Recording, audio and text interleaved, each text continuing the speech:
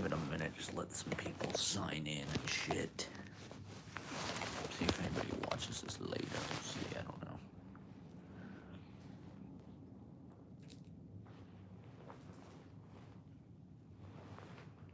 I'm not sure what we're gonna talk about. I have some thoughts. Okay, let me go over here.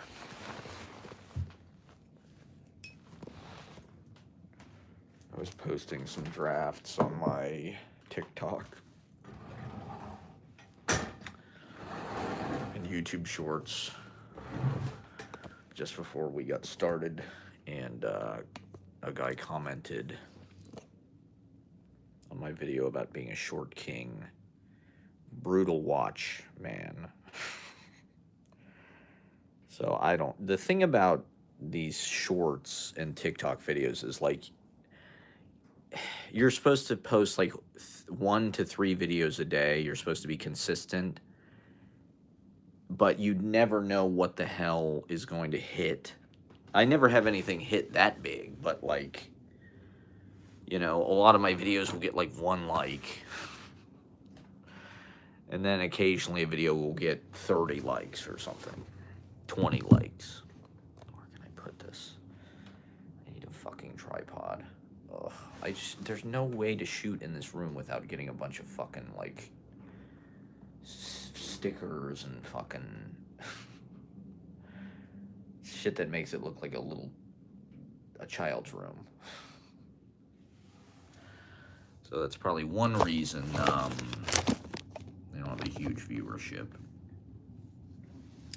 You know, the thing that I'm realizing about show business or being an artist is, like, the whole point of it is you have to get people to like you. You know, like performing in public, that's literally what you're doing. You're in front of whatever, 30, 40, 50 people.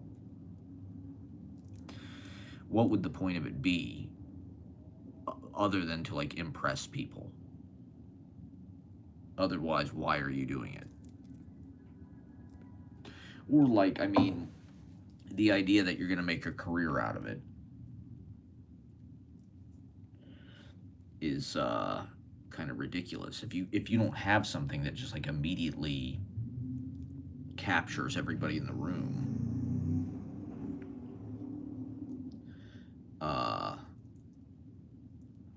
and it's never been more obvious, I don't think, like, what people like and what they don't. I mean, literally, our entire lives are engaged in this, like, visible like contest where it's like people literally click their approval on things that are put before their kind of judgment or whatever. And, I don't know, the audience is stupid. The audience is fickle. They want, I don't know, immediate gratification. They want to be flattered, told something they already know.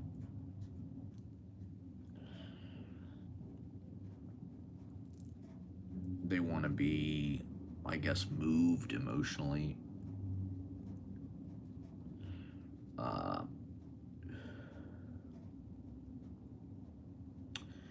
I had a guy comment on an Instagram post, something about the host of the open mic is crazy. I would say that's the most common reaction I get from people. Well, the most common reaction is I have great energy. People tell me I have great energy pretty much all the time. But if I go really hard, then they'll tell me I'm crazy. Wow, you're crazy, man. Which, like, I don't feel crazy at all. I don't even feel like I act crazy, to be honest. Like, I might be, like, bigger than normal, kind of like, I might be loud. I might be, like, off the wall. I don't really feel like crazy, though.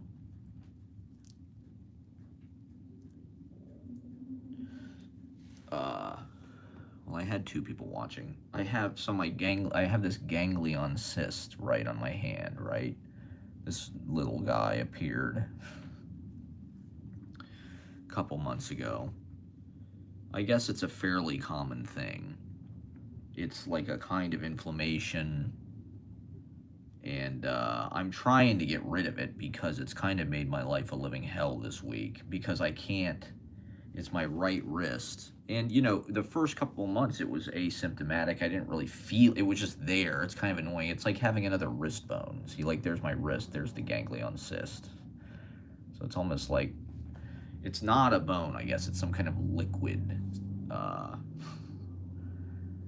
And I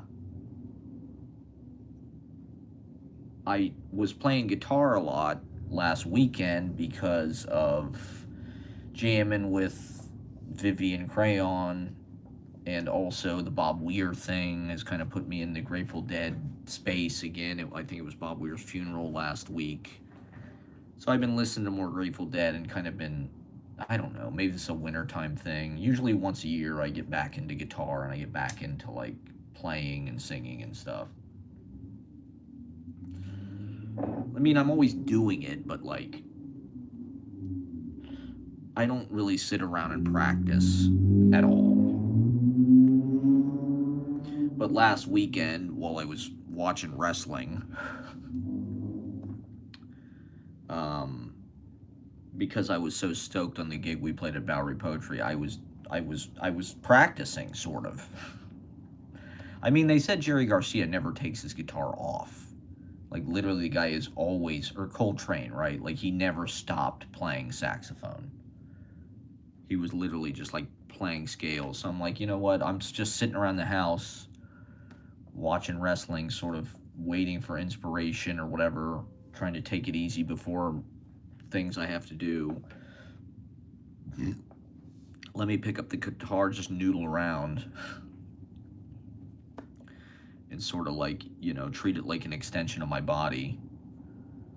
And my last fucking live stream, I think, right, was all about goddamn music and music theory and my philosophies of music and shit. So anyway, I was playing guitar a lot last weekend, and Tuesday my wrist was just like killing me. And I couldn't write. I was trying to write in my fucking notebook on Wednesday because, I'm a writer. I'm a poet. So I've constantly got to be cranking out text that, never goes anywhere. But I couldn't even do it because my goddamn ganglion cyst. It's like having a fucking, I don't even know, like a rock in there or something. And so I can't play guitar. I can't fucking write with a pen. I don't know. I mean, I'm being attacked by evil. I'm being, it's I don't know if that's psychosomatic. I had the measles as a kid. This is my most recent, because I've just been on this health. I mean, I don't feel that bad, but I've got pain that I just deal with all the time, chronic pain. My leg, my fucking chest, teeth problems, and now this fucking thing. And so it's just one goddamn thing after another. It has been for the last couple years. Just shit coming out of nowhere because my diet's been piss poor. But my theory with my health is, because I have all these weird kind of autoimmune type things, like a lot of people our age, like a lot of millennials, we're all fucking wimps. And we were raised on totally toxic fucking food coloring and dye and chemical. So anyway, when I was a kid, I had the measles, right? This is sort of in the news right now because RFK Jr. or something, there's like a measles outbreak. I don't know how prevalent measles are, but I think it's sort of it's probably more rare than chicken pox, I imagine. I mean, there's only like a few dozen cases in the United States, and they're acting like it's like this dangerous kind of outbreak. And, I was probably 4 or 5 years old. I think it was maybe right before I started school or around when I started school. It may have been the 80s. I think we lived on Bluff when I had the measles, maybe. Or maybe Mulford. It was either Mulford or Bluff. We used to live on the top of this hill on Bluff. We had this big staircase that led to our house. And I don't really remember a lot about it. You know, I remember taking a bath and that maybe making me feel better.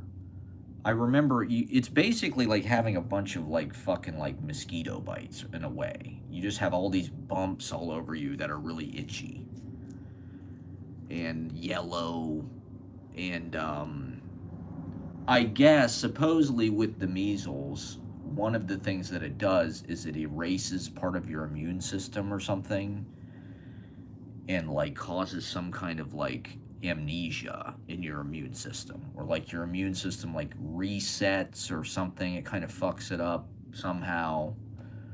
And so my latest theory,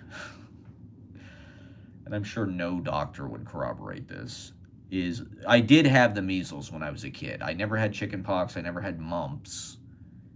Thank God. I don't know. Was I not vaccinated? I guess not. But I did have the goddamn measles. And that may have been the thing that just fucked me up for life. And I think it erased parts of my immune system, because my immune system has, I go to the doctor, they can't help me. I don't have an infection. It's just like, why the fuck do I have a ganglion cyst? You know, like why do I have all this inflammation? Why do I have,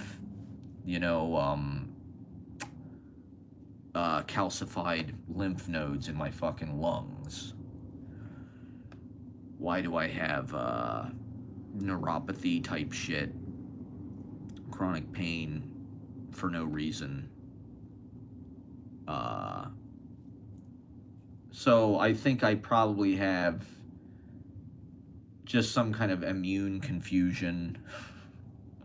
My immune system just like doesn't know what, and when you couple that with, allergen loaded food, dairy, gluten, whatever it is,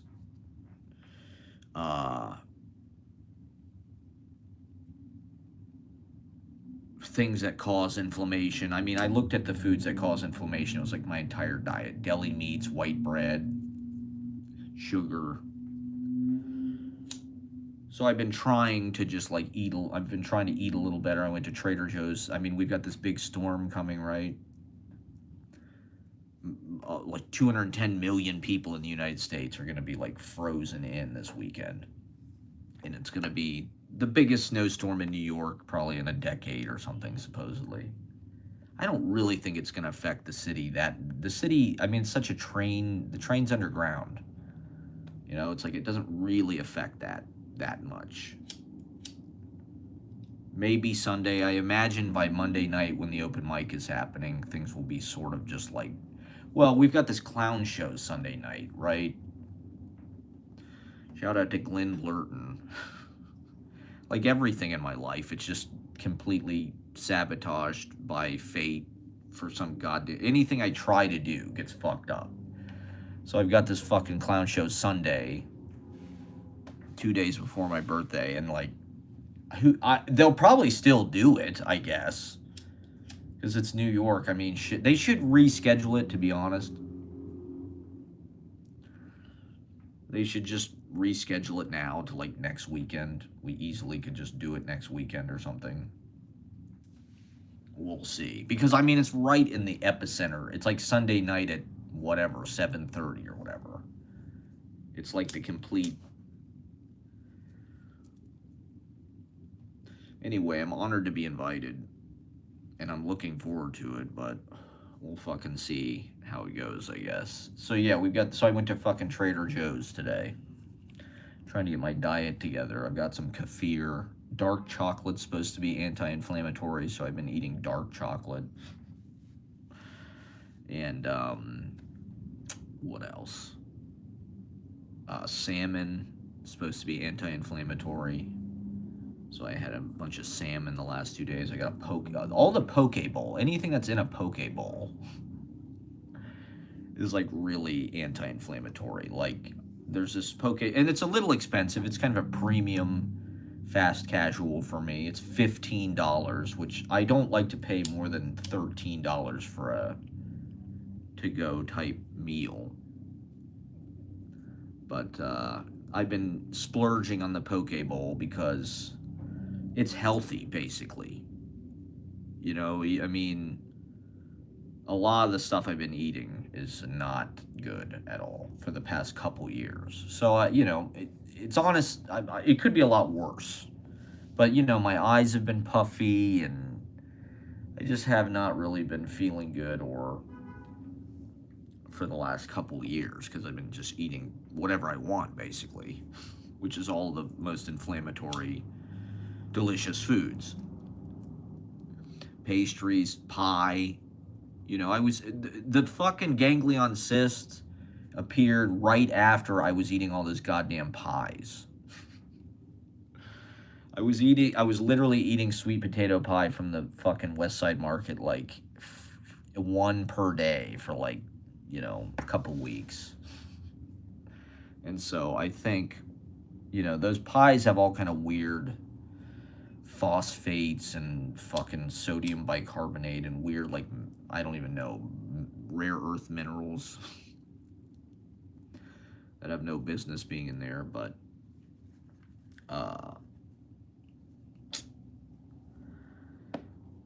that's no coincidence, I'm sure. I'm sure that triggered whatever the fuck this is. So now I'm just trying to, like, kind of tone it down a little bit and, I don't know, get my health together, sort of get back on track, get back in shape after a couple years of indulging and lack of discipline.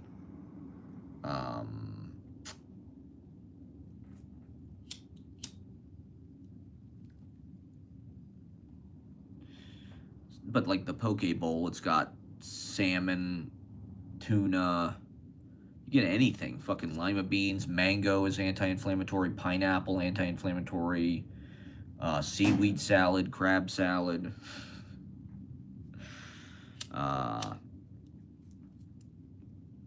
The clip farming didn't really go so well. Well, I tried that goddamn microphone on the last live stream, and it just really sounded terrible. There's no way to control the level that I'm aware of through, like, the YouTube fucking app on goddamn iPhone. So, I don't know. Maybe if I would have held it further away, it would have sounded good, but it's just not worth it. The audio quality from just doing it with the phone microphone was not bad.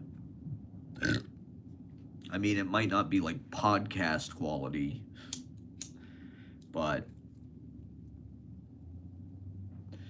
I have to cut around the joints. I'm like always smoking a joint, all the things I try to clip. So it's like, I don't know. YouTube is very touchy with the things that they shadow ban. Like the last video I just posted, I'm sure just got immediately shadow banned because it was all about being a sperm donor on TikTok. So that's the one that got brutal watch, man. A guy told me it was a brutal watch. I got 107 views and 1 like and 1 comment. The guy said brutal watch. I mean, the thing about the clip farming though is I've been getting a lot of follows. It's not necessarily about the likes, it's more about the views and the follows. I wasn't getting a lot of follows until I started clip farming from my live streams and being able to just kind of mass produce posts. Whether they get, I mean, a comment is an engagement. You know, that's almost better than a like. This one video I posted, it's on my YouTube, about being a real New Yorker. How you're not a real New Yorker unless you were 9/11. It got almost 500 views, but it got a bunch of comments.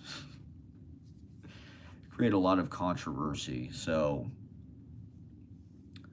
I don't know. I don't know what to do, like kind of artistically or whatever, because a lot of the shit that I feel like people appreciate is just really whack and lame, and unadventurous and boring and just very controlled. In the context of that, like, I probably do look crazy, I guess. I'm definitely not like normie, and I'm not trying to be. I'm not trying to be like a socially acceptable, cool version of like funny or insightful or like I'm not Hassan fucking Piker. I'm not fucking Stavi. Like, I'm a slightly gay sounding, I don't know, pothead,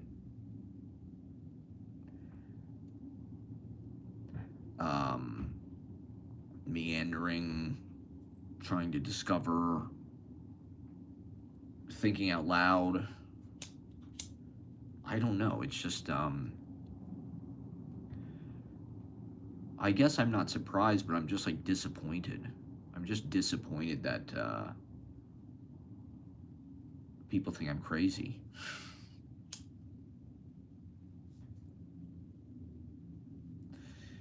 Maybe because I smoke weed, it makes me go beyond the limits of what is considered normal or socially acceptable in a way that I'm just like unaware of because I'm living in this whole other conscious,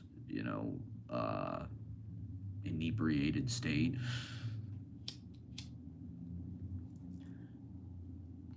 I mean, even doing this, like, what is the point of doing this? Honestly, like, the reason why I'm doing it today is because my fucking wrist, I literally cannot write. I thought, well, what do I do? If I can't write, my life is over. Or I have to figure out some other way. Like, I guess I could write on my phone, I guess. Or this. I can't really write poetry on the fucking YouTube live stream. I mean, I guess I could, but I guess I couldn't do any worse than I'm doing. It's amazing. I've been doing this for like 6 years, I guess, at this point. Pretty consistently.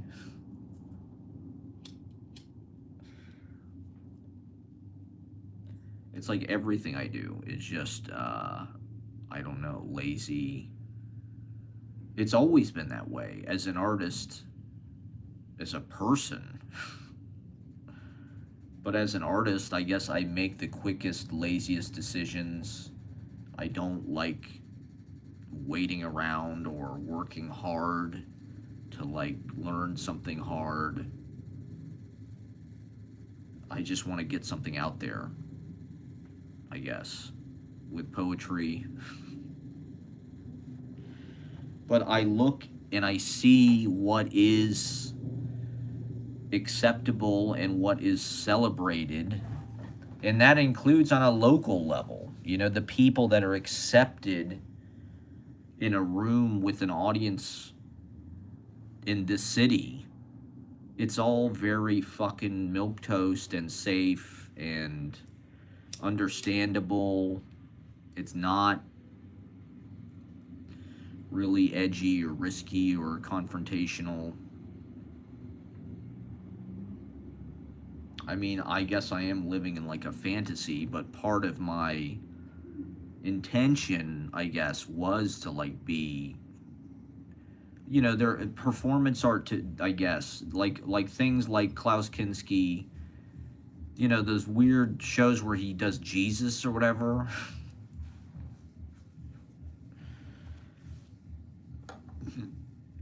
There's a confrontation that happens with the audience that's unsettling. What gets accomplished by that is arguable, I suppose. But it's not necessarily something people are supposed to like and be like, oh, I want to follow this person. They're so cool. I mean, maybe that's just an excuse for not having your shit together or being... It seems, I don't know, when you make the kind of choices that you have to make to be, like, published in a respectable journal or get those kind of, like, gigs, being Timothy Donnelly or Richard Seiken.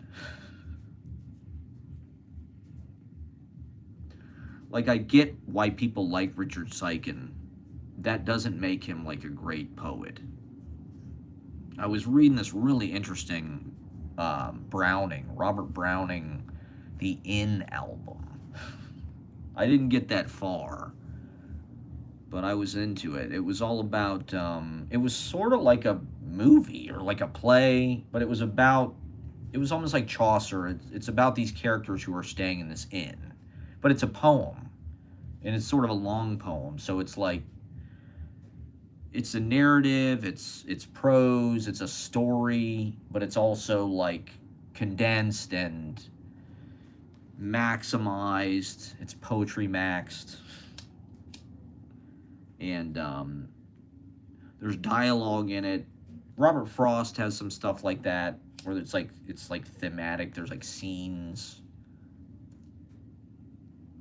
I feel like as a writer, as an artist, like I can't do it any other way. It's all got to happen through a poem. Like I try to write a movie, it just feels like boring.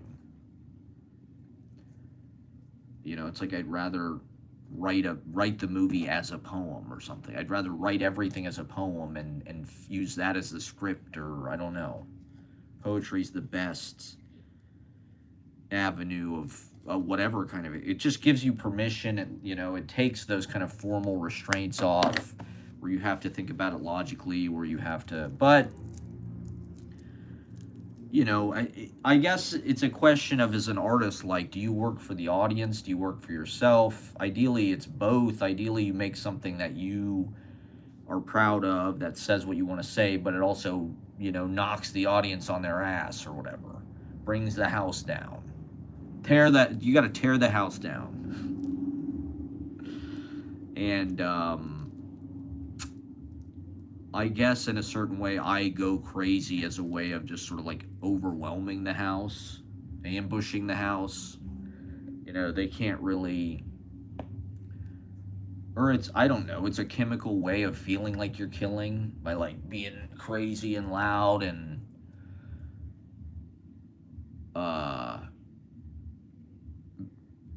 you know, you're disrupting the energy of the space, whereas like a very controlled performer can get in your mind and do practically nothing and tear the house down, you know, just out of the skill of what they're saying or what their angle is. Let me get some water here.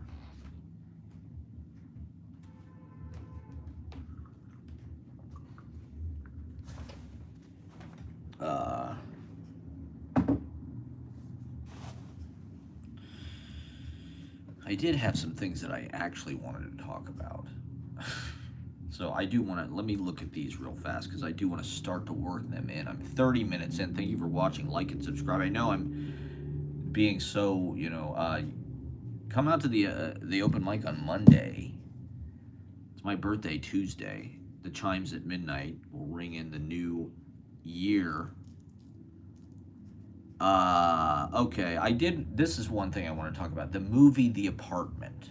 Jack Lemmon, people know this movie, Billy Wilder. It's a classic. It's one of the greatest movies ever made, I think we can agree. It's universally acclaimed in a way, I think. It kind of, you know, it's because it's almost like fine art, but it's almost like a rom-com, and it's, you know, it's funny, it's accessible, but it's also deep, and it's also aesthetic in a kind of an unexpected way. And it's sad. There's a lot of pathos in it. There's a lot of, you know, the character's going to kill themselves, you know. She tries to kill herself. So it's, you know, it's bittersweet. But what The Apartment is about, I realize now. Because as a kid, you know, I saw it in high school, I think, and there's, you know, he works in an insurance company, and it's all these numbers, and Baxter's always tabulating shit, and the way they shoot that insurance company, right, is sort of like King Vidor, The Crowd, where it's just like this endless kind of perspective, vanishing point, you know, the lines of the desks, everybody's just a number, right? Everything's a fucking calculation. Everything is a statistic. But what does that mean? You know, what are they saying? And I think it's really about capitalism and exploitation, being exploited by your bosses, and the difference between Baxter, the lowly whatever accountant or accountant man or whatever he is, and the bosses who are sort of like the white male aristocracy, the patriarchy, and how living in a big city, you're expendable. You know, the apartment, it's New York, there's all these office buildings, there's a repetition of the shapes, of the geometry. I think that's a condition of living in these giant metropolitan modern cities, is you realize how expendable, like Baxter is expendable. That's why his bosses can exploit him. That's why they kick him out of his own apartment, right? They use his apartment. They cuck him out of his own fucking apartment. They take their little dalliances, their little gumas or whatever, their trysts, and they use his apartment as sort of like the love pad. And he lets them, because what choice does he have? He wants to be them. That's, you know, the idea is if he works hard, if he plays ball, if he lets them fucking cheat, if he helps them, then maybe he'll be able to become them and work his way up to that. And if not, they'll fire him and get somebody else, and he won't even be able to afford the apartment, and he'll have to go back to Ohio, wherever the fuck he's from.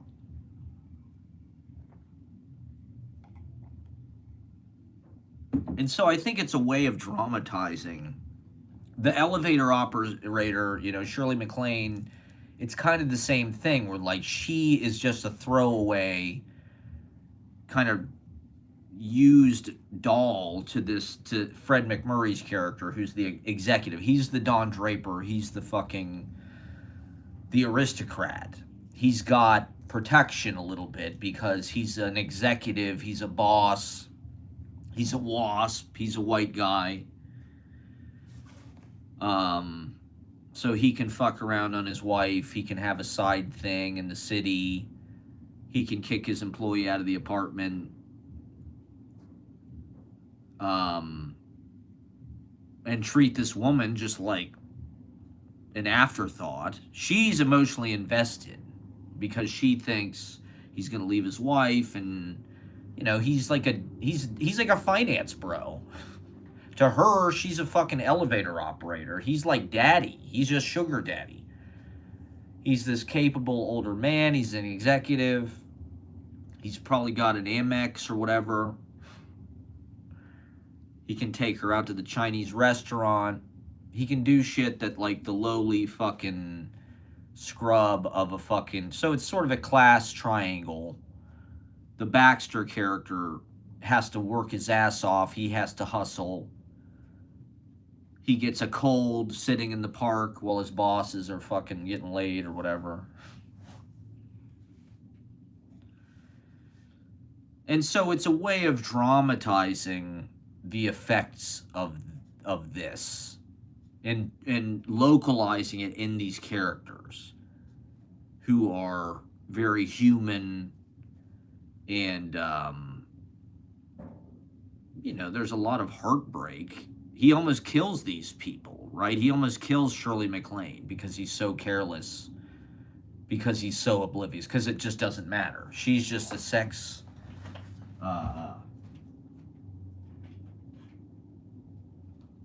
it's like an Epstein thing almost, in a way. I mean, it's not to that extreme, but it kind of shows the real cost in a narrative kind of like, you know, small scale kind of way. But I can feel that now. Having been in the city, you know, Manhattan is just like this giant fish. Just like laying on its side. And being a part of this weird, perpetual, like ongoing organism where it's just like competition, competition, competition, expendability. Everybody's expendable. People come in, they last a little while, they don't make it, they go back wherever they're from. There's a lot of people contributing to like the temporary workforce here. A lot of people come for like 2 or 3 years and then leave. Or they go to grad school here or something. They might be here 4 or 5 years. They might work for a couple years after grad school. Then they leave when they get married or something. And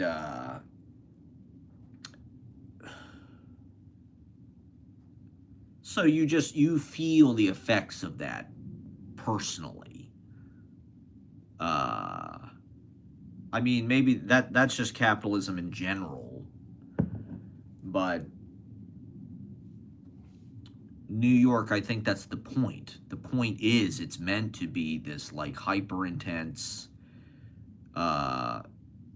setting, scenery for confrontation and to see what you're made of. I think that's the fucking pitch, you know, like that's the branding. Everybody comes here sort of to test their mettle. If you can make it there, you can make it anywhere type shit. And to just get the kind of essential life experience of living in the capital of the world. Whatever you're trying to do, the sense is that you can come here and it's sort of like, you know, it's one of the places. If you want to be a songwriter, musician, writer, comedian, filmmaker, actor, New York is like the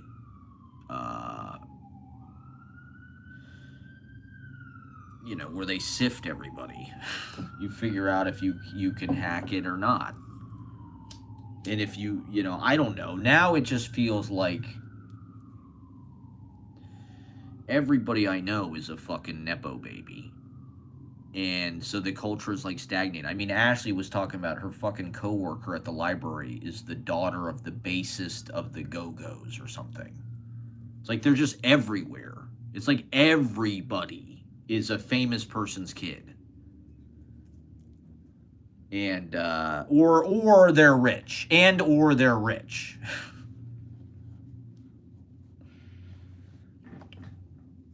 Not that they're bad people. I know a lot of Nepo babies that are nice people. You know, they're talented. But it doesn't really seem like a machine where you can make it on talent anymore. You know, the algorithm's against you. Real life is against you. You can't afford a place to live unless you're goddamn rich. What the hell was I talking about? Let me get back to whatever the subject, the master subject. Oh, the apartment, what the apartment is really about.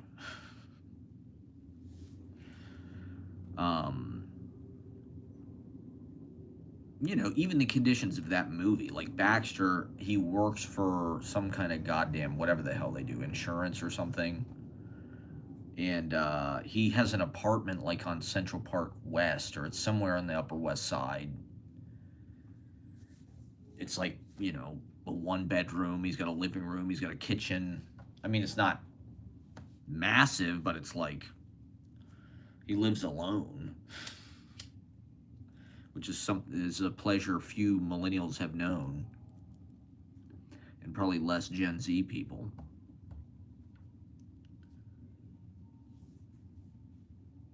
you know, at least that's how it feels in like the hyper capitalism of today, the sort of fintech or whatever, where everything is tokenized and charged for and financialized and super expensive. You know, New York, it you get the impression maybe it was like more of a community. You know, like um people come here to make theater, to go to readings, to make films. Like there are communities and there are group efforts. Um, Maybe I'm focusing on the wrong shit. You know, focusing on it as like a competitive thing rather than a community in like a final destination, a place where you live. If it just feels like the financial pressures are so great and the impossibility of even like getting a comfortable living situation causes this animosity where you're just like, you know, like I really wouldn't be as jealous or as petty or as small of a person as I am if I was able to stay in that apartment in Chelsea and I had a bedroom apartment in Chelsea that was $600 a month. I'd be a pretty happy person and I'd be pretty satisfied. Like I don't necessarily need to feel like people even like what I'm doing. But when you're, yeah, there you go. But when you're forced into this gladiatorial lifestyle where you're just like, oh my God, how am I want to get a job in literary world or something that I would like to do, you know, movies, some kind of art thing, get paid to be an influencer, whatever the hell that is, you know, get monetized on the internet. There are people that are doing it. There are, you know, and the inability to do it, it just feels like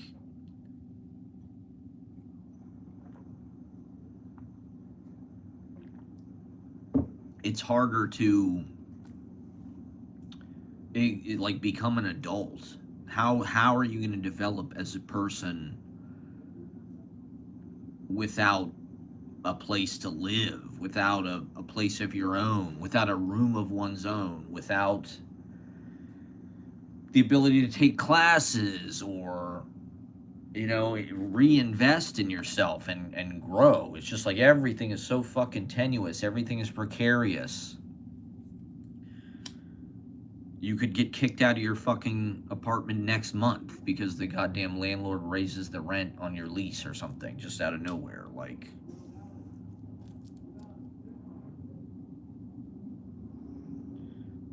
and so I feel, I don't know, I guess I dwell on that stuff. There's a hyper anxiety about that stuff, just like the financial conditions of being an artist. I mean, for me, it's taken a very real toll, like on my body. Like, because I don't have a stable place to live and my diet is constantly fucking changing because I don't have a kitchen to fucking cook in. You know, I'm just basically crashing and have been for 3 fucking years. It's like it takes a fucking toll. You know, my leg doesn't fucking work, my fucking calcified lymph nodes, my goddamn ganglion cyst. That's all because of bad food, bad lifestyle, stress, the ultimate killer.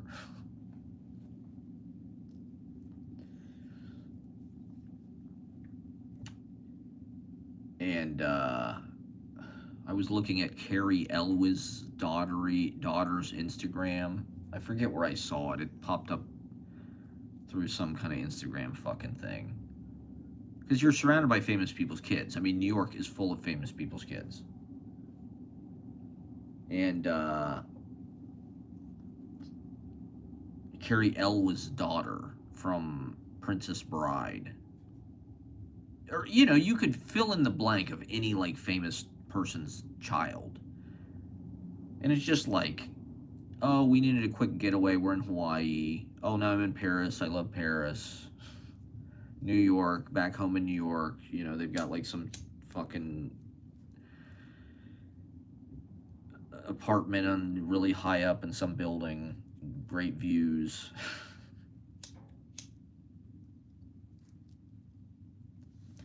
My astrology is insane. There's supposed to be some kind of massive change in fortune for Aquarius, knock on wood. Coming very soon, so I don't want to live like CC Baxter anymore.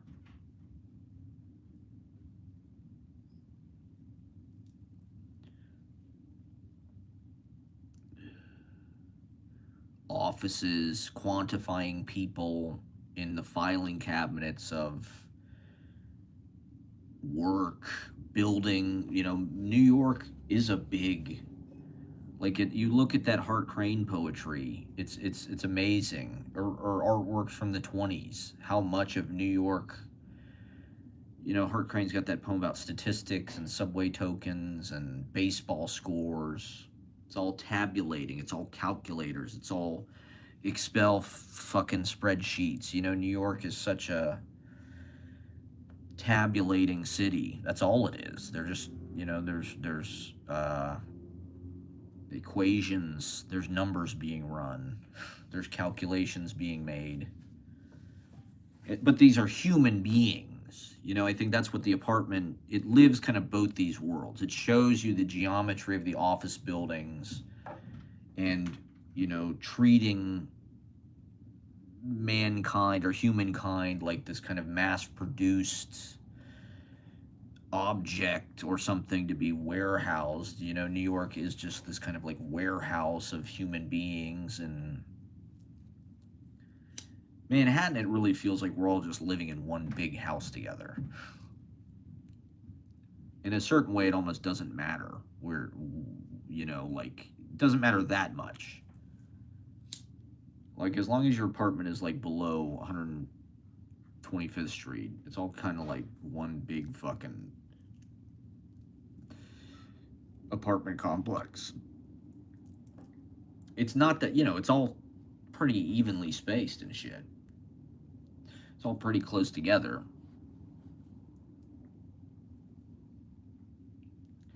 And it's just interesting because it's such a product of that kind of like physical incarnation of that math, of financial, transactional, taking a little piece, banking, filing cabinets, you know, like budgeting paperwork kind of sheets, checkbooks, balancing a checkbook. I was just thinking about that the other day. Remember checkbooks and balancing your checkbook on paper? Like by like adding and subtracting and shit by hand. Mental math. Does anybody do that anymore? I doubt it. Maybe extremely old people. I'm balancing my checkbook. Can I write you a check? Like, is that still are people still writing checks for anything? You're using Zelle, probably. You know, and now it's like remote work. People work from goddamn laptops. We work. So New York is like this mausoleum of office buildings and office culture. But there's still this crunch of expendability of, you know, it is almost like a war. In that, like, people kind of ship themselves here to the front lines of, I don't know, seriousness, like we had this amazing theater company on Monday. This lady messaged me, I think last month. Matilda, shout out to Matilda Bloomquist. I think they're from Sweden. It was Norway or Sweden. I'm pretty sure it was Sweden. And they did a fucking 10-minute play. They did the whole fucking, it was awesome. I mean, that theater downstairs, it literally was a theater. So it works for that stuff. That's what's exciting about it to me. It's nice to have a fucking goddamn off-Broadway theater once a week to just try some shit in. Pretty cool. And so they brought a 10-minute play from goddamn Sweden. You know, they're in New York for a couple weeks. And to anybody, you know, that would be like, that'd be, you know, when I was in fucking college, I was obsessed with New York to the point that anybody that had even lived there was like, wow, tell me about it. Just tell me anything about it. You know, I was in a play with somebody that, like, a couple people, every actor has got like a story about they lived, even the ones that, like, every actor I was in a play with, like, at least lived in New York for like a few weeks. This one guy, I remember, he lived in Queens or something. He said he waited tables for like a few months and was just like, fuck this, and left. An actress I was in a play with, I think it was the same thing. Maybe she was here for like a summer as a student, and it just wasn't her thing at all. This one lady played Lady Macbeth. She was in Shakespeare in the Parking Lot for like, you know, a decade or something. My directing teacher, he had been a casting director, I think, on Guiding Light or something like that. And so he had kind of, you know, he had like a townhouse in the West Village, and hearing anything about it was like, whoa, just tell me anything the fuck about it, because that's where all the serious shit happens. That's where goddamn, you know, Adam Rapp is, or fucking Sam Shepard is doing fucking plays at the Public Theater or whatever. It's literally where everything happens. And so New York itself was like this goddamn mountain. You know, it was like Mount Everest of everything, of anything you'd want it, writing. You know, it was just like an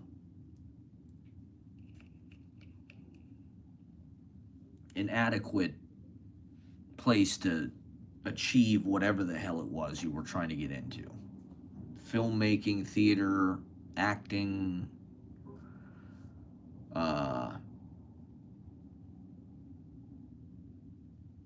you know, by the time I got here, my interest in doing things like in a commercial way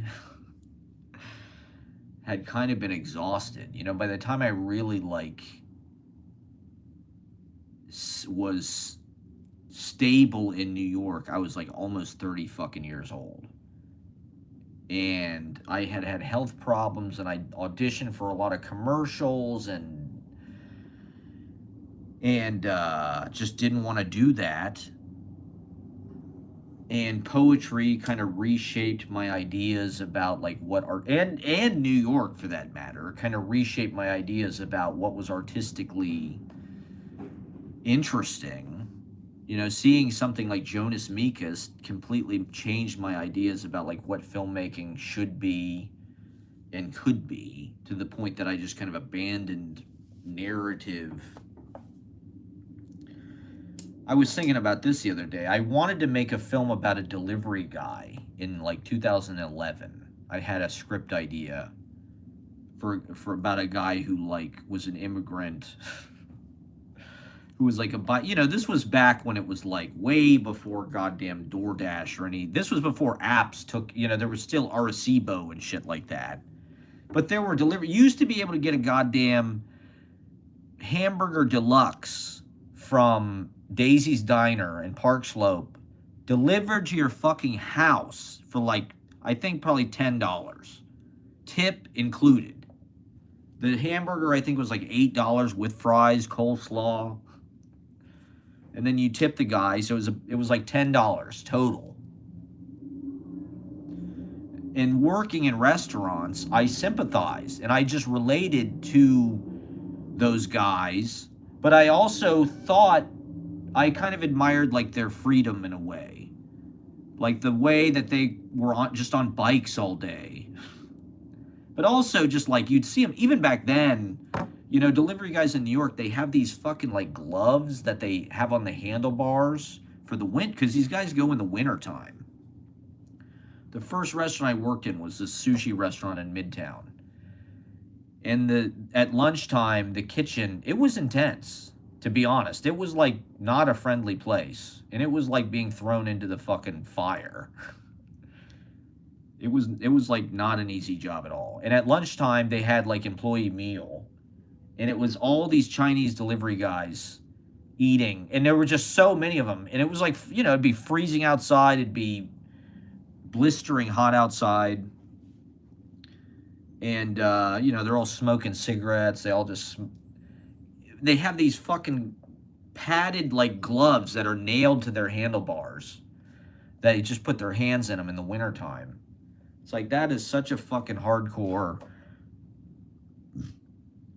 And that was, I think, even before, like, now there's all these e-bikes and shit that they use, which I'm sure has made that a lot easier and a lot more fun. You're basically just riding a fucking moped around all day.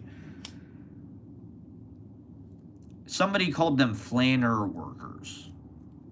And that, I guess that was sort of my interest in it. It seemed like a cinematic job. It seemed like a story that I could relate to, you know, but for whatever reason, it just sort of petered out, you know. It was like an idea I had for a short film, just about a delivery guy. But now I'm like, I wish I would have made it, because look, that has become like one of the central goddamn images and like archetypes of our eras, these DoorDash guys. And the flaneur worker, I mean, a lot of the immigrants are fucking riding around on goddamn e-bikes. Delivering fucking... And it's become such a lucrative thing for the tech companies to become like a middleman, a completely unnecessary... You know, you used to just call Daisy's Diner or something. I think that may have even been off a fucking website. That may have been Grubhub. I don't think they charged like a fucking fee back then, but the pandemic just made everybody hyper rip everybody off, basically. And so, I don't know. I'm kicking myself because a lot of my ideas for movies were like actually pretty fucking ahead of their time, let's just say. Like AJ Styles. And now it's like, I don't know. I need to invest myself in some kind of big project that 15 years from now I can be, see, look, I made a movie about something that, you know, delivery people. I think there's a lot of modern life. And it's just an interesting vantage on the big city. You could follow a delivery guy around with a camera on a truck or something, and you could get a lot of nice cinematography of kind of the landscape. You could, like in Reign Over Me, Adam Sandler's on the fucking scooter. So there's a lot of footage of Adam Scooter just like riding the scooter around Manhattan. It's like, that's a good, you know, narratively, it's a good way to get like a visual record of an environment, which is something that I'm interested in as a person, but also as a filmmaker or whatever.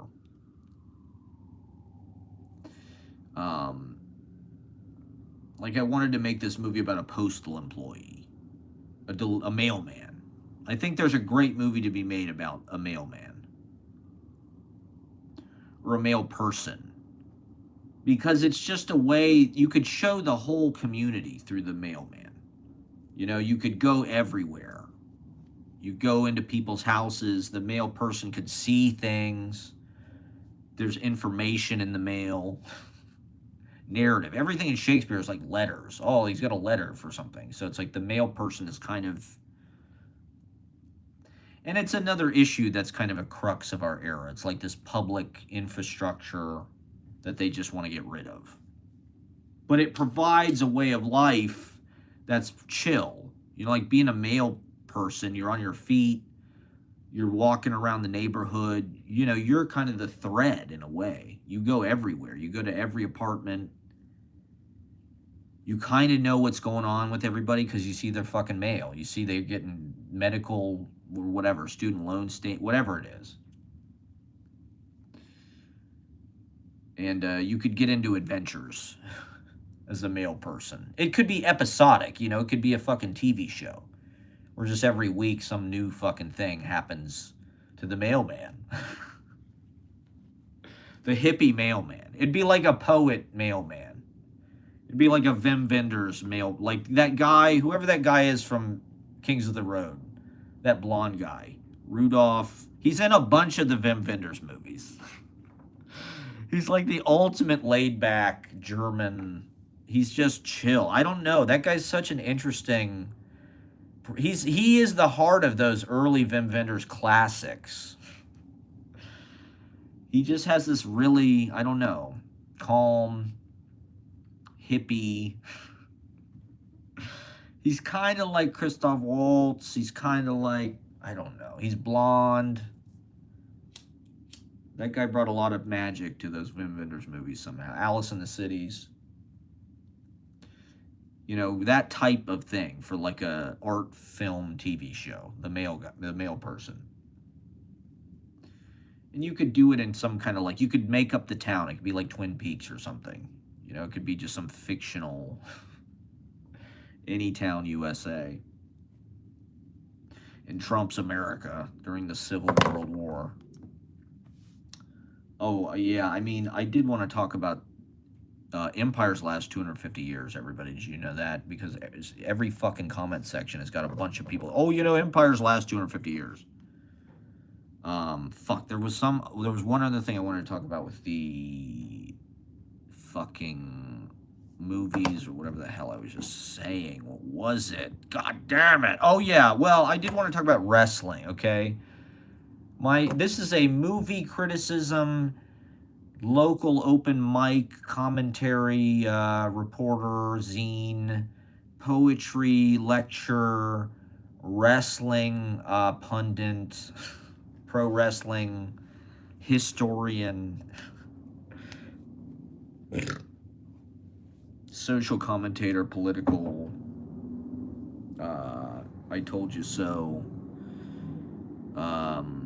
sermon, and so, yeah, I did want to talk about the wrestling I've been watching recently. I've been really getting into these, and I never would have predicted this in a million years, but I've been obsessed with WWF from the 70s.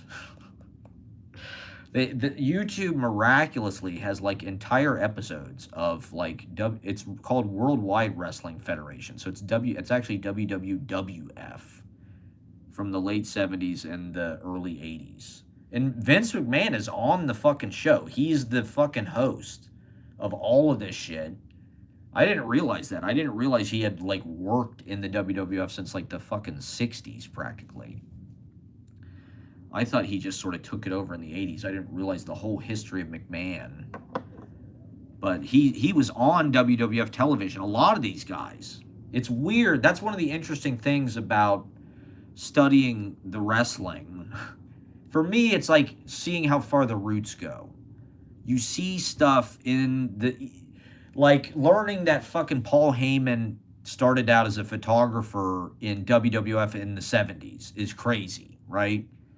And Cornette had a similar thing where, like, he started out as a photographer in the early 70s, wherever the fuck, Mid-South, wherever he was, Mid-Atlantic.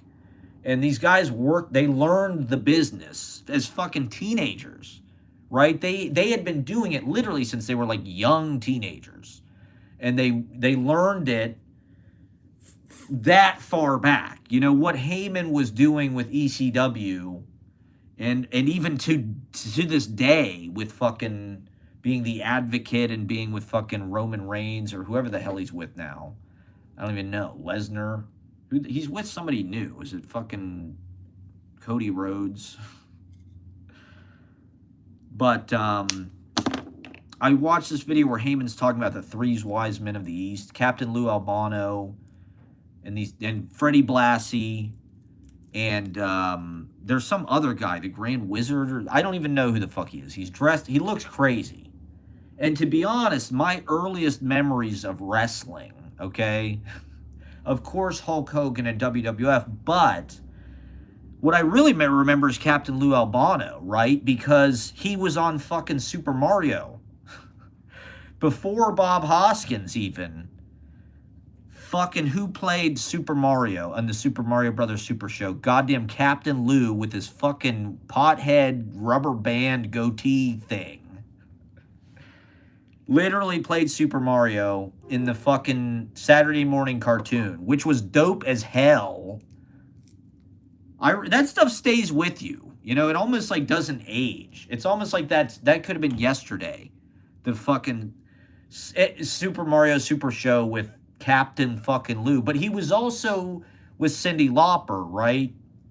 He was a big part of the rock and wrestling connection, which is a big reason why WWF popped off, because of MTV.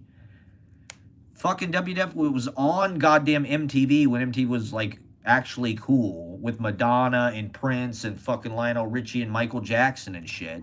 They had goddamn Hulk Hogan. He was like a part of that Reagan era psycho patriotism, hyper technology, Cold War mania, brother. And McMahon completely launched WrestleMania and pay-per-view and Trump, Taj Mahal into this kind of Warhol celebrity, cable TV, MTV, pop art, 15 minutes of fame culture, hyper image intensive. And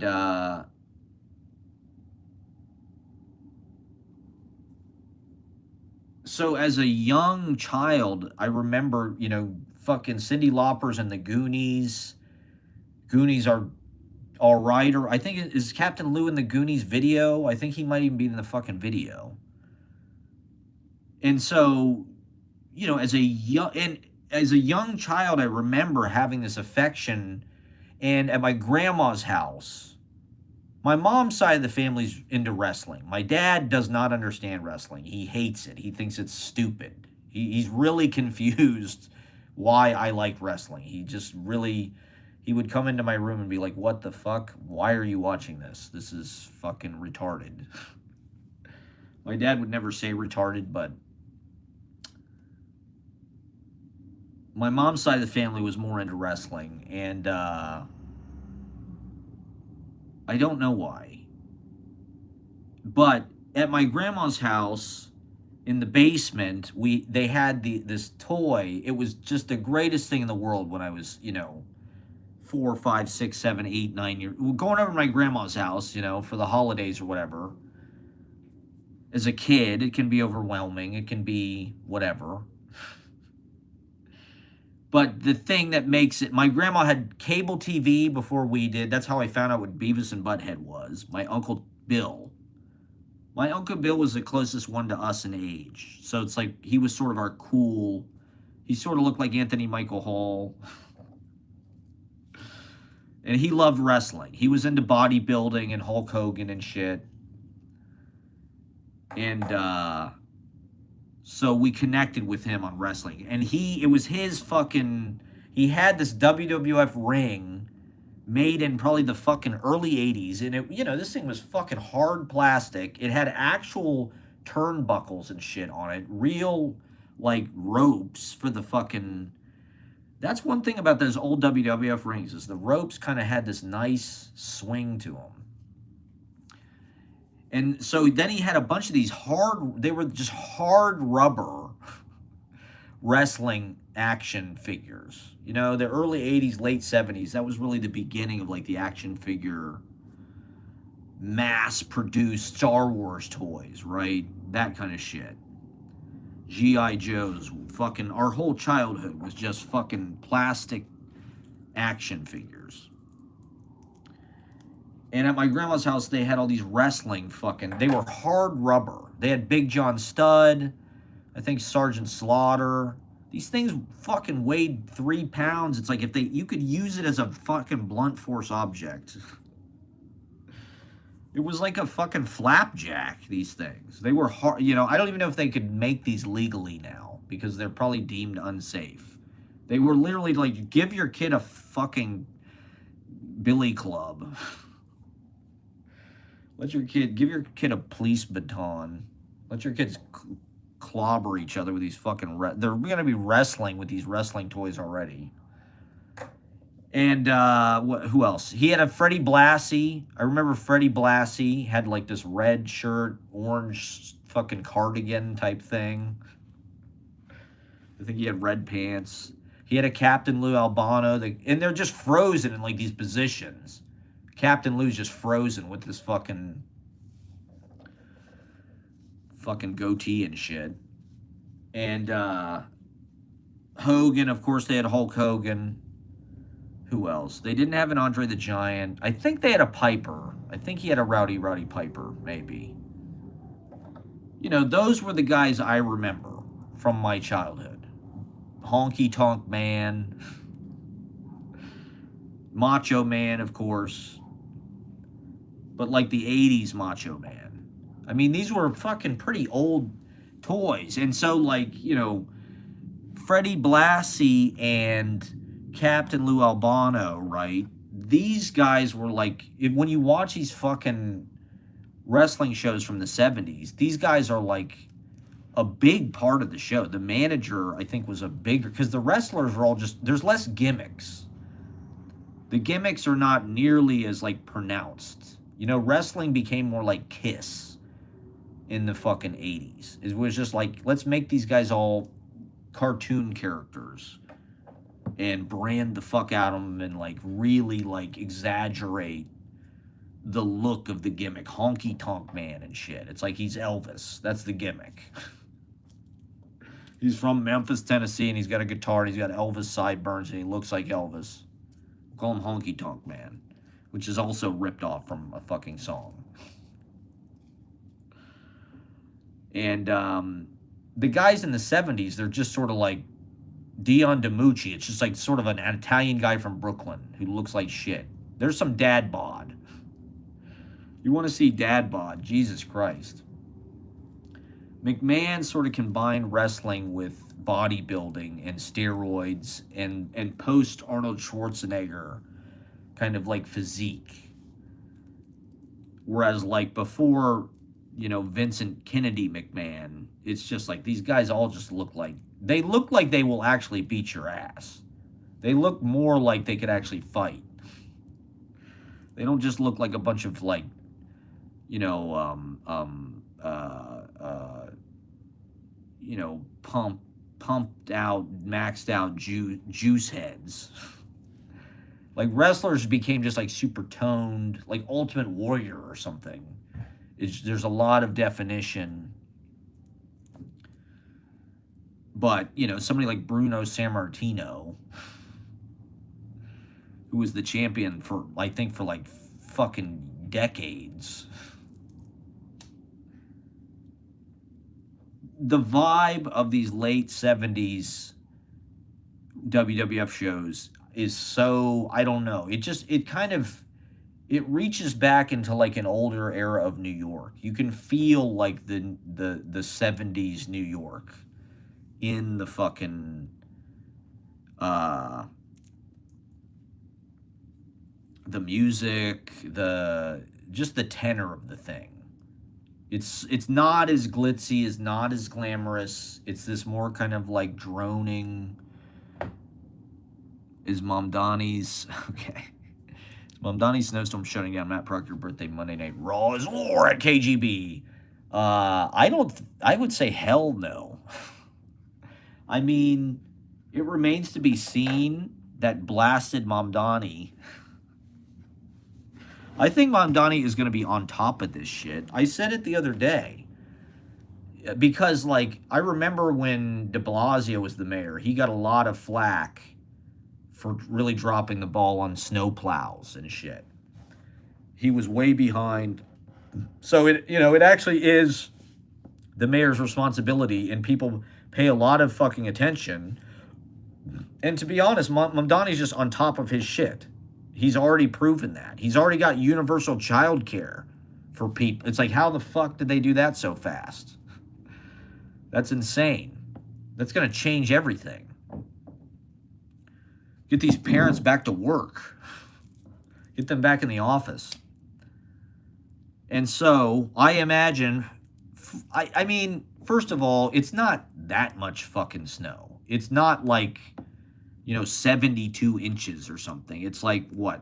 It will probably be somewhere between 10 and 18 inches. My guess would be probably, what, 13 or 14 inches maybe? We really don't know, but, like, that's Sunday. It'll be done by Monday early morning. It will be done snowing. So they'll have the whole day to... the subway, the snow's not really that big of a problem for the subway. This is my meteorologist. Hi, we're reporting live, Scenes from a Life, WSFL.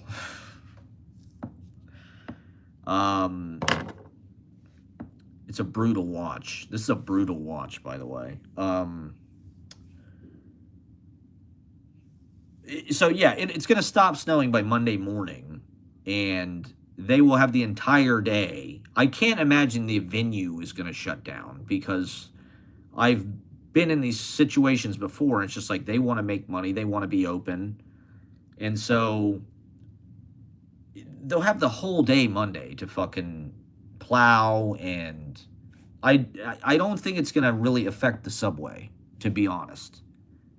And if I can get from my fucking house to the venue from the train... I'll be there. I mean, my birthday's on Tuesday.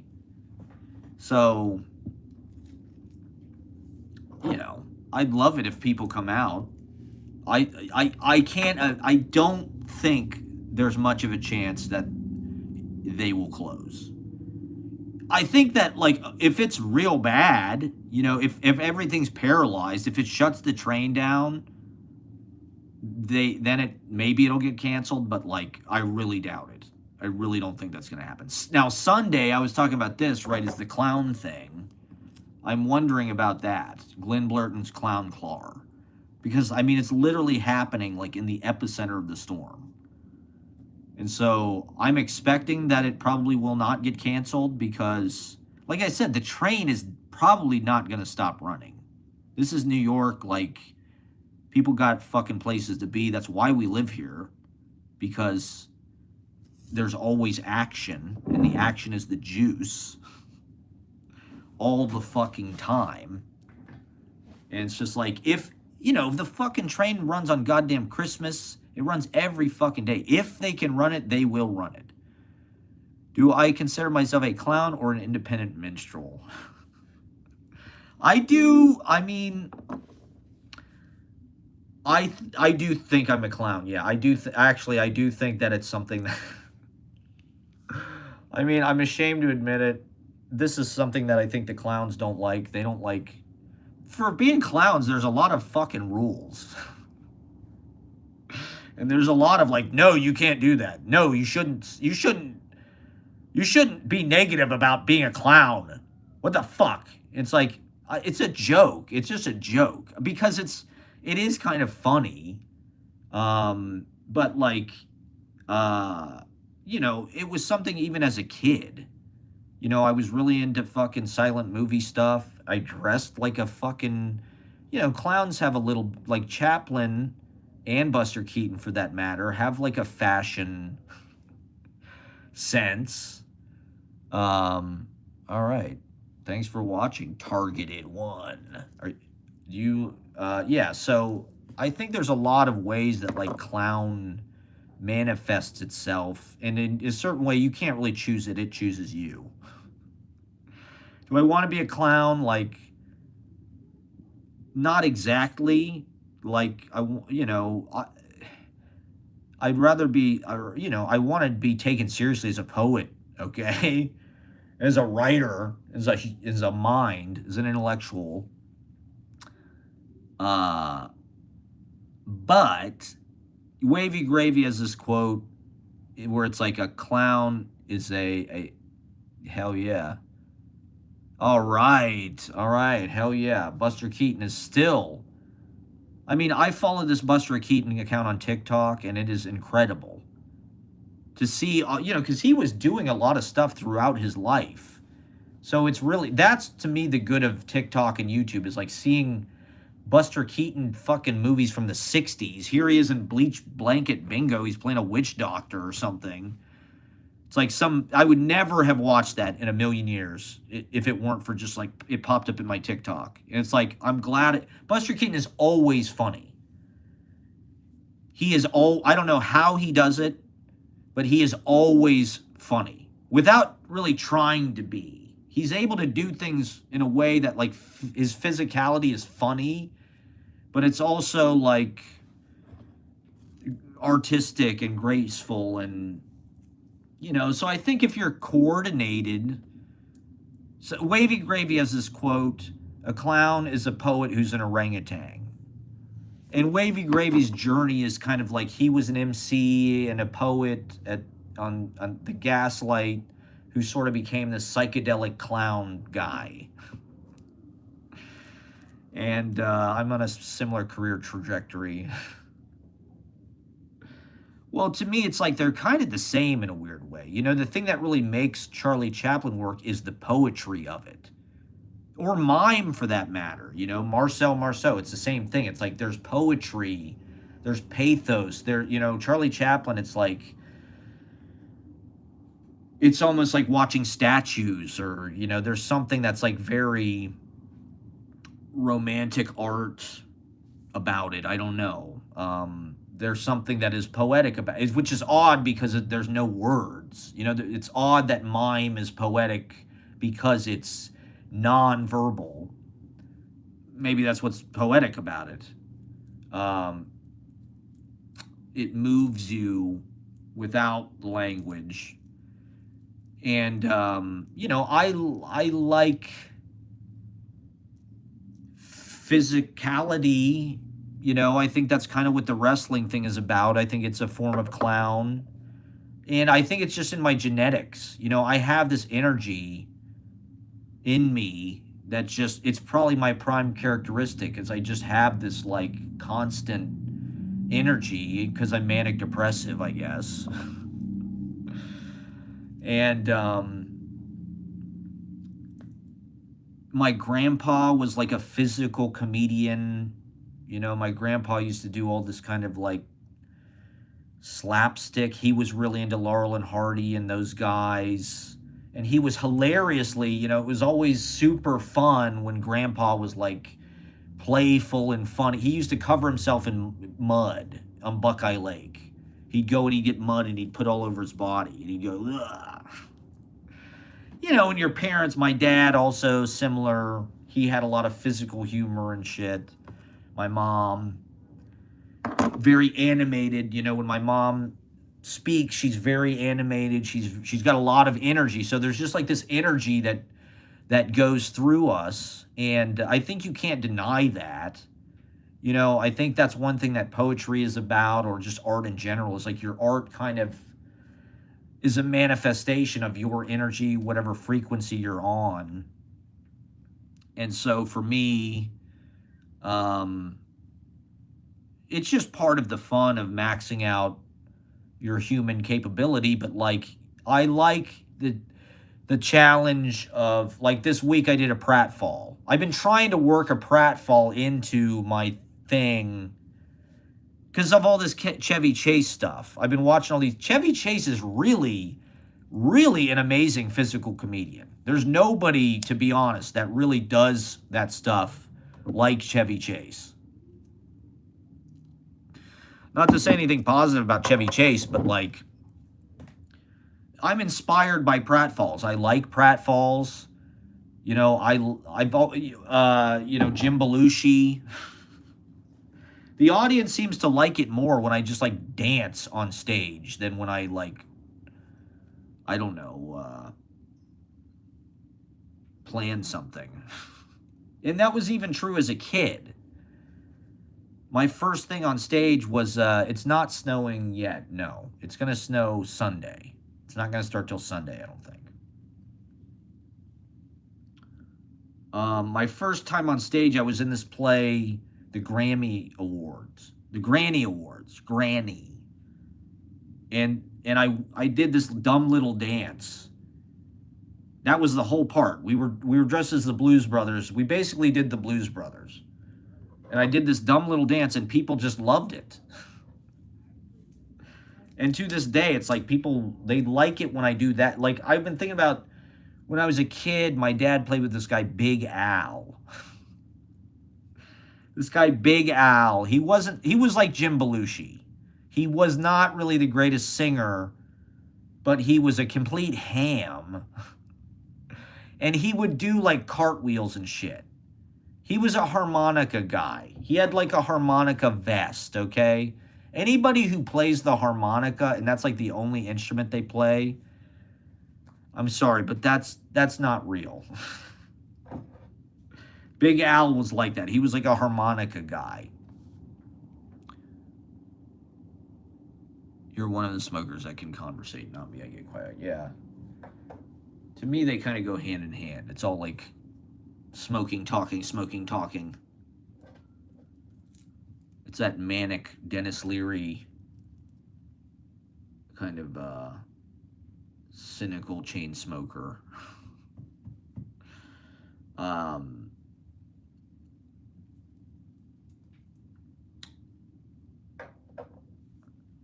What was I saying? It's clowning.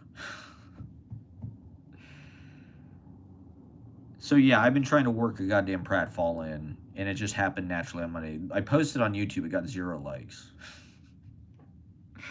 So,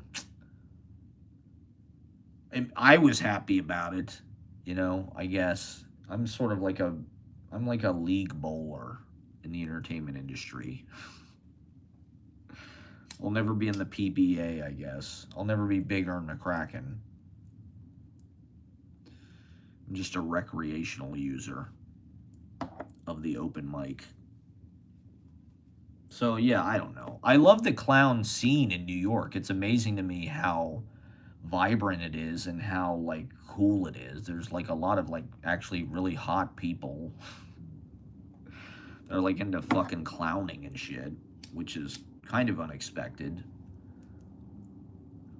I guess New York is just full of hot people, so it's like they're going to be involved in everything, but I like the clown world, to be honest. It's fun. To me, the clown world is more like Dada than anything going on in poetry. The poetry world just takes itself so seriously, and it's just like this kind of hoity-toity societal function, whereas like clown is got this wild energy. The costumes are incredible. They're very artistic. The colors, the effort that goes into these characters, and the interactions with the audience. I mean, Joe the Swan, is really a magical person. He did this incredible piece on Monday where he got into some crowd work. He was doing clown crowd work, and he got into some conversation with this guy, and the end of his piece was they ran off the stage jumping hand in hand into the spotlight, and it was just this incredible image. It was really an incredible stage image that, like, you couldn't really plan that. I don't know. It was magnificent. It was truly artistic. It was real. You know, these clowns really, like, do shaman almost like work with people's energy. You know, it's like they really get personally engaged with the audience, but then they take that energy and they're it's almost like therapeutic. They're responsible with it usually. You know, they're not like comedians who like attack the audience or vice versa.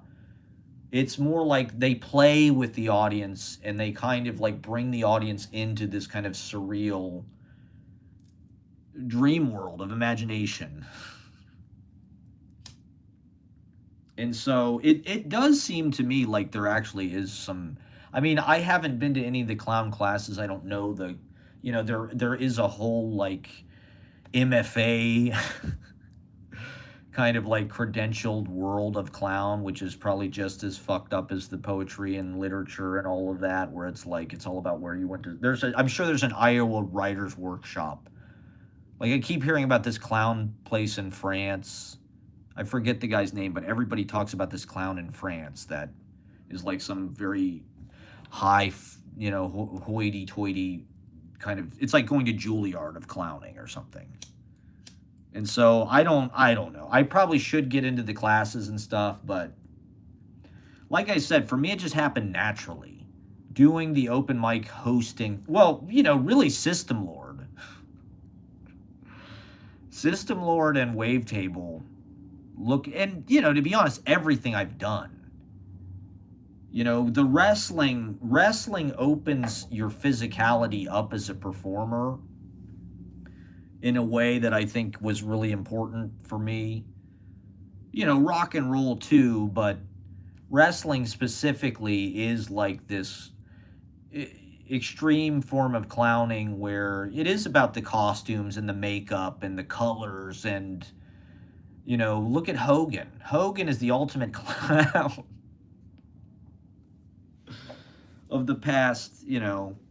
His grease paint is just like Boxcar Willie or whatever. The Hollywood Hogan grease paint thing is just like so exactly like a sad clown or a bad clown.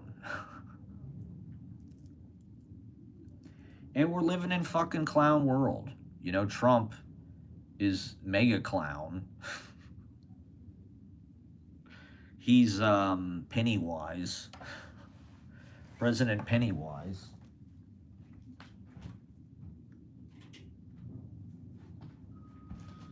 We got Pennywise in the White House. What happened? I had 5 viewers and I started talking about clowning. And I mean, look at all this stuff. I think Ashley is a clown, to be honest.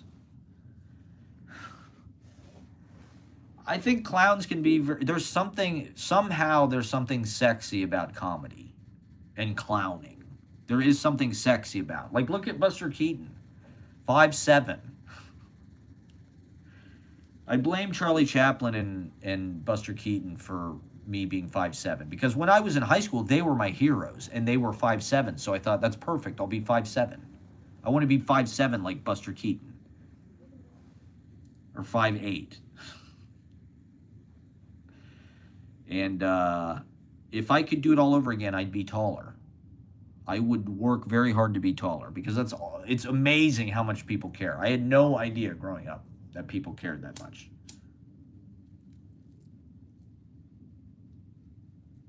I thought 5'8", bam, perfect. Like Buster Keaton. But Buster Keaton to me was a style role model. I would wear kind of baggy pants that were kind of like silky 20s. I liked the silhouette, the Chaplin, Buster Keaton kind of clown silhouette, baggy pants, tight torso, kind of an acrobat, able to do pratfalls, able to, just like wrestling. I mean, wrestling is just tumbling. It's just about breaking your fall. I'm just constantly wondering myself, why is like, it's therapeutic to me to have wrestling on all the time. Literally, I have wrestling on like pretty much my entire life now. Is that like some kind of low vibration like form of self-lobotomy? Do I put wrestling on? Like, is it escapist? Is it... I think wrestling is like calming to me. It's like grounding. Like I said, it's something from like my early childhood that I'm connected to. So seeing these WWF episodes from the 70s with Captain Lou, with Freddie Blassie, I recognize these people. I recognize this mood. It's kind of comforting in a way.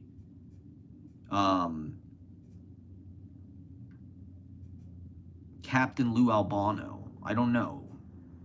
The rhythm and the vibe of the WWF 70s stuff. It's just like the matches, to be honest, it's not unexciting to watch. I think the conception with the older wrestling is it's like it's super boring. There's no action. It's just a bunch of holds, and it's like I really don't find that to be true. It's actually pretty engaging, and the wrestling itself is pretty, like they sell everything. I mean, moves have like something like a shoulder breaker can be like a finishing move, or like the atomic drops. Holy shit. These guys are going nuts with these atomic drops in the 70s. Like, they lift them way the fuck in the air. Like, now, an atomic drop is like not a finishing move. It's like, it's just part of a guy's move set, if they even do it. But it's like, back then it was like, I don't know. It's, they pace stuff out more. The slowness, the quietness of it, there's no entrances, there's no pyro, there's no Titantron.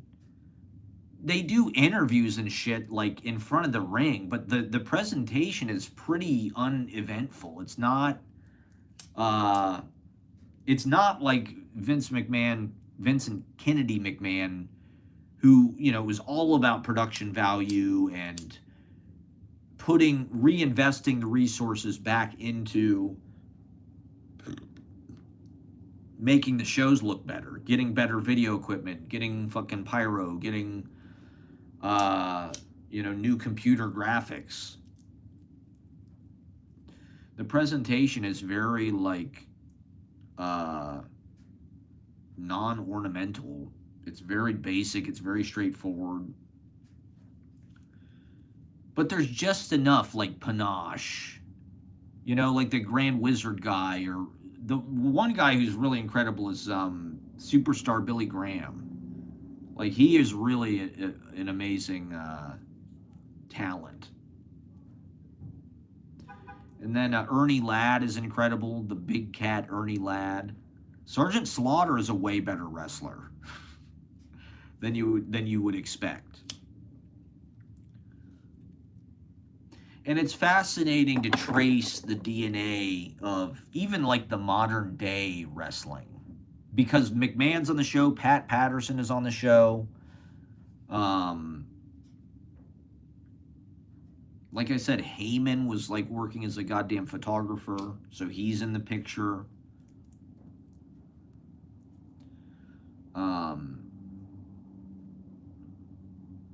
It's interesting to see how the business develops, and you can see wrestlers who are sort of ahead of their time. You can see how this style, Hogan's in a lot of the episodes.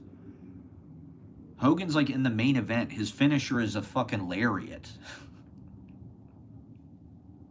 Stan Hansen was in WWF. Stan Hansen is a really interesting wrestler, I think. All these matches he had in Japan, where he just like beat the fuck out of people. His heavy hitting kind of shoot style. They really just turned Stan Hansen loose in Japan. But it's interesting to see him in matches throughout the decades, in the 70s in New York, in the fucking 90s in Japan, whatever. It's interesting to see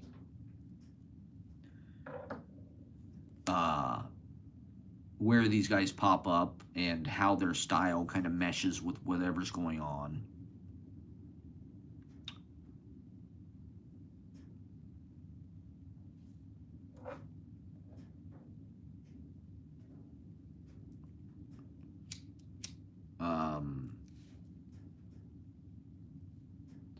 Vince McMahon does the commentary, but it's like super low key.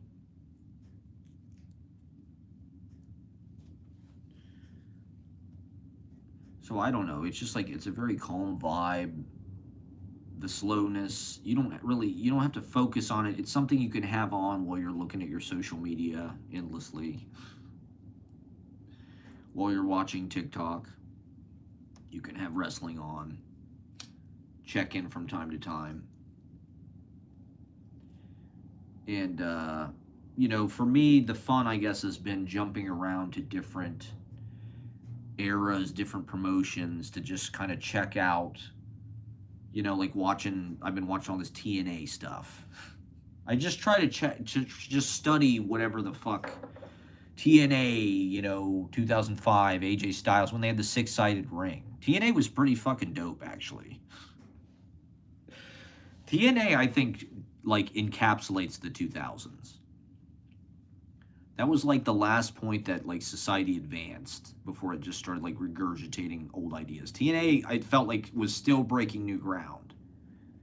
With the six-sided ring, AJ Styles, there was some really interesting wrestling going on in TNA until it looked like it just became Nitro. I'm not really that familiar with the arc, but like I saw some TNA episodes from like 2009 and it was just Hogan, Nash, Flair, Hall. It was like all the people that ruined WCW. Sting. It was just like a Nitro, and you're like, oh, I see, this is what happened to TNA. Kevin Nash started doing the booking. Bischoff was there. It's like, uh-oh. I love that now.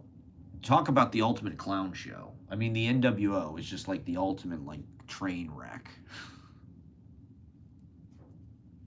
Like somebody like Stone Cold or The Rock. I guess The Rock is a clown, but he's like more of a jester. Whereas, like, Hogan is, like, the head clown. He's the Chuck Zito of clowning.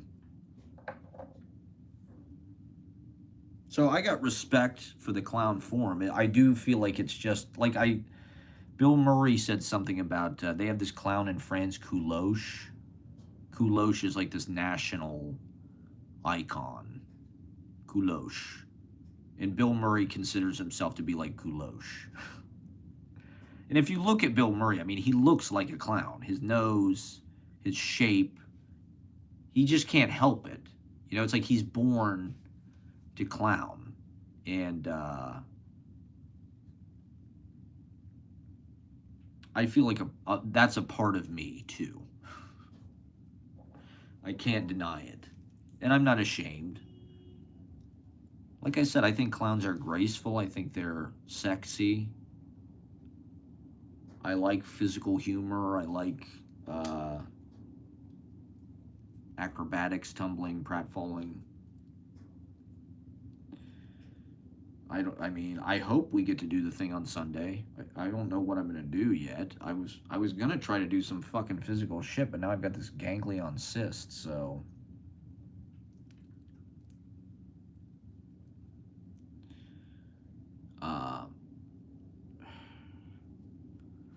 who knows? I hope they reschedule it. I mean, I don't want to miss it. I hope it does happen, but it would just be easier to do probably on a different day, to be honest. I mean, the way they're hyping this goddamn storm. I went to Trader Joe's. I'm all set. It's supposed to be cold, like, for the next forever. So, probably going to be inside watching wrestling.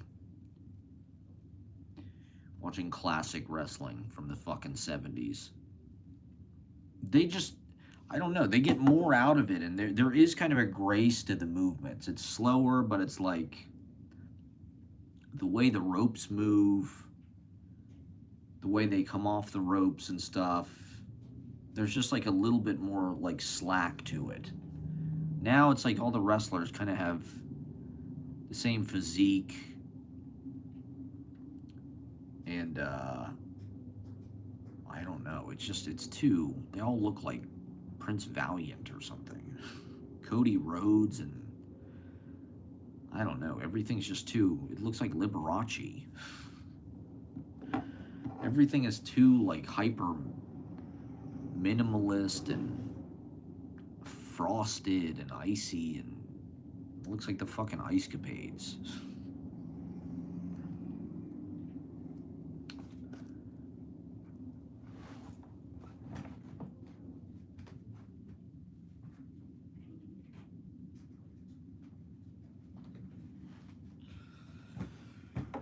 Okay, I did also want to talk about, because this is something you hear in comments all the fucking time. You will always read this in the goddamn comment section. Is,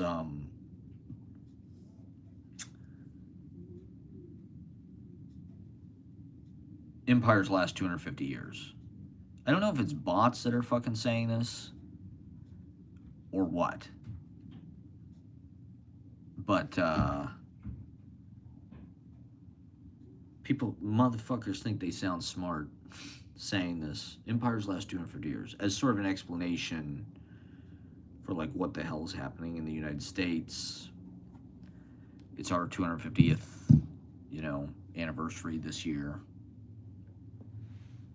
And so there's sort of this commonplace wisdom circulating among internet comment sections on videos. Empires last 250 years. The US's time is up, basically. We have it coming, whatever's going to happen. And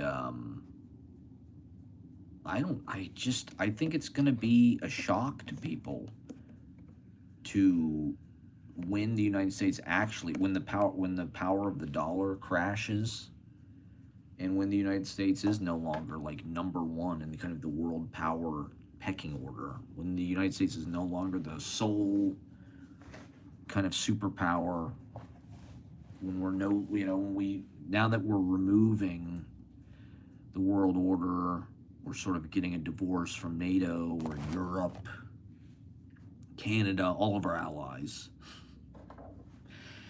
The malignant narcissism of the United States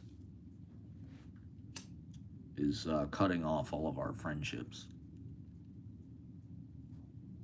So I don't think people really know what they're throwing away. You know, it seems to me like people have been wishing for like the end of the United States, or they weaponize that sort of rhetoric on both the right and the left. This sort of nihilistic ideals about America is, you know, it's a crime. Obviously, it's on stolen land. It's a white supremacist genocide.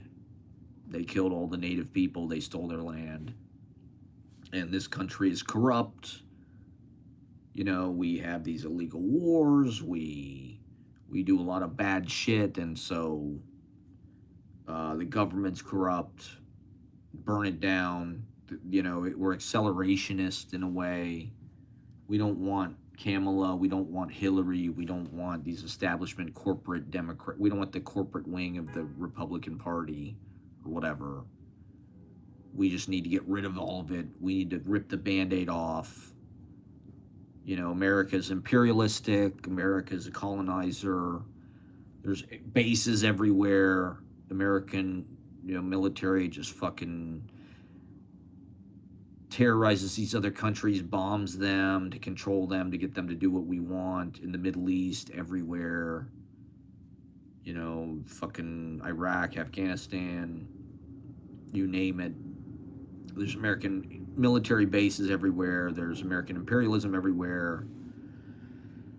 You know, these people who are like America first, you know, that's part of America being first, is like the fact that we have all this soft power. You know, I don't think people realize that that was like a benevolent imperialism. It's like, yeah, okay, maybe America was like up everybody's ass everywhere, but once again, like we did save the world in World War II. Or at least that's sort of the narrative. We helped beat the Japanese, and we helped the Russians and the British beat the Germans. And so, there was a lot of pomp and circumstance about the United States being the leading democracy and bringing freedom everywhere and trying to promote democracy against communism, right? We got to go to Vietnam and fight them, domino theory, because we're America. We have to kind of fucking nation build. We have to sow democracy and freedom through war. And so, yeah, there has been a lot of criticism of American empire, and rightly so. But there's also people kind of taking for granted the idea that America is, maybe it is propaganda, but, they copied our style of government, right? All of the European countries now have fucking basically like what we have in a lot of ways. Representative democracy type shit, rather than monarchies, which is what they had before America. And so, yeah, America's legacy is super fucking complicated. And probably like any nation, but maybe more than others. America was like founded on crime, war, murder, theft, disease.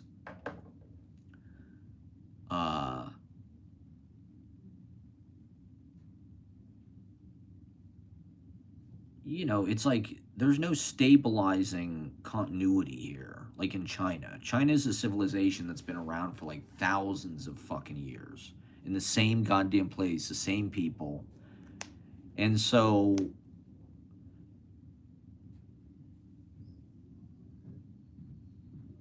I don't know. There's a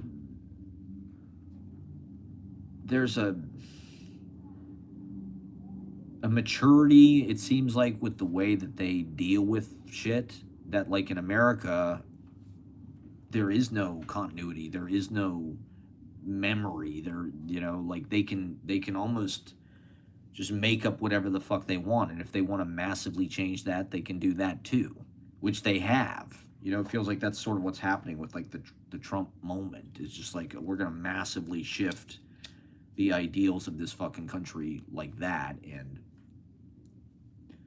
a lot of you aren't even going to know the fucking difference. You're going to think America is just like, this is what it's always been, and this is what it is.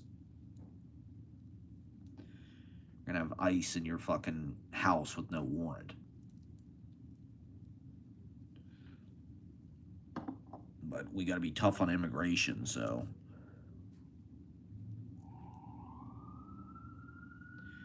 We got to get these illegals out of here. They're stealing all of our fucking resources.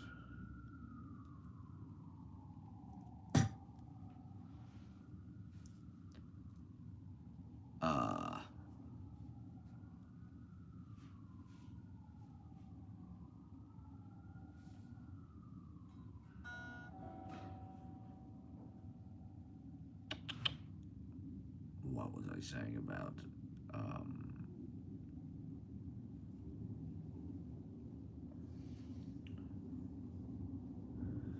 So, American soft power, things like culture, things like music, movies, TV shows, celebrities, the idea that America is the best place, it's the dream. Maybe that is just propaganda they fed us, but it seems like for at least a few decades that was true, where America kind of dominated the image business and culture of the world. American movies, whatever, movie stars, and the way of life. People wanted American way of life. I guess maybe that was just consumerism, car consumerism, suburban, who knows. But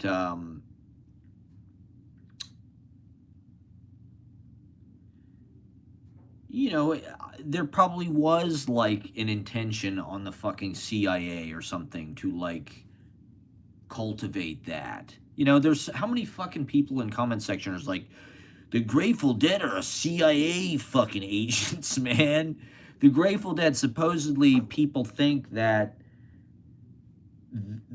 Well, you know, it is true that like the Grateful Dead were involved with like MK Ultra testing it tangentially. I'm not sure if it was like officially a part of the MK Ultra thing, but like the Grateful Dead were definitely a part of like acid experiments that were being done, if not by the government, then like, you know, that's where that shit. I mean, Allen Ginsberg did fucking acid in San Francisco in like the 50s as a like government experiment that he found out about. I think for money, probably.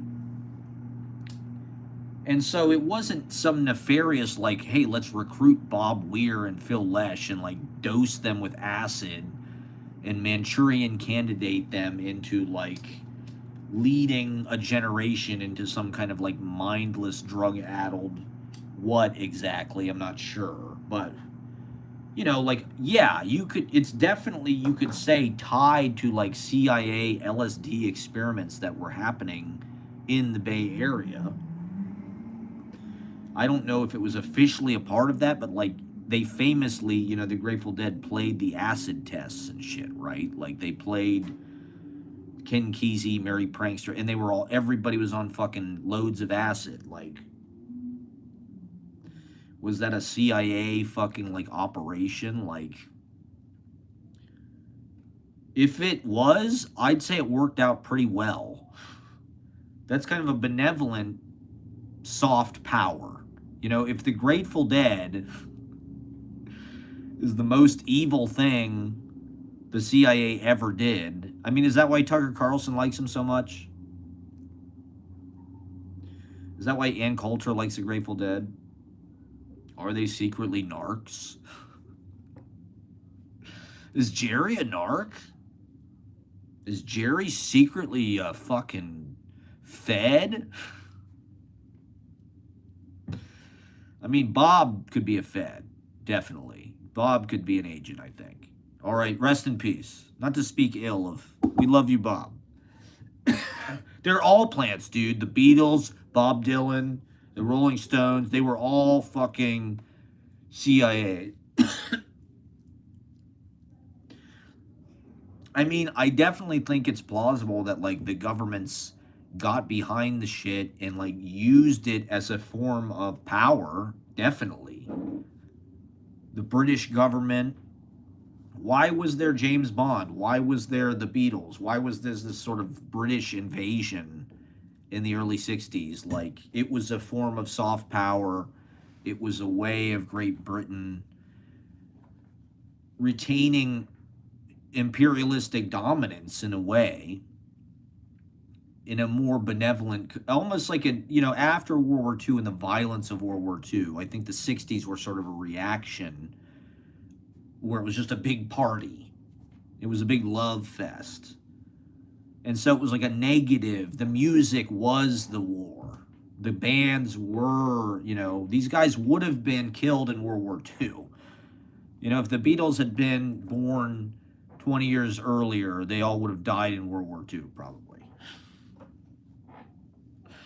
But because they were born when they were born, it's like it flourished on the resources and the economic boom that the war created for some goddamn reason. I don't really understand how or why, but America experiences tremendous economic boom because of World War II. And all of the art and the kind of democratic, mass-produced cultural dominance of America in the 50s, 60s, 70s, 80s, 90s was a result of that economic boom. It created a demographic, teenage boomers, basically, who bought records, who went and saw fucking The Graduate or whatever, fucking Easy Rider, the new Hollywood shit. And that was like what everybody wanted to be. You know, everybody wanted to be fucking, you know, some American movie star or fucking Marlon Brando or James Dean or fucking whoever, Jack Nicholson, Jane Fonda. Robert Redford. You know, they just created all these classic works. You know, that post-war era, films, movies, music, albums. I mean, how much fucking pop culture kind of masterpieces can there be? There's so much shit. You know, fucking new wave movies, Fellini fucking movies, Godard movies. It's like it all happened in the 60s. It all happened in the 70s. Because, I don't know, there was just this kind of like, because of NATO, because of the post-war kind of agreement to just chill the fuck out, which it's been long enough since all of the people who fought that war are dead, right? So the only people left are people like Trump who never fought in a fucking war. I mean, all of these people who are in power and have been in power, they were all born in like 1945 and 1946. Trump was born in 46. Biden, they were all like fucking born the same fucking... And they control everything because they've been on top their whole fucking lives because of the largesse of the post-war economic boom that fueled their fucking boomer-ass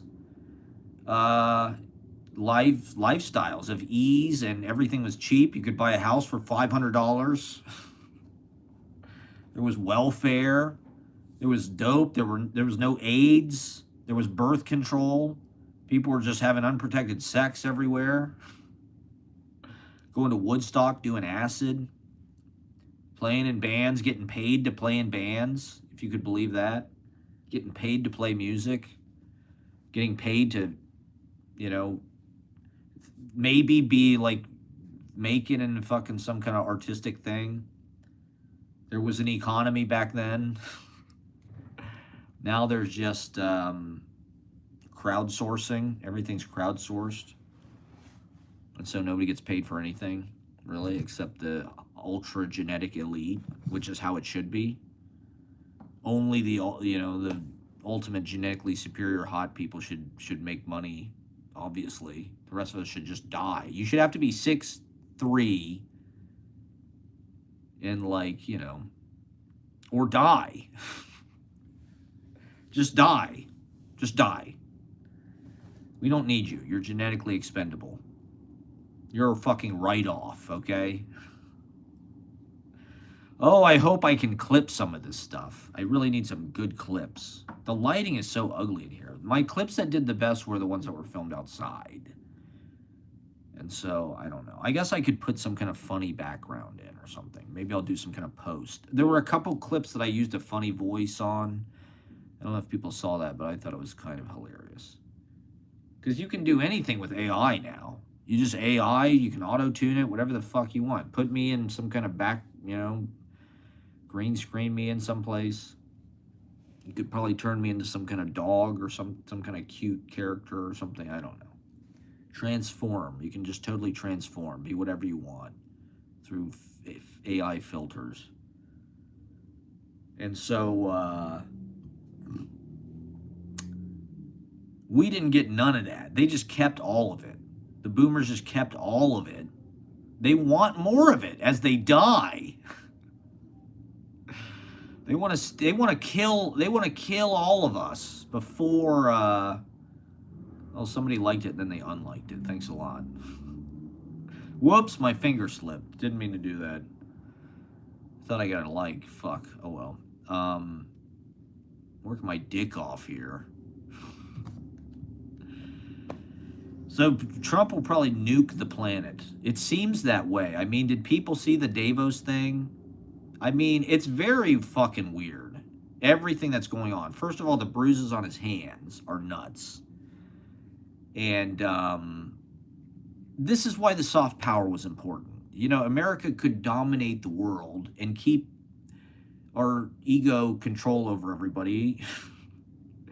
But do it in a chill way. Do it like in a benevolent way where we steal their resources and pump them into corporations. But like, you know, I don't know, in the 60s and the 50s, there was a little more parity between the working class. There was a middle class. it just be all that exploitation just went to the 1% of the 1% of the 1% of the 1%. And so what's really the point of like stealing from the third world if we don't get a comfortable lifestyle out of it? And America's quality of life has just kind of plummeted versus the rest of the world over the last 50 years because we're being exploited with wealth inequality because of Reaganomic type shit. And that's why everything sucks now. That's why there's enshittification. The rich people are greedy. They don't understand that when society decays and when America goes in the fucking toilet, they're going to be victims of that too. People like Zuckerberg, it's going to be harder for them. You can't completely, they are insulated from real life in their billionaire bubbles. So they don't really know what it's like to be out here in the fucking struggle in a real ass life. But when the shit hits the fan, they are also going to be affected. It's making everybody miserable already. And so I don't know why they don't get, like, if they weren't so fucking greedy and so power hungry, and we were all a little happier, and things were a little more democratic and socialistic and equal for everybody, then their lives would be better too. We wouldn't live in this climate of fucking misery and like doom and gloom, right? Doom scrolling. People nostalgia for 2016. So Trump, his speech was nuts. He clearly, I have been saying this and saying this. I wanted to go back to one of my old streams and clip it out because it was something that I said pretty much after the fucking Biden debate, right? The only Biden-Trump debate, right? The big takeaway was Biden is too old. He's so fucking old. Holy shit. Somehow, they were arguing about golf, okay? I don't know if people remember that, but Trump was bickering with Biden pretty much tete-a-tete about fucking golf. They were both nuts and senile. It was clear they were both senile. It wasn't just fucking Biden. I don't know how Biden got all of the fucking... okay, yeah, Biden was frail and old and shit, but at least he was managing everything peacefully. He was a good delegator.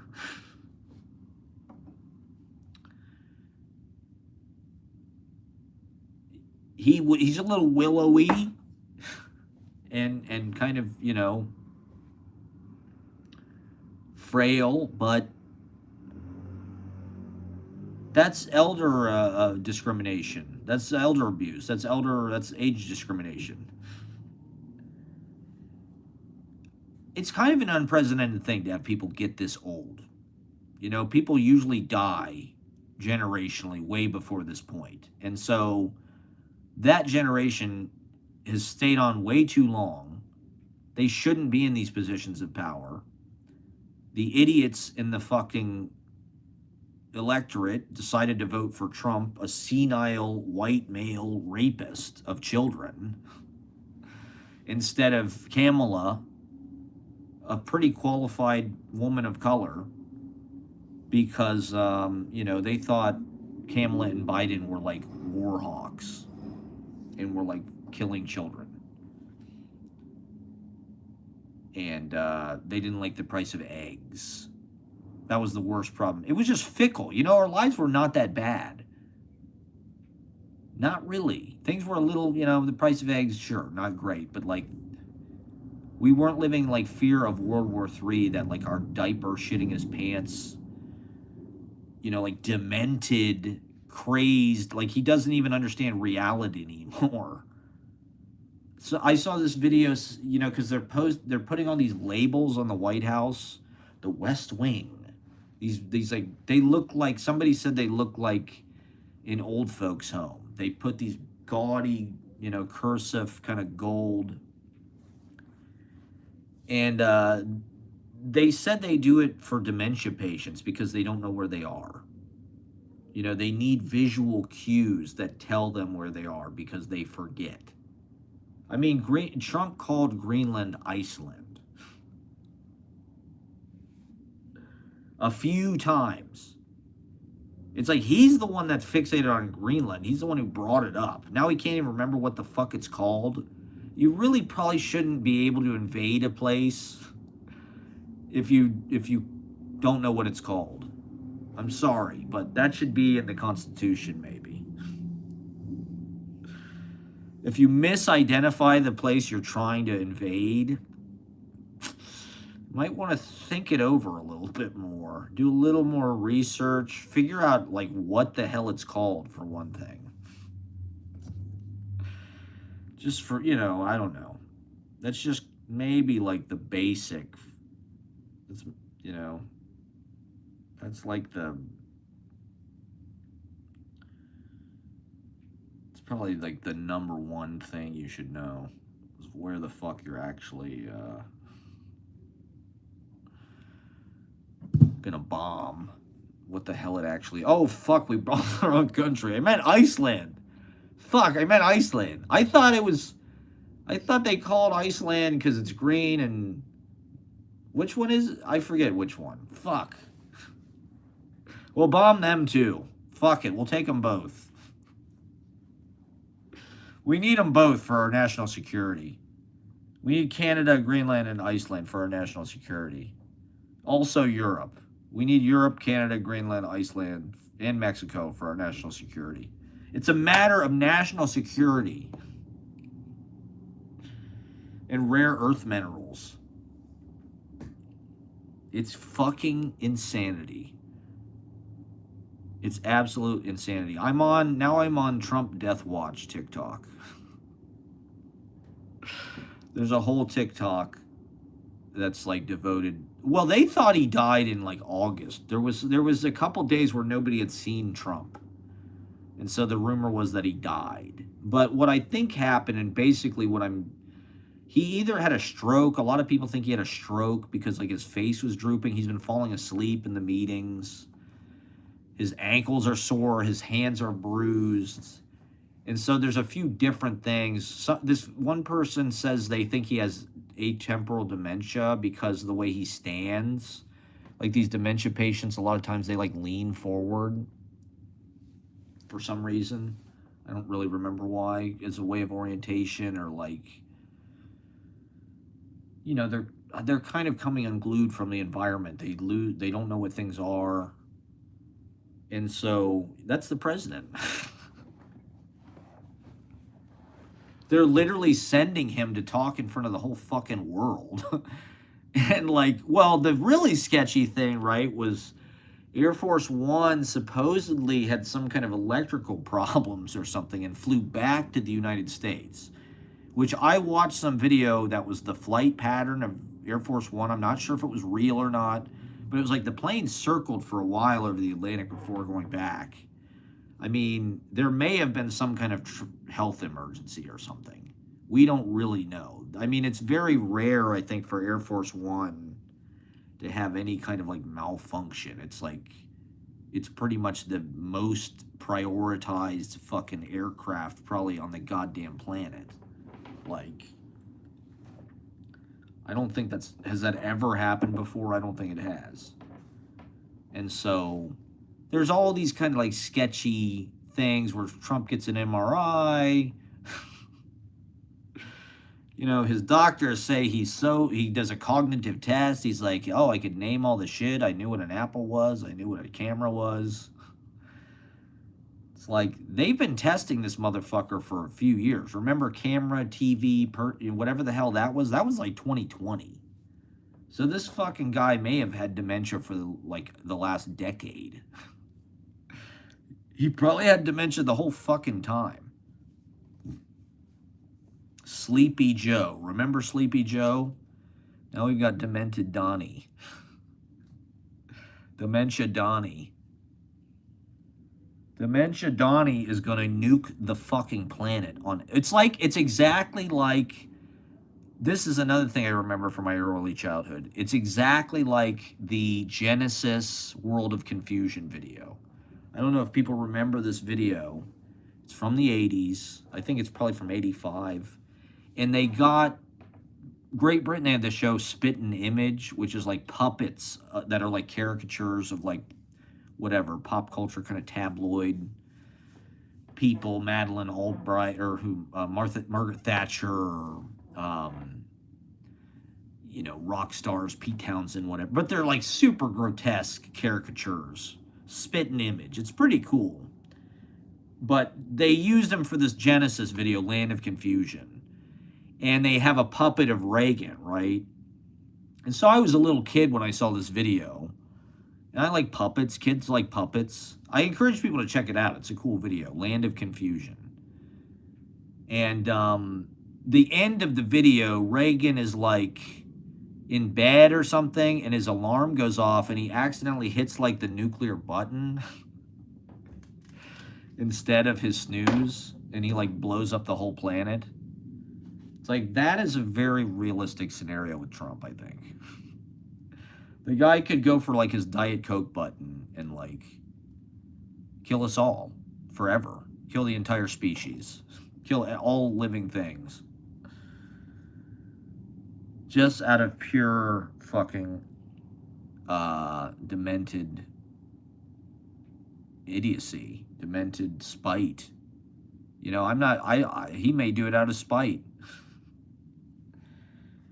He's getting snippier. He's getting a little more, what did he, you know, the way he talks about Iran is crazy. They better behave.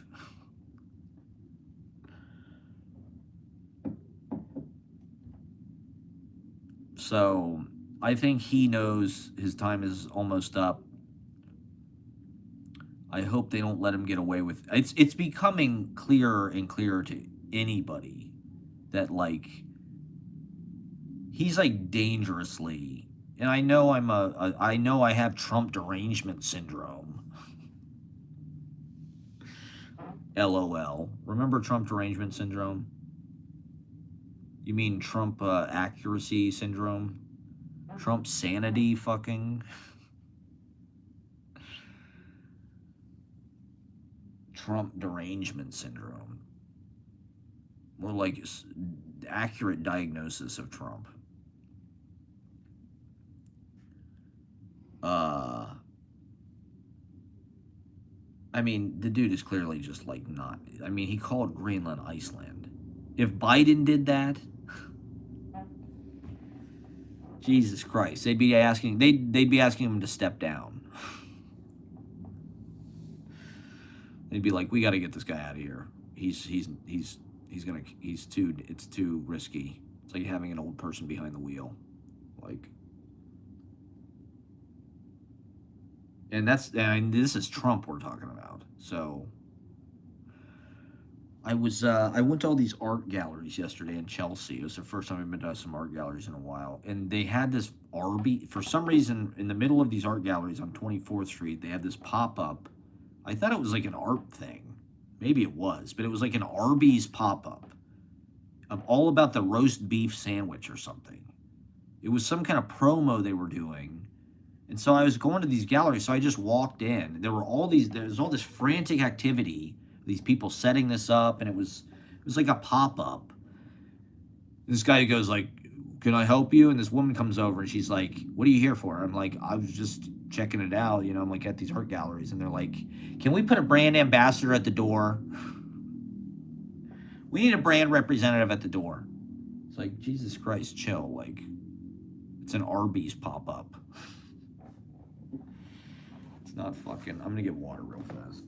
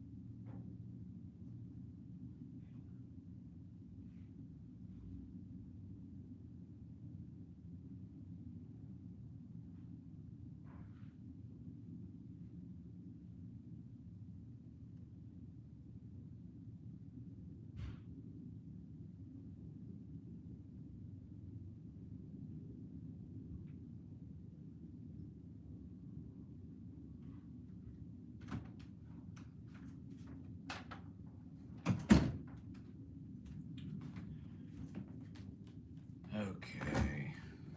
Gotta watch some fucking All-Star Wrestling. WWF from the late 70s.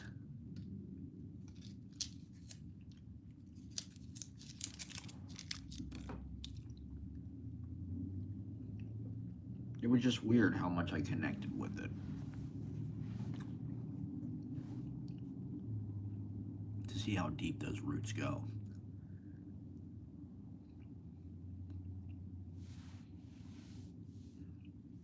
And just how the vibe changed, how the product changed.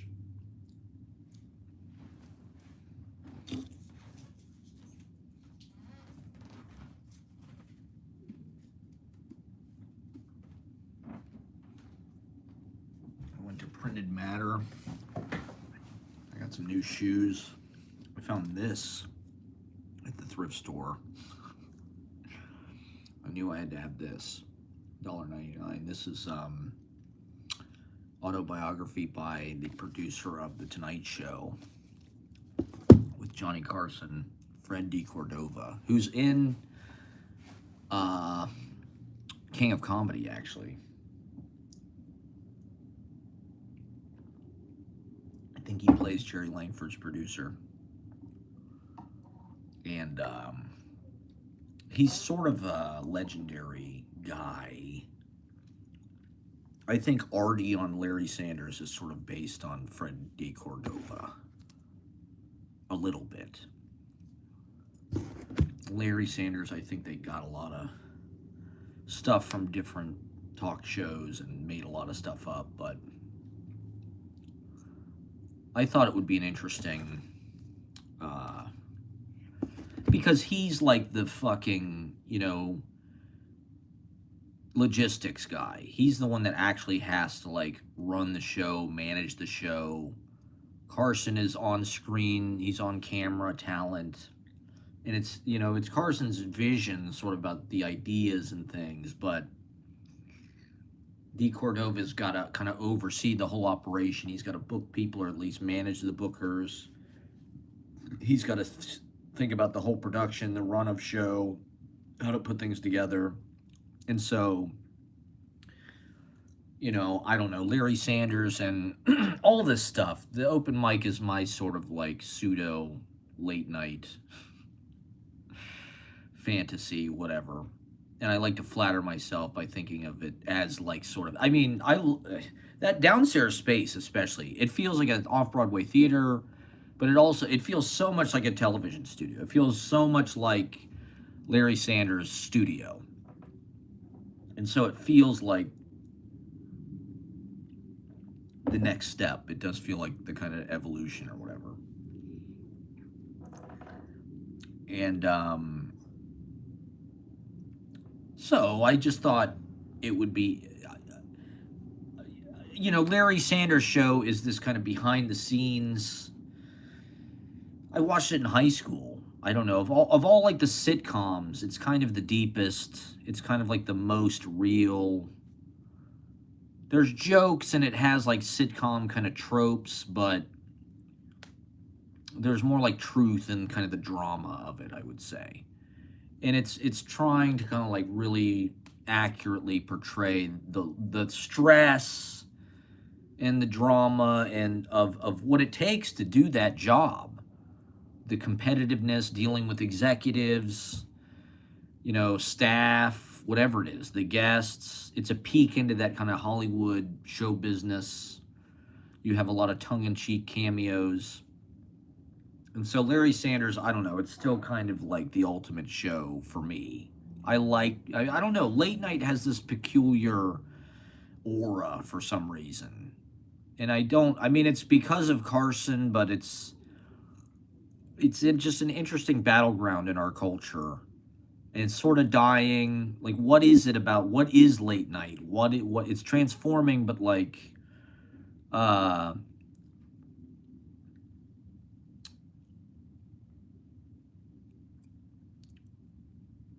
it's kind of an art form. I don't know. It's a mood. It's a time of day. It's a foreplay.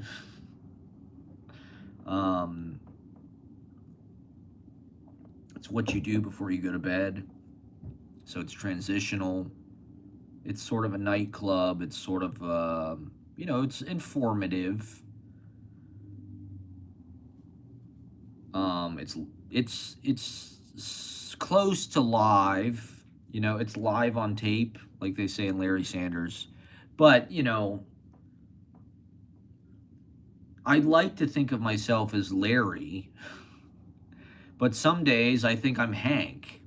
Like, really, all I do is just announce. But then I'm also Artie. That image of Artie standing at his like little corner over there, the monitor, and he's got his paper rolled up. Artie's got to kind of be the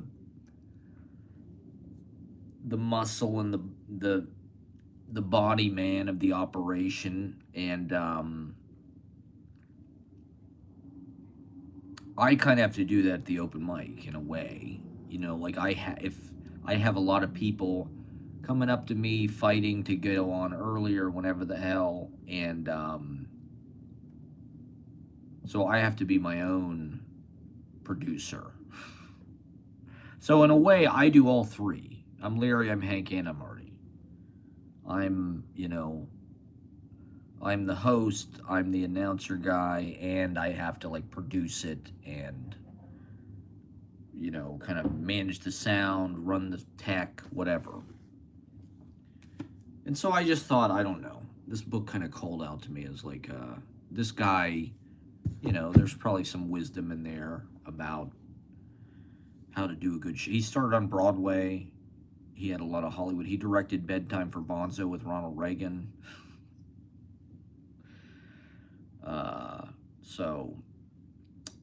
And he's a legend kind of in his own right. So this was $2. I was just like, I gotta get this. This probably has some kind of useful info. I mean, here's a guy, talk about living it and doing it, being the executive producer of The Tonight Show for 20 years.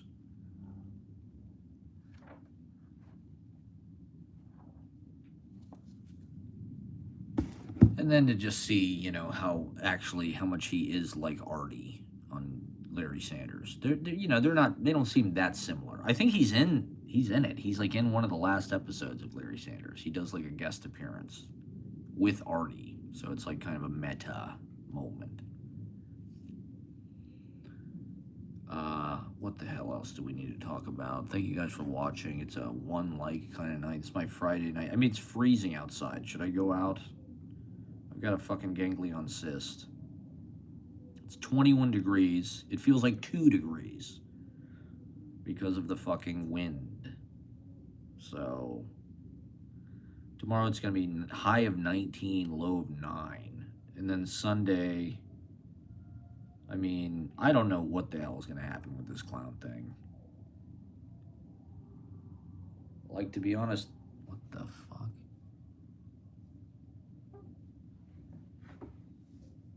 I haven't heard anything about, what they'll do in fucking inclement weather or anything, but okay.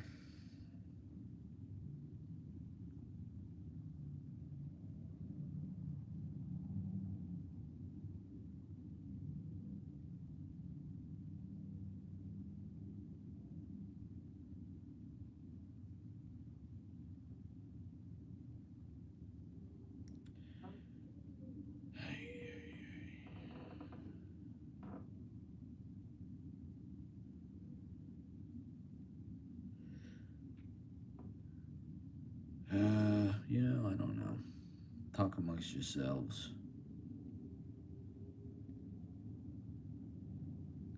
Oh yeah, my thing is called Smoke Show today, which is kind of literally true because I'm always smoking on here. I think I got some clips out of this. I think I did some good clip farming today. Oh, did you see the Oscar nominations? We should talk about that.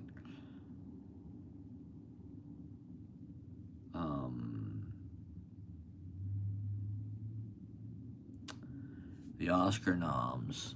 First of all, they never should have changed it to 10 films for Best Picture. That's insane. And so, like, I keep seeing this fact going around. Timothée Chalamet's been in more Best Picture nominees than, like, Marlon Brando or something. Chalamet's been in more Best Picture nominees than any actor of his age or something. It's like, yeah, because they expanded the category.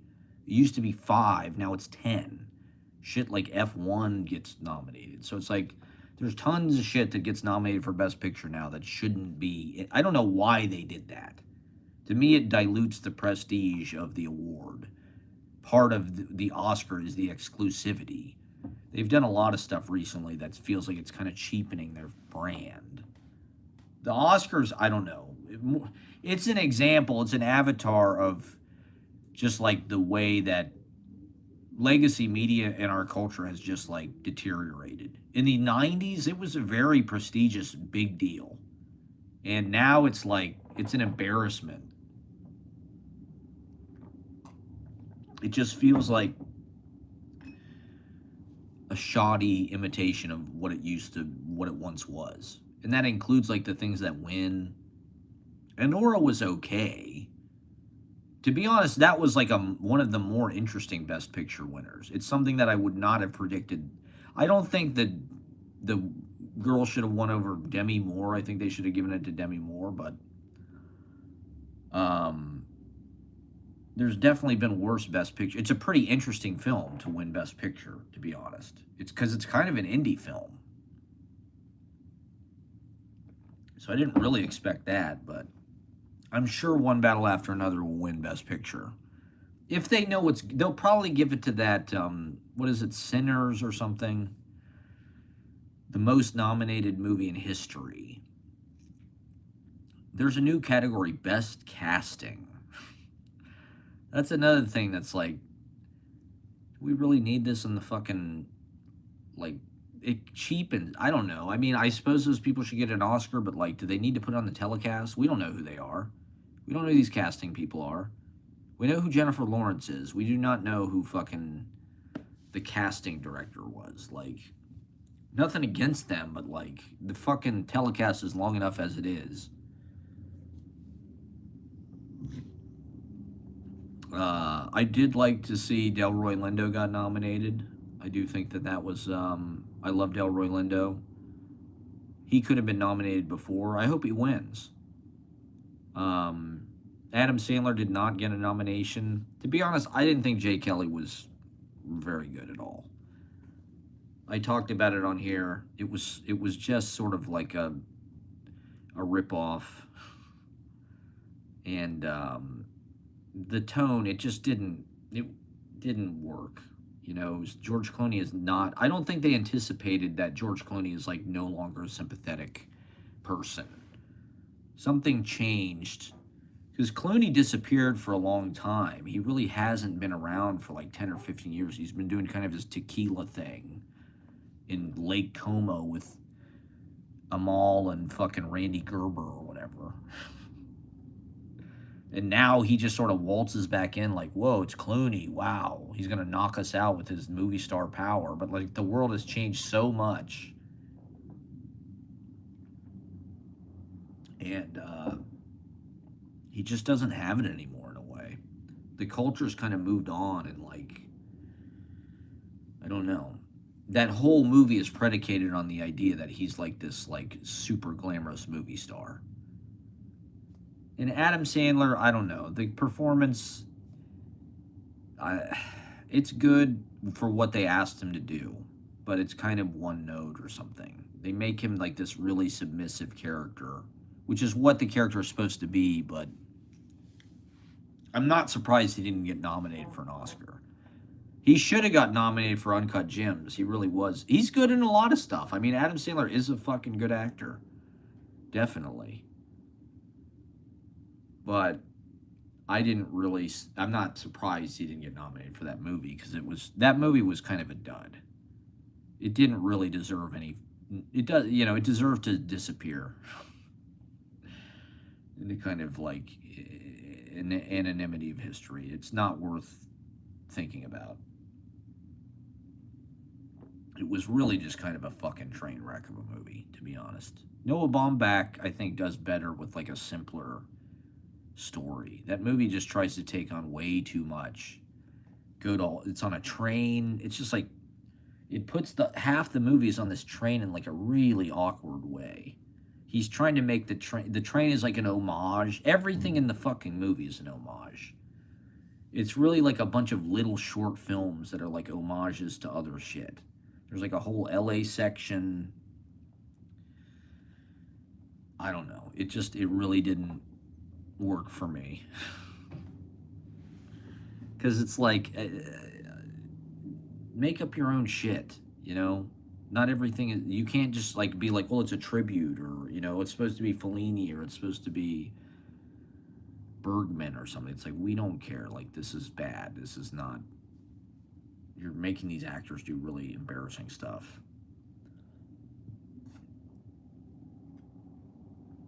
I was glad Ethan Hawke got nominated. I don't want Chalamet to win. I really don't want Chalamet to. I don't think Marty Super. I didn't see it yet. I probably should watch it. I've heard the reviews that I've heard, or it's like it's just a remake of Uncut Gems, and it's sort of not really that deep of a movie. I don't know. It's kind of all surface, and so I don't know. I don't really. I think Chalamet's in it. I think for the long haul, he'll probably get a lot more nominations in his life, and I don't know. I think his ad campaign has been super obnoxious. I get what he's trying to do. He's trying to be like really innovative, like Bob Dylan or something, and do this stuff that's like kind of startling, and like he's trying to be Shia LaBeouf. You know, it's like he's trying to make his PR like a performance art thing almost, but he's not a hard ass. And like his ideas, like he had some song where like he rapped about Marty Supreme. It's like it was fucking horrible. And it's like we've kind of gone past the point that's like cool if you rap. Like rap has kind of become, white people killed it. I'm sorry. It's that simple. I don't blame black people. The white people killed it. There's too many white people rapping. White people have figured it out and they ruined it. The white people killed rap. That's what I mean, I hate to say it, but it's like that's why it's not in the charts anymore. That's why it's sort of culturally like losing relevance. It's like there hasn't been like a renewing youthful interest in it. And why, I don't know. The Aesop Rocky stuff was, I don't know if people saw that on Saturday Night Live, him with Danny Elfman. I thought that was really interesting, actually. That was one of the most interesting cultural things I've seen in the mainstream in like a long time. I don't know if people have seen this clip. Check it out. Aesop Rocky. I like him, actually. He's with Rihanna. They seem cool. I like him he's in a bunch of movies. He's in fucking Marty. Is he in Marty Supreme? He's in fucking Highest to Lowest. He's in something else that's coming out. He's in some big fucking high profile, what is it? Aesop Rocky's in, not Frankenstein or Wuthering Heights. He's in something like that. It's just like some big, he's not, like Tyler, the Creator's in Marty Supreme. I don't think Aesop Rocky, maybe he is. He's in some fucking movie. He's in a bunch of shit. It's like, I get why I like this guy. I like Aesop Rocky. He's creative. He's got a super good vibe. I get why. I approve. Rihanna. I love Rihanna. Rihanna's like kind of my number one. I love Rihanna. Rihanna is so hot. It's insane. I think Rihanna is like so magical and hot. It's crazy. But I approve. I think that's a good pair. I like them. He's better than Chris Brown, for Christ's sakes. He's way better than that. I like that. I like them as a pair. They seem cute together. I'm glad they're having babies and shit. Good for Aesop Rocky and Rihanna. But this fucking clip of him on Saturday Night Live with Danny Elfman. Danny Elfman is ripped. I don't know if people know this, but of course, he's the composer of fucking Pee-wee's Big Adventure and all the Tim Burton shit that's good. And tons of the Simpsons theme. You know, Danny Elfman is like a giant of modern, you know, composers, you would say. Nightmare Before Christmas. And he is absolutely jacked. He's like 75 years old and he's fucking jacked like Danny Bonaducci. And he's tatted up and shit. It's like, whoa, what the fuck? Fucking Danny Elfman is like, looks like he was in prison. And he wrote the fucking Beetlejuice music? Like, holy shit. This ginger guy? He's like, why are all ginger guys jacked? Carrot Top, Danny Bonaducci, Danny Elfman. Do gingers feel like some kind of need to defend themselves or something? I'm a ginger. I have to get absolutely fucking ripped. I'm Carrot Top. For some reason, Carrot Top needs to be like fucking Scott Steiner. I guess people are probably always trying to beat Carrot Top's ass. That kind of makes sense. You know, people are probably constantly physically attacking Carrot Top on the street. You motherfucker. Fuck you, Carrot Top. So he's got to defend. He's got to be able to defend himself. So I get that. Danny Elfman, on the other hand, he's in Back to School. He's been famous for 40 years. He's going to get jacked now? It's like crazy. Oh, yeah. Bubbles is awesome. Do I look like Bubbles with my... I love Trailer Park Boys. I've been watching some Trailer Park Boys recently. It's even funnier now. That's all right. I'm glad you're high as fuck. Good for you. Trailer Park Boys. Jim Leahy. I saw this thing, I think it was a tweet or something. Top drunk performances ever by an actor. Number 1 was Jim Leahy. Number 2 was, I don't even remember because who cares? As an actor, it's surprisingly hard to play drunk. I had to do drunk in a play once, and I really did not do it very well. It's hard to do if you're sober. And Jim Leahy is the ultimate drunk acting, I think, ever in anything. Leahy, that guy, I remember my friends in like the mid 2000s telling me Trailer Park Boys and Jim Leahy was like the funniest shit ever. And they showed me like a YouTube like supercut of all of Leahy's best shit, and I was like, okay, I guess I kind of Randy and shit. The guy with his shirt off, whatever, who eats cheeseburgers. It's hilarious, man. Like, I don't know. They're tapped into certain kind of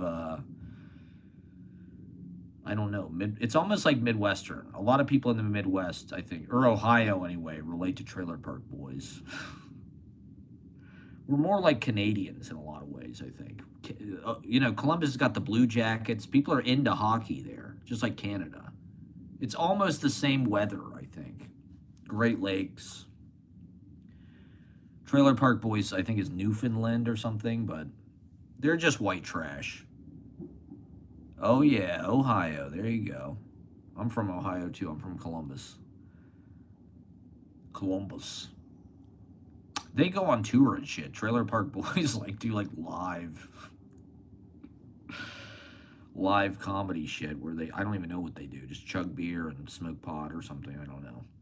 I never really watched it, to be honest. I don't understand how they made so many. They made like, they're still making Trailer Park Boys shit.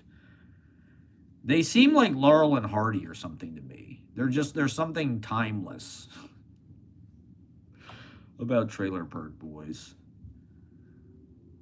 But I don't know. They encapsulate something about modern kind of like, I don't know, redneck white male. But like rednecks from the north. You know, like they're not southern guys, but it's like they almost could be. They're like rednecks from Canada. Which is sort of like what Ohio is. They're just sort of like rednecks from like the north. They're like Yankee rednecks.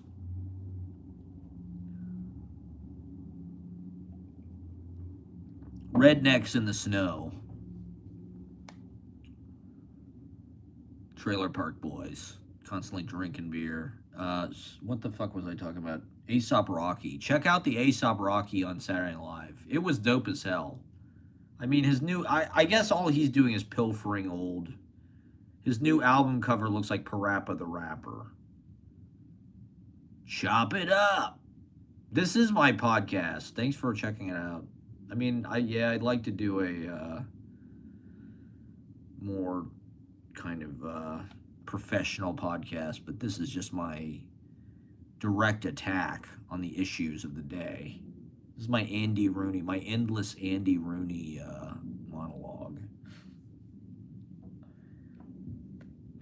about A$AP Rocky. You got to check out A$AP Rocky on Saturday Night Live.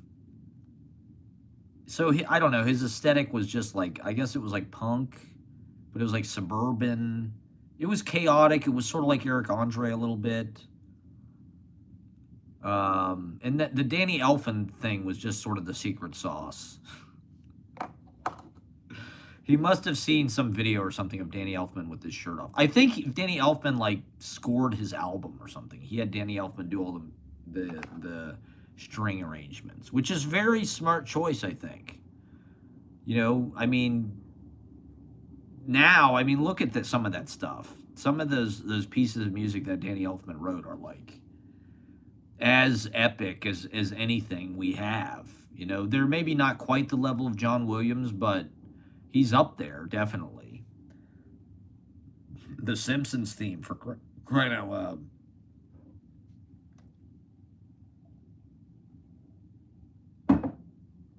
What the hell else do we need to talk about? It's Friday night.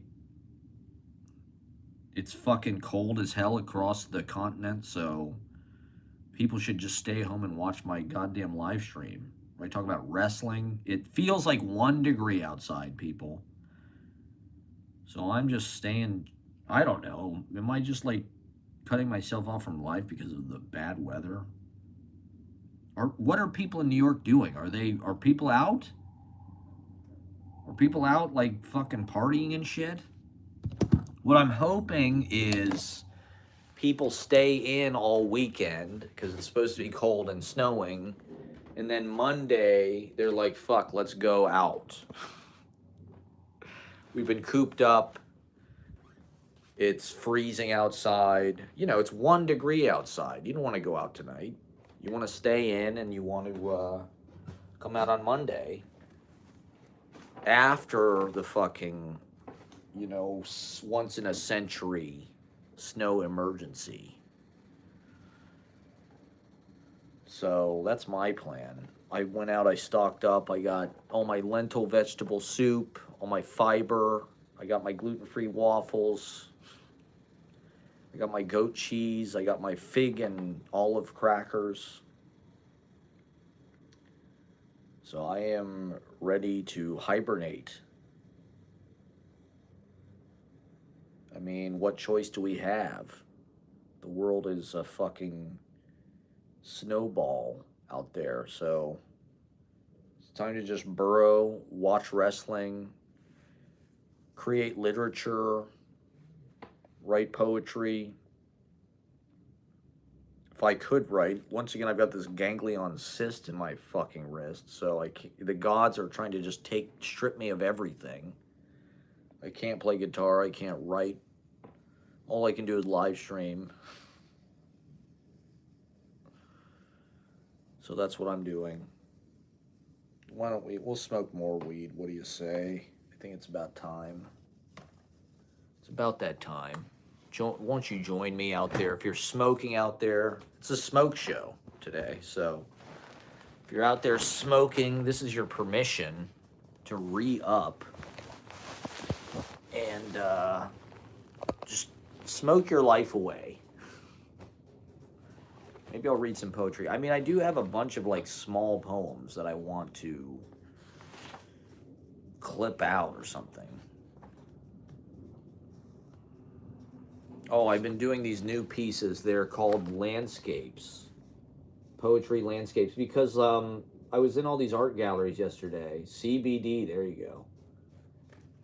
And I just thought, why can't I just do that on the page? I'll just sort of write down the colors.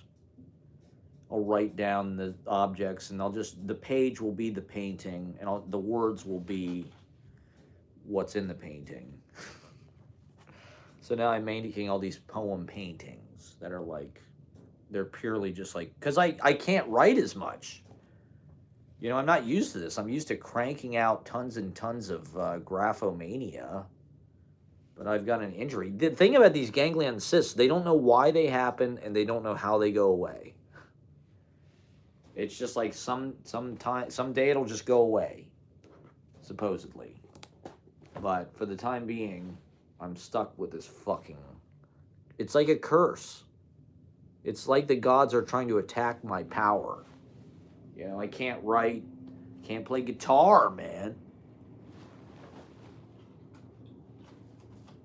So, I don't know. I'm trying not to take it too seriously. It's just life. I mean, Trump has turned it into a joke. You know, we're doing the best that we can to just fight our way through it, but it's not easy. You know, it's hard to even have any. What's wrong with my wrist? I've got a ganglion cyst. Ganglion cyst, which is, I don't even know what the hell it is. It's some kind of fluid buildup or something. They don't know why it happens. It's not uncommon. They said what people typically do is they smash it with a Bible. The old kind of wisdom of how to deal with it, you know, is to smash it with the Bible. And it just like splats it or something. But it also said that you shouldn't do that because it might get infected and blah blah blah. So I'm not gonna do that.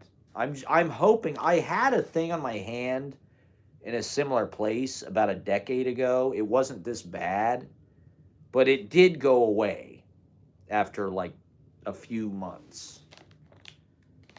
And so I am hoping that if I just sort of get my diet under control and I don't know. I'm hoping it'll just go away by itself. What the hell else can I do?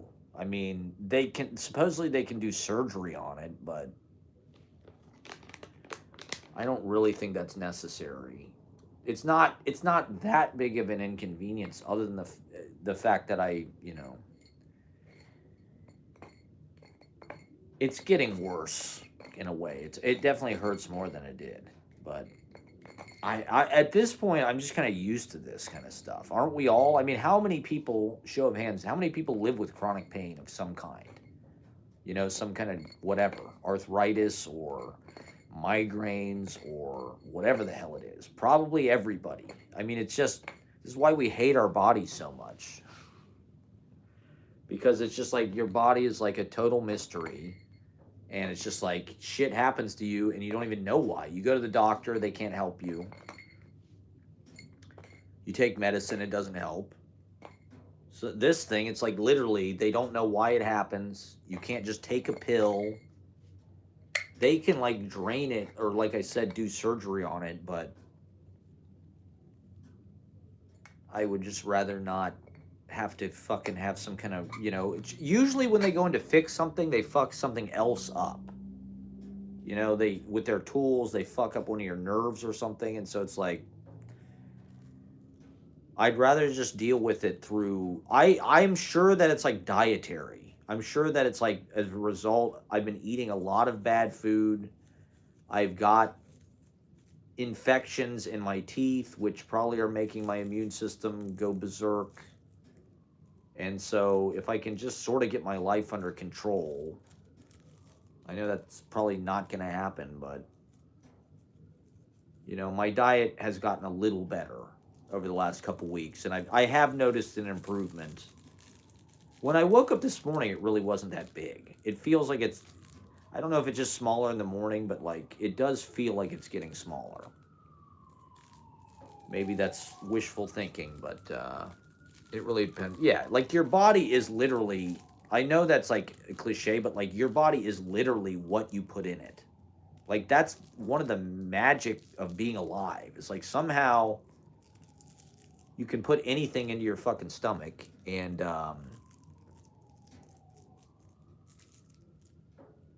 there's like this weird like furnace in your stomach that there you go. I stopped eating McDonald's and lost 60 pounds. The last time I had one of these, I stopped eating dairy and it literally was gone within a few days. Sometime in 2012, there was one of these, I think around Memorial Day. And I stopped eating dairy and gluten, and it was literally gone within a few days. So I really just think it's like an inflammation. And like I said, I've been eating all this stuff that kind of triggers inflammation. So it's like I'm trying to be more conscientious about that and eat things that are kind of anti-inflammatory. I need to get into DDP yoga. That's the real cure-all, is doing DDP yoga. So I probably should start some. It's been a long time since I've had any kind of like physical workout discipline. So yeah, yoga, breathing into your joints and getting air and energy into your joints, and like I'm sure that's one reason why. I did Tai Chi. I was really into Tai Chi. I had a whole, I would do meditation and Tai Chi and yoga and, some light, like push ups and shit like that. But I don't know. I've gotten sort of out of practice with that. I walk so much that I'm kind of more of like a walking. I wish I could put this somewhere higher up so you could see. I wonder how high this fucking thing will go. Let me see. It's not too bad. I don't know. My fucking tripod's only got 2 legs. How long have I been smoking? Well, to be honest, I really only started smoking a lot in 2014. I really only started smoking a lot in like 2018. I smoked a lot from 2014 to 2018, but 2018 is when I really just started like chain smoking joints pretty much all day, every day. And that's where I became like a real drug addict, I would say. 2014 to 2018 was good because I had a little more balance. I smoked out of a one hitter. I did not know how to roll joints. Honestly, when I learned how to roll joints, that's when my life really got nuts. Surprise, surprise. But I used to smoke out of a one hitter. I did not know how to roll joints. I didn't really like glass. And so literally I would take my fucking one hitter everywhere. And like, dude, I would take me a month to smoke an eighth. Because I literally would just take like one hit of fucking weed. And I had a rule that I wouldn't smoke till 3 p.m., which I could meet usually. Like usually I could wait till 3 p.m. and I'd handle all of my like logistical business before 3 p.m. and then I'd hit my one hitter for the rest of the day. And so it's like, it really was pretty moderate, I would say. I was responsible pothead, but then I learned how to roll joints. My ex taught me how to roll joints. Thanks a lot. And then I just started smoking joints pretty much from the time I woke up, actually. Well, I mean, when Trump got elected the first time, it just felt like the social contract kind of went out the window. It felt like, okay, this is the worst possible thing that could happen, and I have to live my life according to my principles starting immediately. And so if that means smoking weed literally constantly, then so be it. Because why not just go full force into sort of being anti whatever the hell this is, just trying to stop this by being civil disobedience and a dropout and systematically disfiguring the senses and trying to undo whatever white supremacist patriarchal kind of like personality formatting, just trying to scramble that. And I don't know, like, maybe I'll be a pothead the rest of my life. I really don't know. I don't know if it's something that I'll just sort of like, I've been a little bit better about having balance recently. you know, for basically a few years, it was just like I need to be smoking a lot of weed all the fucking. I want to try to get as high as I can every day because I want to write and I want to. It's gonna help me. Uh, just sort of get to interesting stuff. At least in my drug-addled brain, it's gonna seem interesting to me. Just gotta keep smoking more weed. It'll get better and better.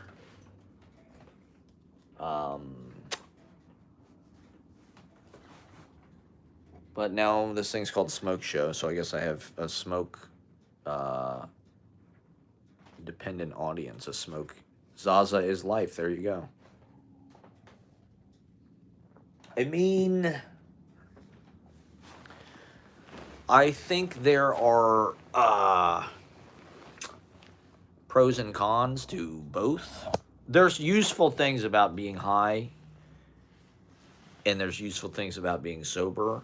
But I think most people live in the sober world, and like most sober people are not impressed with like drug. Like the Grateful Dead, I think is a good example of like not everybody that likes them is on drugs, but like it probably helps.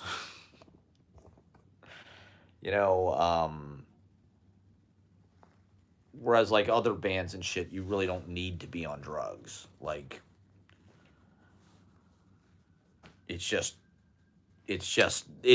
more geared to sobriety. It's more geared to people in any kind of state of mind. And to some degree, I think as an artist, you need to orient your stuff towards sobriety.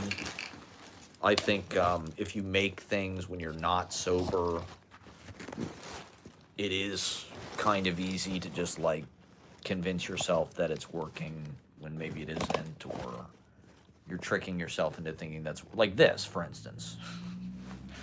Every live stream I ever do, I'm like chain smoking fucking joints because I don't even know if I could, you know, that was one of the impetuses for why I started smoking weed more, was because it did help with nerves, or at least like it you know, I didn't drink. It enhanced creativity in a lot of ways. I think it does. It does enhance creativity. I think it causes, you know, maybe like a little bit more of a looser organization. You know, you lose track of things. You break off. There's non sequiturs. You know, when you're sober, you have more of a lot of times when you're high, it's like the drug can be providing the power. But when you're sober, it's like you're making something and it creates an emotion or an energy. That's when you know like it's going to work on people, because it's like it works when you're sober. You know, when you're high, it's like shit might happen to you where you're like, wow, this is sounding amazing. This is amazing. It's like, well, yeah, the drug is what's amazing. It's not necessarily as impactful as you think it is. Whereas, like, when you're sober, if something's impactful, it's like chances are it's because it actually works. It's actually impactful.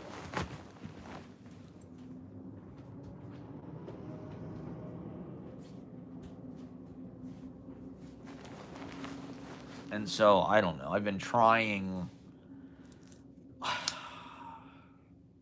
You know, for me, it's like I couldn't drink caffeine. I couldn't drink alcohol. So weed became a way to, you know, you do it. It helps to have some kind of stimulant to escape like your inner critic, your inner editor. Your, you know, for me, it was hard to like be industrious and productive because of self-doubt or whatever. And so having something that kind of gets you past those barriers whether it's caffeine.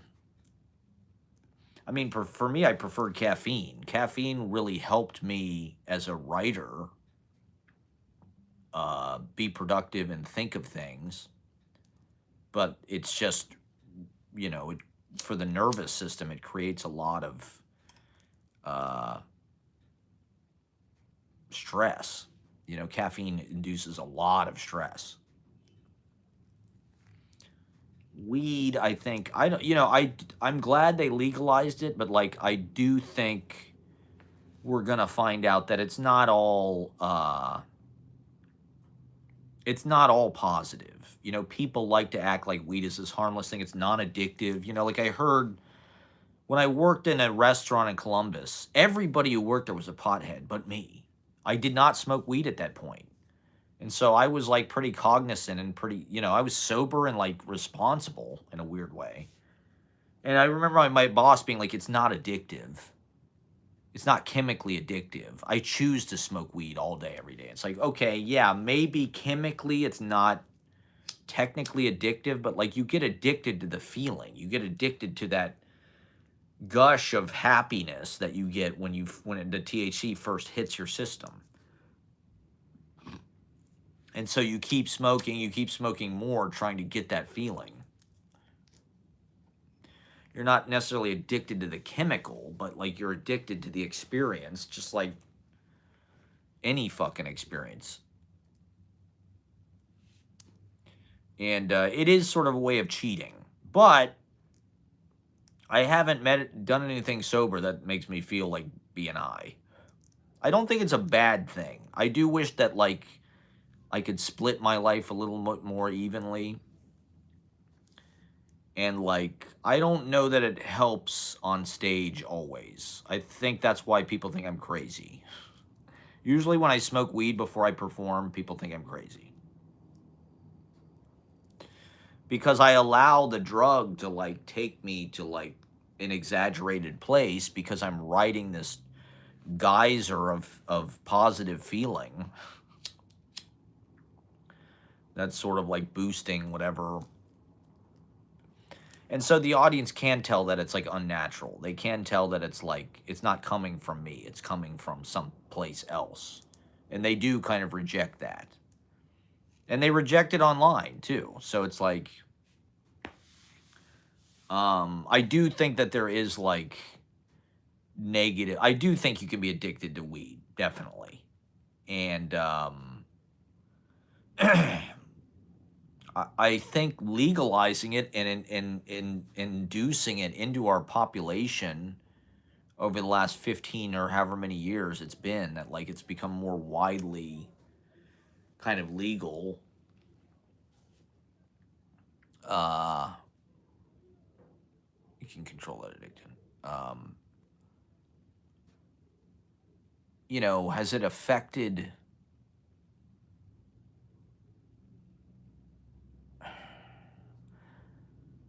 Like, I don't necessarily know that, like, smoking weed, like, makes you lazy or something, per se. Like, it probably doesn't make you as, like, good of a worker.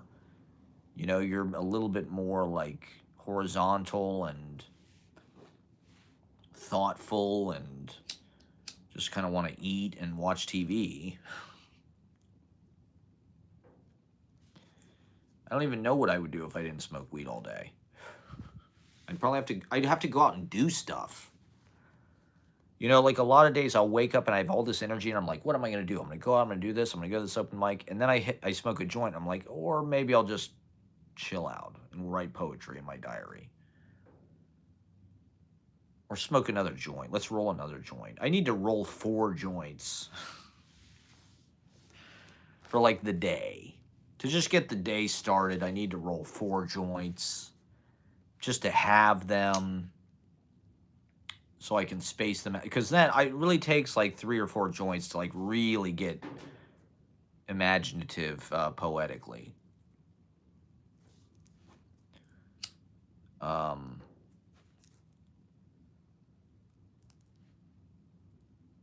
To me, it's almost like about maintaining the alternate state of consciousness now. It's almost like I'm more used to being high, that it's like I have to keep buying and smoking weed to stay that way. Because, like, I mean, just look at how many of these fucking stubs I mean, I've got ashtrays full of, like, joint stubs everywhere. And I smoke, what, 2/8 a week? Is that a lot? It's not that much, to be honest. You know, we sort of entered an era where, like, everybody was, like, smoking a lot of weed. You know, pretty much everybody I met after the pandemic smoked weed and smoked weed, like, all the time. I mean, the Slooge, one of the main things about the Slooge was everybody fucking smoked weed. I think it was part of how we, like, bonded without alcohol. You know, like, we're seeing a lot of resistance to alcohol now. Like, I saw some story about these liquor manufacturers have, like, billions of dollars in inventory that they can't get rid of because nobody drinks hard liquor anymore. Nobody drinks anymore. You know, Gen Z, the word is sort of out that, like, it's horrible it's poison, it's expensive.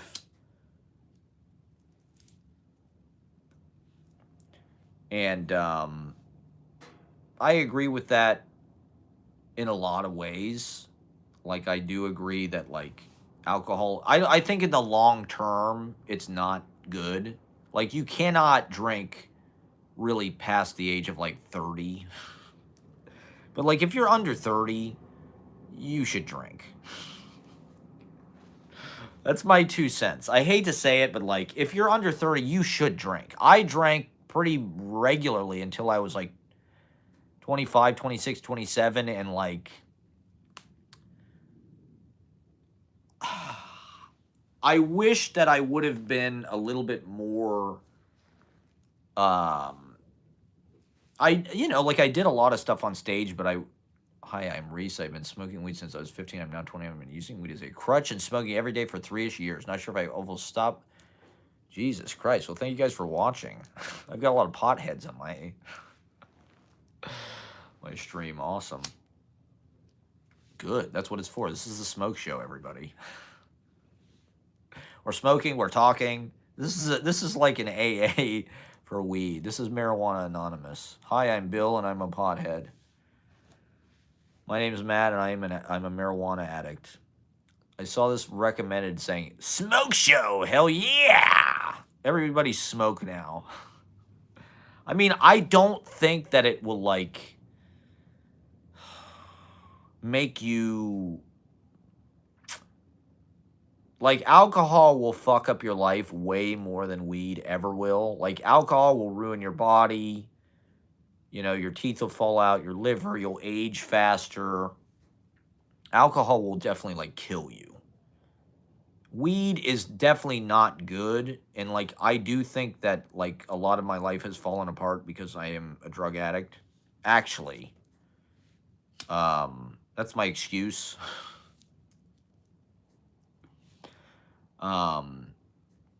But I also think it's our right to live, like, a few years of our lives, like, completely charged up. I mean, look at Elon Musk. He's fucking microdosing. All these fucking silicone guys are on shrooms. Weed is known as the most harmless drug. It's a tricky drug. Like I said, it's 50. Yeah, I would agree. I mean, I don't really think it's dangerous. To me, it's like, it can be productive. But maybe I feel like maybe I've just smoked so much that my reality is distorted. And I just live in sort of a pot-addled. Like, that's what one battle is after another is sort of about, right? Like, DiCaprio's character is a pothead. That's sort of how he deals with the ongoingness of his life and...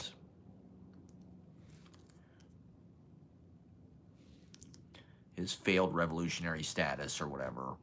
So I think it's a way of coping. Like I said, I didn't really become like a big pothead until Trump got elected. And then I just felt like, well, you know what? Fuck it.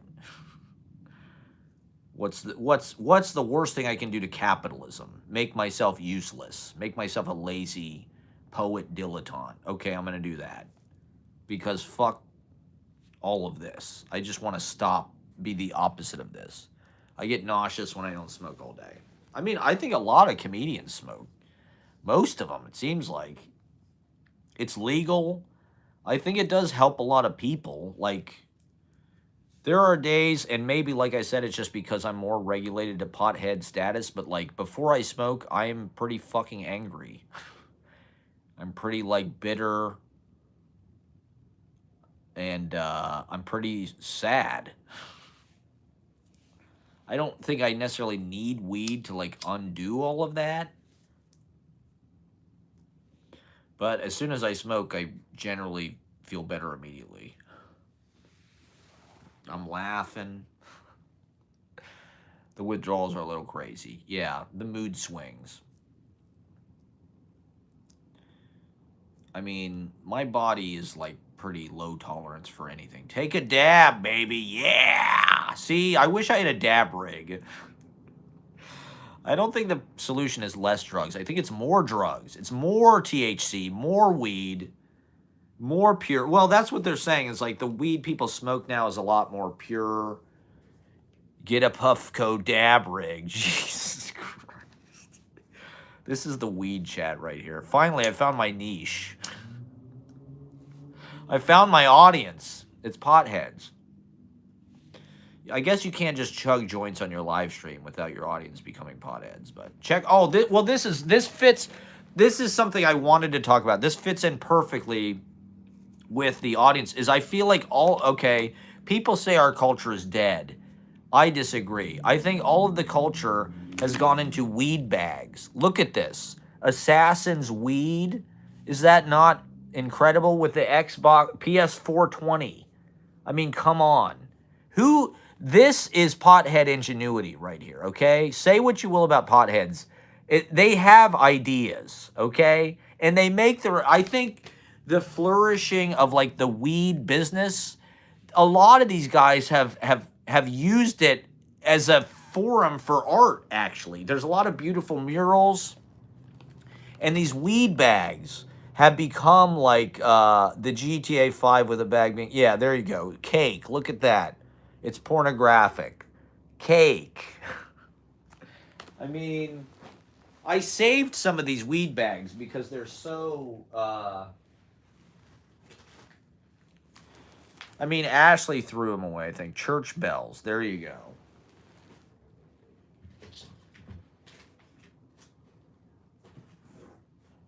A lot of them I don't want to throw away because I'm like, this is a piece of art. The backwoods weed bag. The fucking Rick and Morty weed bag. You know, there's all of...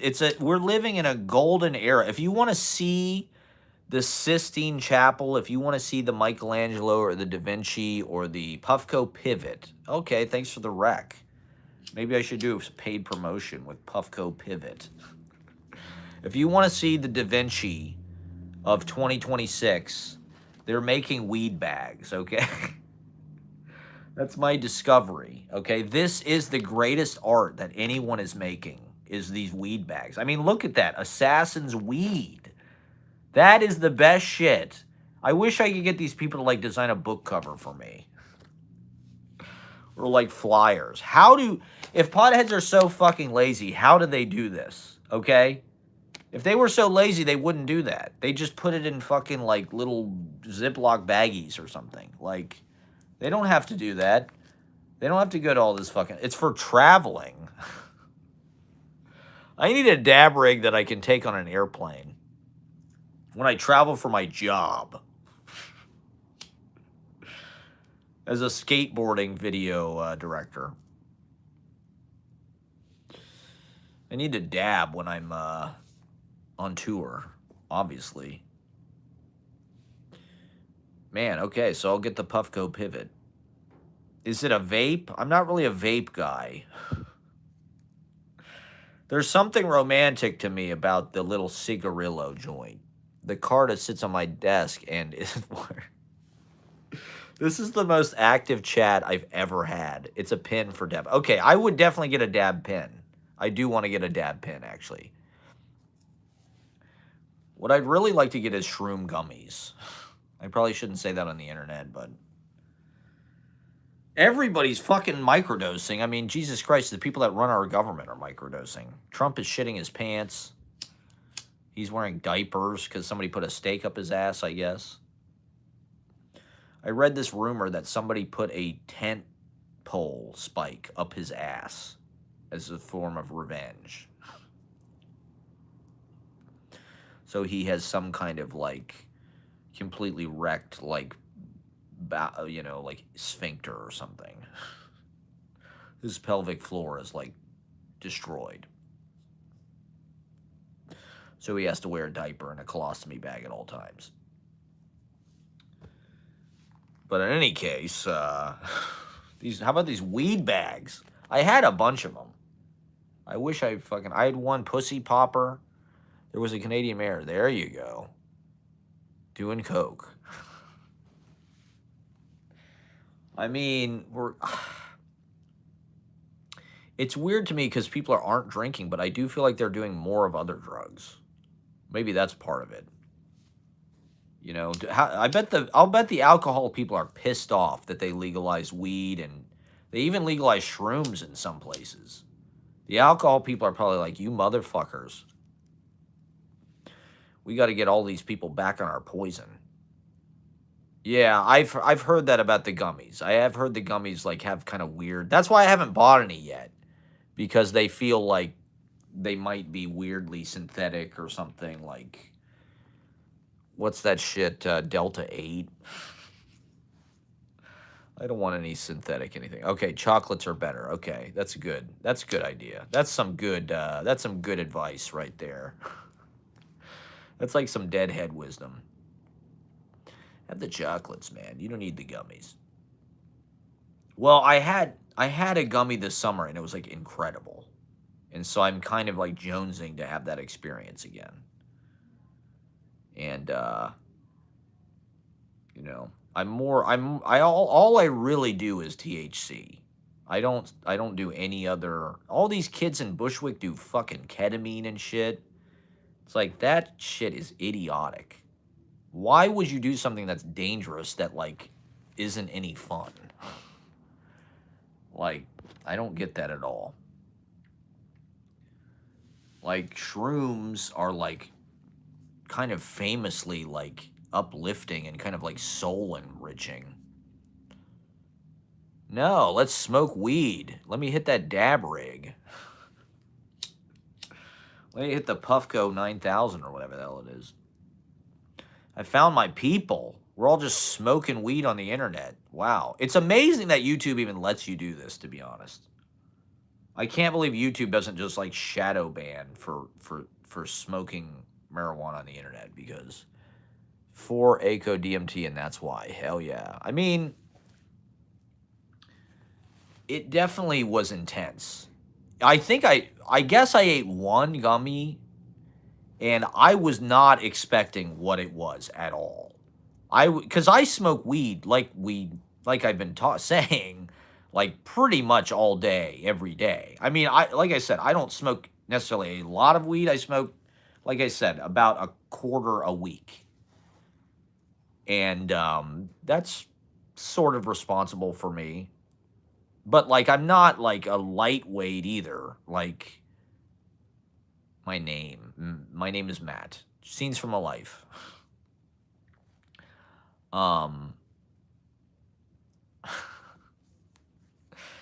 But I took one of these shroom gummies, which were, like, legal to buy. She got them in Chicago. They were, like, something that you could just, like, buy in a fucking store in Chicago. And I took one of them, and it was like, I just about had a heart attack. It was like, this is fucking crazy. Like, I cannot believe that just, like, you know, old people are doing this. Oh, I'll just do a gummy, no problem. I'll just take a gummy to relax. It's like, Jesus, this was like as high as I've been in years. It was like a real shroom. experience. Like it was as intensive a shroom experience as I've ever had. And it was literally one shroom gummy out of a pack of like 8 or something. It's like, dude, if you took 3 of those things, whew, you would have a fucking heart attack. You'd go into cardiac fucking arrest. But I'd love to have another one. Smoke them if you got them, everybody. I'm smoking the Assassin's weed here. I mean, I get 2 8s for $35. It's not a horrible deal, but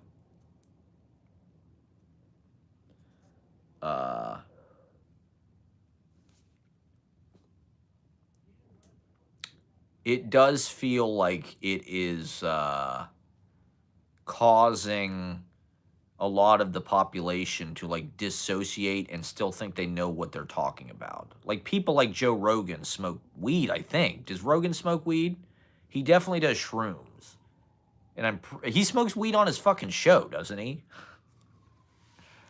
And it's like he believes a lot of bullshit. You know, like he acts like he's skeptical and he's like some deep thinker or something, but like I think the pot smoke like helps him be like, oh, dude, aliens. Yeah, that sounds plausible. There could be, you know, like he'll believe any kind of CIA conspiracy because he's just fucking. That's what weed kind of does for you in a way. It kind of. I don't know if it makes you like gullible, but like it does make you a little more paranoid, or like you see connections. I think it causes you to draw connections between things, maybe. I think that's one of the things I like about it, is it helps kind of with like metaphor stuff. But all I'm saying is there's a lot of people out there who are like Rogan, who are like libertarians or whatever. They're sort of like militia, right-wing type people, but they're for weed being legal or shrooms being legal, like Oregon, right? I think you can fucking do anything out there. You can do heroin. And it's like,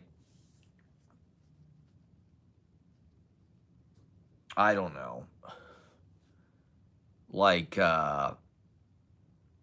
it is having an effect. Trump, like there are people probably that smoke tons of weed that like are into Trump because it's like he's entertaining, he's a vibe. I think it's part of the reason why everybody's so vibe intensive now. Weed is like totally like a vibe drug.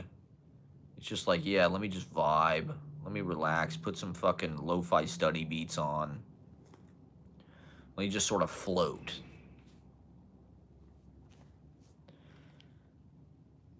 I mean, I don't know. I don't know what my life would be like if I stopped smoking weed. Would I just start to kill it? I don't know. Can't tell if you're a young-looking 40 or a rough 20. Oh, my God. I used to look a lot younger. It's been a rough couple years for me. I'm a rough-looking 40. That's how I feel. I feel like a rough-looking 40. I do feel rough in a way that's not good. I did not feel rough a couple years ago. I felt young and mint condition. People did used to say pretty often that I looked young. But I kind of don't like, there's this whole thing that like millennials like look young for our age or something. We're all like remarkably young looking. It's like, it's kind of nice when people look how old they're supposed to look. Like, I don't know. There's nothing wrong with looking like you're 40 when you're 40. You don't have to look like you're 25. Like, in fact, maybe it's hotter. Maybe it's hotter to look 40. It's harder to look 40. Everybody's, I don't know. It's just like everybody's softer. People do look younger now. I don't know what it is. Is it soy? Is it all the estrogen? You know, I don't know. I mean, I do smoke, constantly. And my diet has been horrible the last couple years. And so it's put a lot of age on me in the last couple years. It's been, it's been rough the last couple years. So, I don't know. It is what it is. It's experience. I mean, you can't look young forever. You can't, unless you're Paul Rudd. And I just think that's, why does Paul Rudd want to look young? Like, you should look like you're 58, asshole. Like, I don't know. It's just less interesting, I think, to look like you're 25 for your whole life. But, or I don't know. I think of people used to age more somehow because of smoking, because of drinking, because of, I don't even know, stress. Chet Baker. Look at Chet Baker. Look at how that guy aged. That's just life. That's life on your face. I think that's aura. It's it enhances your aura. Ay. Well, anyway, I'm a young-looking 40. That's a positive.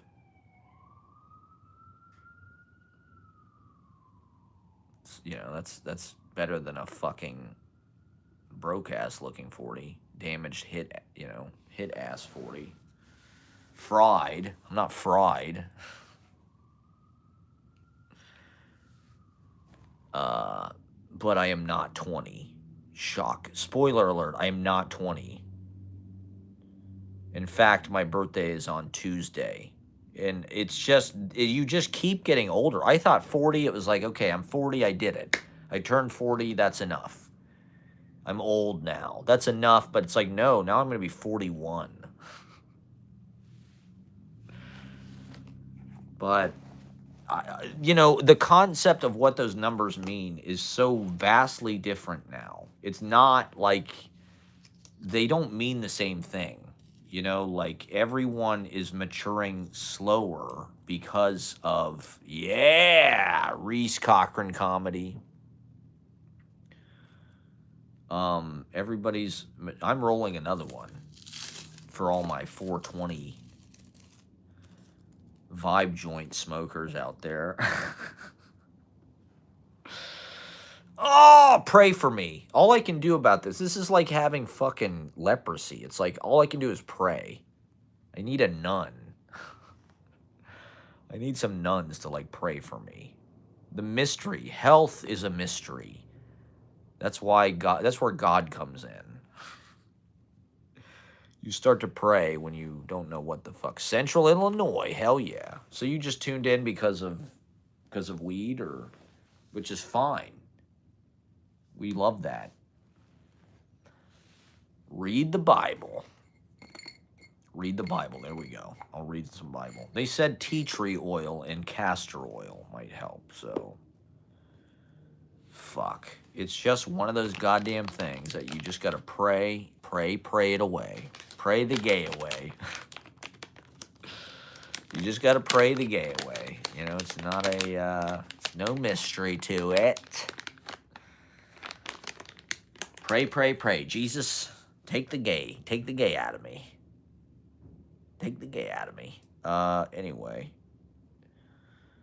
We're all lighting up. My tokeheads out there. My Grateful Dead. I've got wrestling. Is wrestling for potheads? What do you think? Do you think there's a connection there?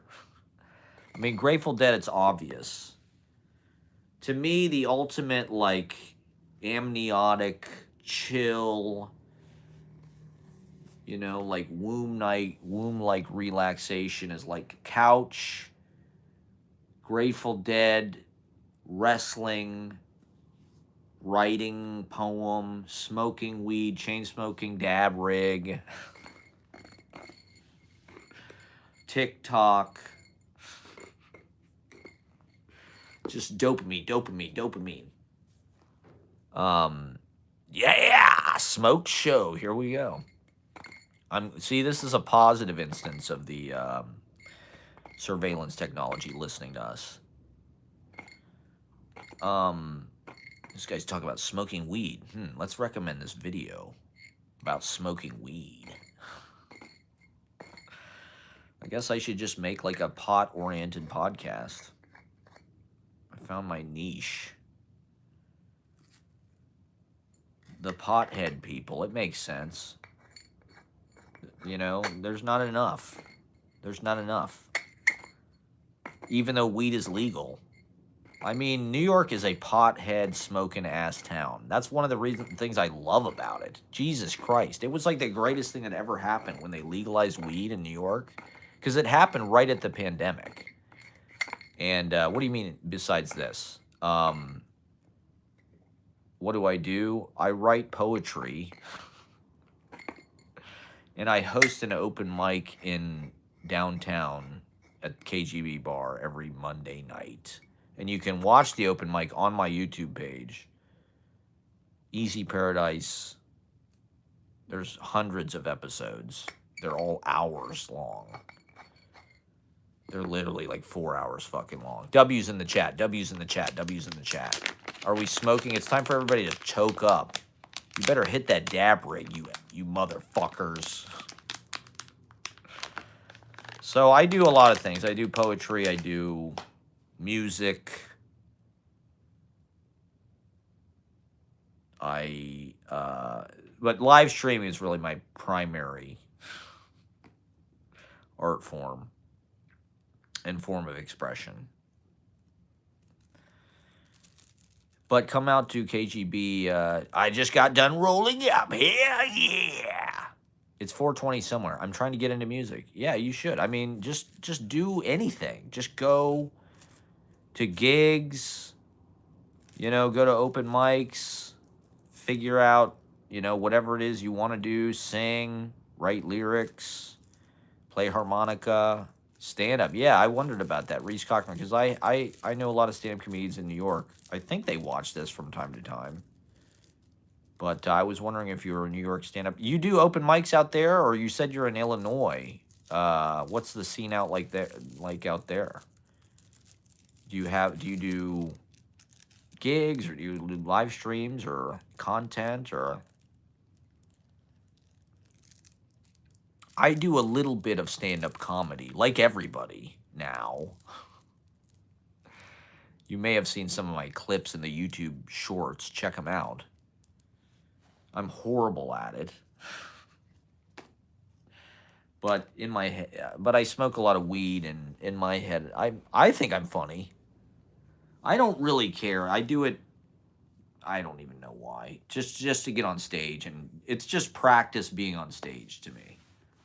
I'd love to get gigs, but people seem to think that I'm just like fucking terrible. I seem really gay on stage. I don't know if I seem gay when I'm doing this, but for some reason when I do stand-up comedy, I sound like Paul Lynde from Hollywood Squares. I just sound very gay. So I'm trying to work on that, sounding less gay on stage.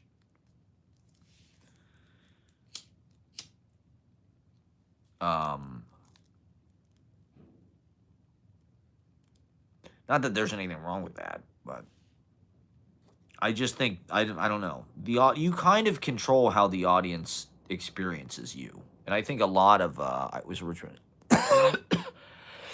hell yeah. Yeah, I was wondering about Chicago. A lot of people from New York like go to Zanies or whatever, and it seems like a lot of these people actually come out of Chicago. Stand up too. Like Mulaney's from fucking Chicago, or a lot of these guys, when they get Saturday Night Live, it's like they audition in fucking Chicago. So I think Chicago is actually like a completely central fucking, you know, you're connected to anything fucking, there you go. Nice. Hell yeah. It's an exciting time for comedy. You know, that's one reason why I got involved in it, because it's like there's a wave, And like shit like the Comedy Store, Comedy Cellar, even fucking doing Grizzly Pear and shit like that. Or like I did this fucking open mic, yeah, there you go. Don't tell, wait, don't tell me. They do that in Chicago. That's hilarious. That's amazing, actually. Yeah, Chicago has got everything, man. It's actually kind of the spot to be. I mean, Ashley's obsessed with Chicago, and like all these bands are from fucking Chicago. Like, it's because it's still sort of affordable there. It's not totally like New York or LA where it's just like the soul has been fucking, oh yeah, don't tell comedy shows. I think I've heard of that. I don't really follow like comedy culture, like Skankfest. I've heard that. Like, I don't know that much about comedy culture. I know a little bit about this or that, but I'm not that deep in it. So, you'll have to forgive me. I did this fucking open mic in a hotel in Midtown. That was really cool. It's just, it's something that's kind of a fun hobby. And there you go, 800. Damn, you sell cars. Awesome.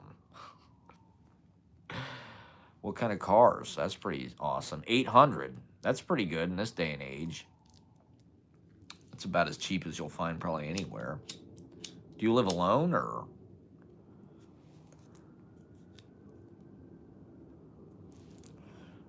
I mean, at this point, if you can get traction, if you can get established, like, you can work out of anywhere, I feel like. Like that's one of the interesting things about comedians. It's like there's touring comics that like live, like just in the middle of America, wherever the fuck they want to live. But like they can fly wherever.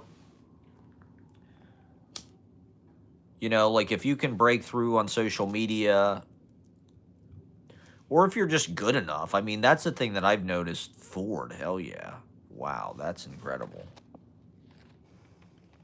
Don't live in the city, too expensive.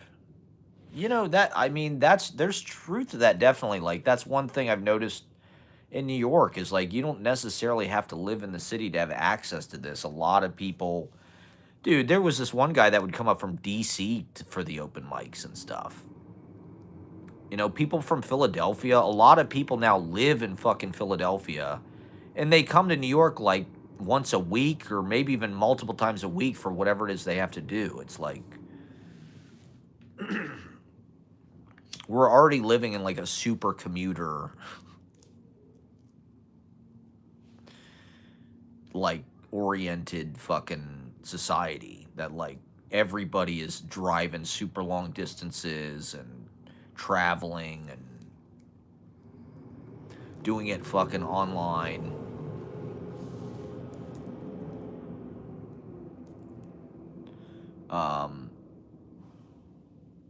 Yeah. Oh yeah, I mean that's one of the things that I love about being here is like you get people from everywhere. I regularly have stand-ups, wow, Hagerstown. Yeah, I regularly have comedians from all over the place. Atlanta. I had a lady from Alaska a couple weeks ago. So it's,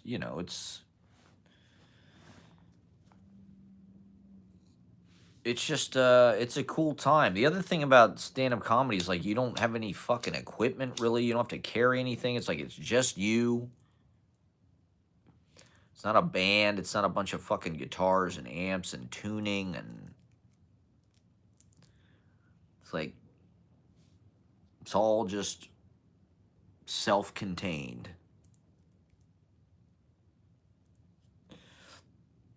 But there's a lot of fucking people trying to do it right now.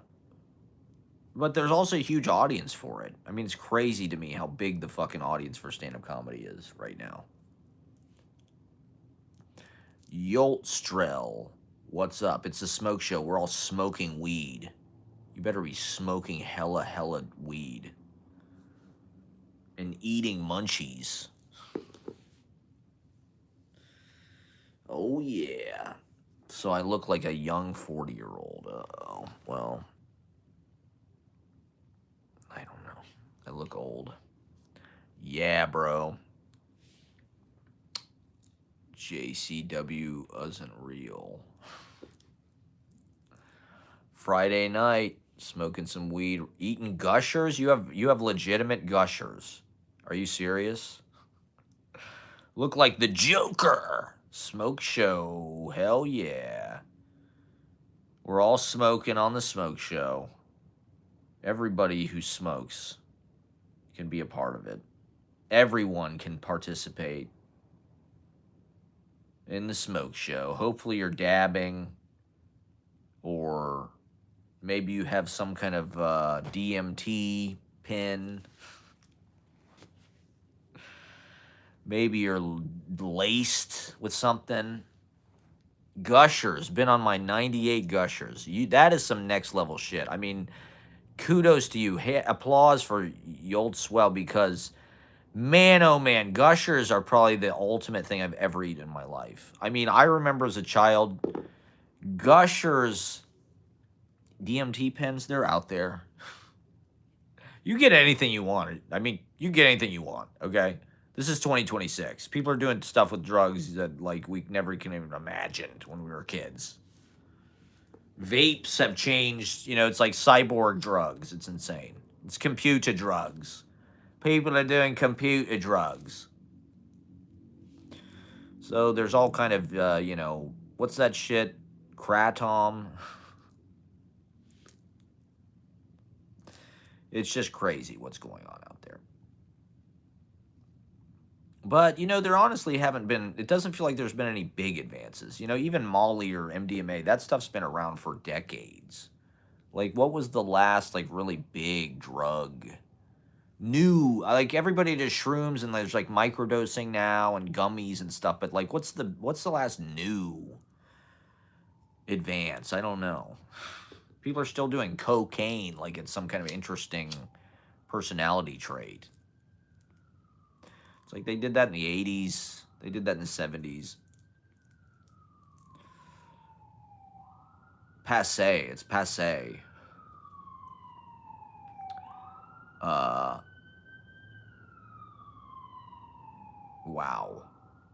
Crack open a Red Bull. Now you're talking Gushers and a Red Bull. The balanced diet. That's in the food pyramid, right? I think that's most of the food pyramid. Is it red Gushers or purple Gushers? God damn. I mean, anytime we got Gushers, it was like a Squeeze-It. Have you ever had a Squeeze-It? Holy shit. Squeeze-Its. It was basically just like they took the syrup of a popsicle and put it in like a plastic, like a microplastic, like beer bottle. Bro went to the gas station. He got some Gushers. Are Gushers like widely available? That almost seems like a vintage snack to me. I have my own gas station. There you go. Damn. This guy's a gas station owner. Holy shit. We got legit entrepreneurs in the chat. We got a car salesman and a gas station owner. Give yourself a round of applause, everybody. Good for you. Making that fucking cheddar. Bro is Indian. All right, here we go. He's an Indian gas station owner with Gushers. He's doing well for himself. He's responsible financially. Uh-oh. Here we go. Red Gushers, everybody. I mean, Gushers are sort of like an imitation of a grape. It's like, how can we make a grape the opposite of like how healthy it is? Just make it as unhealthy as possible and as delicious as possible. Put nothing natural in it. Put nothing that's like a real grape. Or it's sort of like a cherry, I guess. God damn, they are so good. They should make some kind of organic Gushers. I'm telling you, you would have a big business if you could make organic versions of like childhood junk food. If you could make organic gluten-free Gushers, organic gluten-free Lunchables. I used to love fruit roll-ups. If you could make a fruit roll-up out of actual fucking fruit, which is sort of what Trader Joe's is, I guess. You have organic Gushers at your gas station. Are they more expensive, or I'm sure they are. I want farm-to-table Gushers, okay? I don't want any antibiotics in my Gushers or any kind of preservatives. I mean, I'm sure everything in a Gusher is absolutely horrible. I'm sure they are all, it's all poison, probably. It's like eating a fucking candle or something. A Yankee Candle. Bioengineered Gushers. We need non-GM. There you go. These goddamn GMOs in the Gushers. They just had to genetically modify. The original organic Gushers were not good enough. They had to pump them with all kind of fucking bioengineering. Big Gusher. The big Gusher industry. They just ruined it, you know. They just fucking, they hoarded out. We had such a nice little product, and they hoarded out and destroyed it. Big pharma. Big government. It's a goddamn government.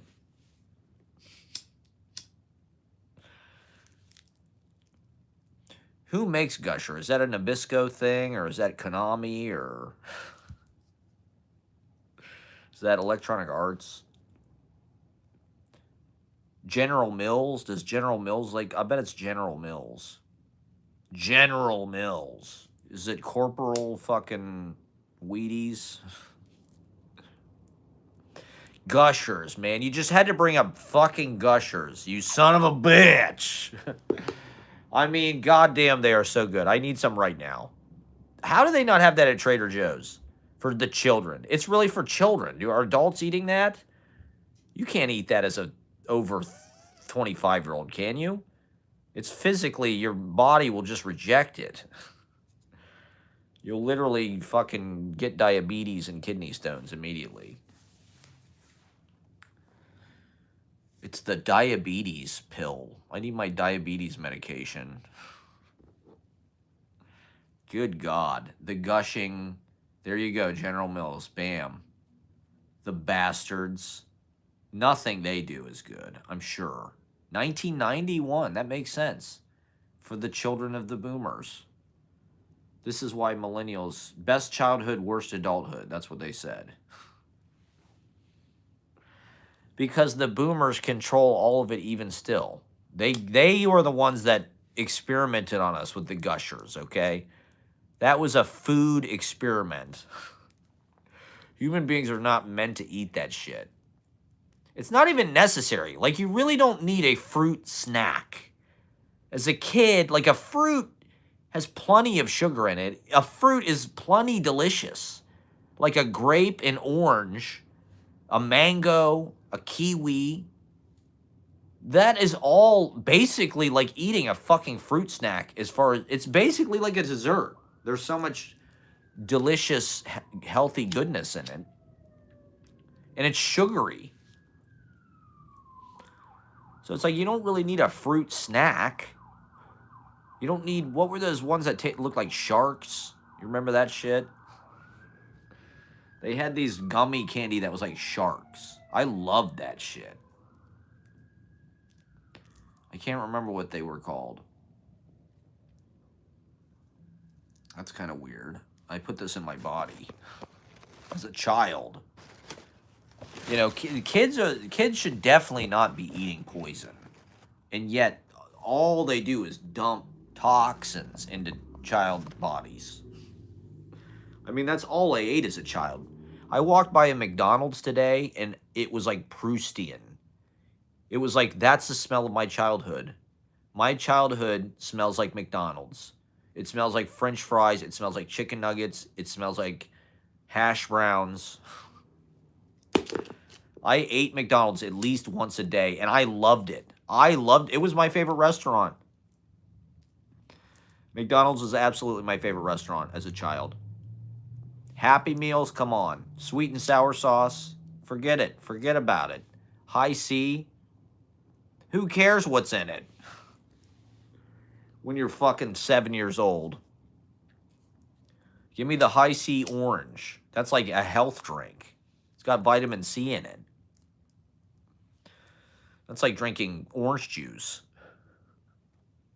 That's like a kombucha for 8-year-olds.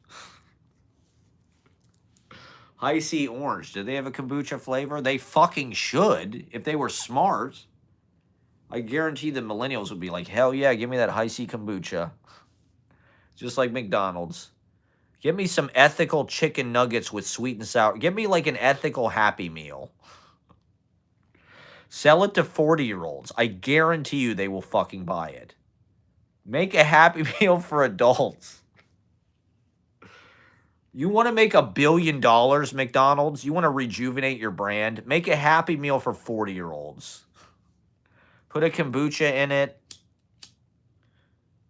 Put some, like, antibiotic-free, like, gluten-free chicken nuggets. Maybe, like, turkey nuggets.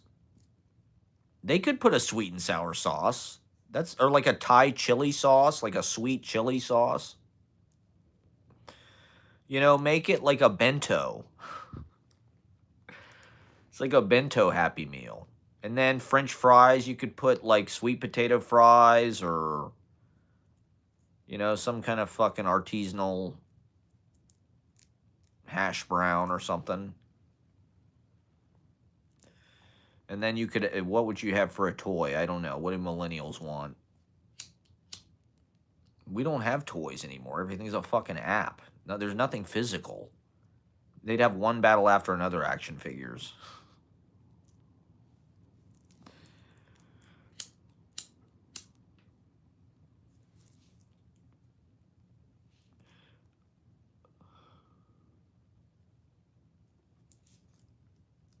Marty Supreme meal.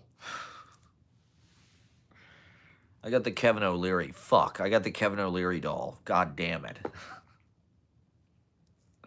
Fuck, I wanted the fucking, what's her name? DeZion, Pamela DeZion, or whatever the hell her name is. I got Kevin O'Leary again. Son of a bitch. For some reason, they made way more Kevin O'Learys. They didn't make as many Marty Supremes. Too many Kevin O'Learys. Not enough Tyler, the Creator dolls. I'm telling you, take notes, okay? This is $1 million idea. McDonald's, this is a free idea. I am the Donnie Deutsch. I am the Donnie Deutsch of fucking Trump 47. We have to fight capitalism with capitalism. Are you smoking enough weed out there in the chat, for Christ's sakes? I smoked a joint in Washington Square Park. It was literally like 3 feet long or something. This guy had this, it was like in one of those raw cone things. But it was literally like, you felt like Gandalf smoking it. You're like, fuck yeah, give me this huge joint. That was a 420 special. I mean, Washington Square Park was like a fucking head shop. It was like packed, first of all. I mean, it was dense with people. And there was just weed smoke in the air in giant fucking plumes. Oh, it was fantastic. The Biden era. It's gone now. Now we're in World War III. Now we're in dementia, demented Donnie, destruction. He's going to blow us all to smithereens. He's going to nuke Chicago. You know what? Nuke Minneapolis. Let's kill these fucking people. Just get them to shut the fuck up. Nuke Chicago. It's too violent. They didn't give me the Peace Prize. We better fucking destroy them. We better start a fucking war. I didn't get the Peace Prize. I better fucking start a war. Ay, ay, ay.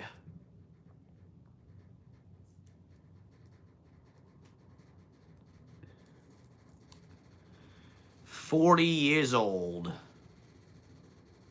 And you just keep getting older. I mean, there is a lot of goddamn ageism in our society, and particularly Gen Z. I mean, the fucking social media really encourages the generations to hate each other. I mean, there's a lot of boomer hate, at least in my feed. Jesus Christ. There's so much fucking boomer hate. It's crazy. Just about how boomers had it easy. They could buy a house for $500, blah, blah, blah. And our lives are a living hell. It does suck. I mean, it does suck to grow up around all these people who had it easy, who are still alive, by the way. And they still have it easy. And we're suffering, and we've had to suffer our whole fucking lives. And what can they do about it? Except, you know, try to be nice about it or feel guilty. I don't know. But there's a lot of intergenerational. And Gen Z is the worst. Fuck them. Well, it's all like Gen Z thinks just because they're young, oh my God, that's all you fucking hear is like, we're better than you because we're young. That's all they have. I think the election exposed Gen Z. We see them for what they are. They're confused. They're misinformed. They're manipulated by social media. They miss crucial parts of their education. They're immature. They're fickle. They're temperamental. You know, they're idiotic. They're gullible. They're kind of obnoxious, actually. They're not, like, heroic. They're not noble. They're like the first generation ever that's like a bunch of fucking idiots. Every generation of young people is like liberal forever until these fucking morons, because of social media, keep smoking weed, Gen Z. But they're hyper judgmental. They're just like, oh, we're young. We're younger than you. You're old. You're 30. Oh my God. Unk. It's like, Jesus Christ. It's like most people are over 40. Most people alive are like, at least half of them probably are. And it's like, Gen Z is demographically not that big. Millennials are way bigger demographically. It's actually a pretty small generation. And they're hyper judgmental and hyper antagonistic. They're hostile. There's a lot of hostility. And, you know, they're incels. They're fucking weird groypers or whatever the fuck. They're gooning. You know, it's like one idiotic, kind of grotesque fucking trend after another. It's like, why? Why is this popular? Groyper? What the fuck? Like, gooning? Like, who the fuck does this? Like, this is really dark. This is like some kind of David Fincher fucking movie. Like, what the fuck is this? Like, people's humanity is disappearing. But Gen Z just has this anger. They have this sense of importance, sense of narcissism, sense of... I mean, the youngest generation to whatever, being adults, is usually the center of attention, I feel like, in the culture. It's sort of their coming out party, and like the culture sort of geared to them. They're just peeking into sort of like their sexual peak, you know? And so it's like they're the most, I don't know, easy to sell or something. I don't know. We're fascinated with youth. It's part of celebrity culture. It's part of image culture. It's part of art. They have to make people famous as young as they can because they keep selling them to you. You know, if they can make Selena Gomez famous when she's fucking 8 years old or whatever, they can sell it to you again when she's 20, and again when she's 25, and again when she's 40. And, you know, they just keep selling you the same fucking person because they're a household name. And they always will be. And, sorry, I'm smoking weed here. I hope you're smoking weed out there. And I don't know. So our culture is youth obsessed, but like it feels like it's hyper intensified and been like weaponized. Everything is weaponized. It's my new favorite word. It's everybody's favorite word, weaponized, because everything is fucking weaponized. Everything is like used with hostility now because it's competition. It's like you have to beat. We're all miserable, and we make enemies of each other through social media because of our fucking the way we're managed through our phones, and our perception of each other and our social relationships is completely dictated by what we see on fucking Instagram. And so everybody's fucking miserable, so it's like we gotta clobber each other to get to the top. So it's all weaponized. Every weaponized therapy speak, weaponized clowning. I'm weaponizing my live stream. I'm weaponizing my fucking marijuana. Oh my god, here we go. You guys have got me smoking hella weed now.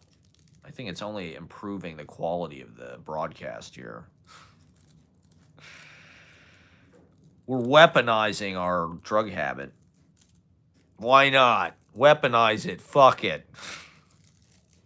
Weaponize the demographics. Make the young people hate the old people. Made everybody in every identity category hate each other.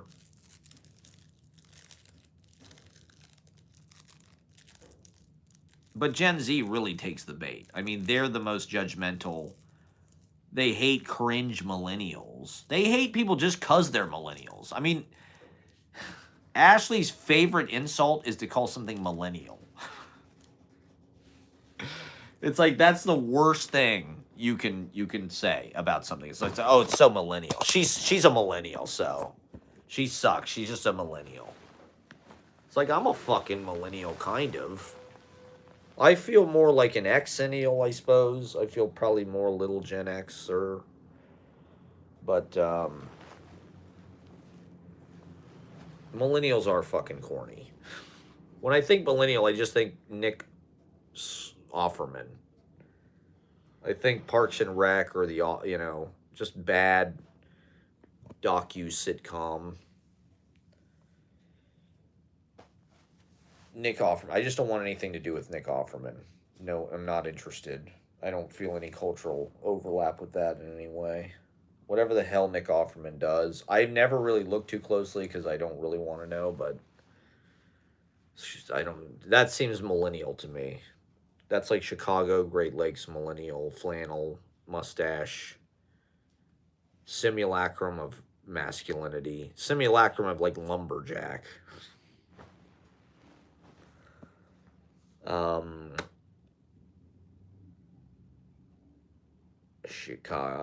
Chicago.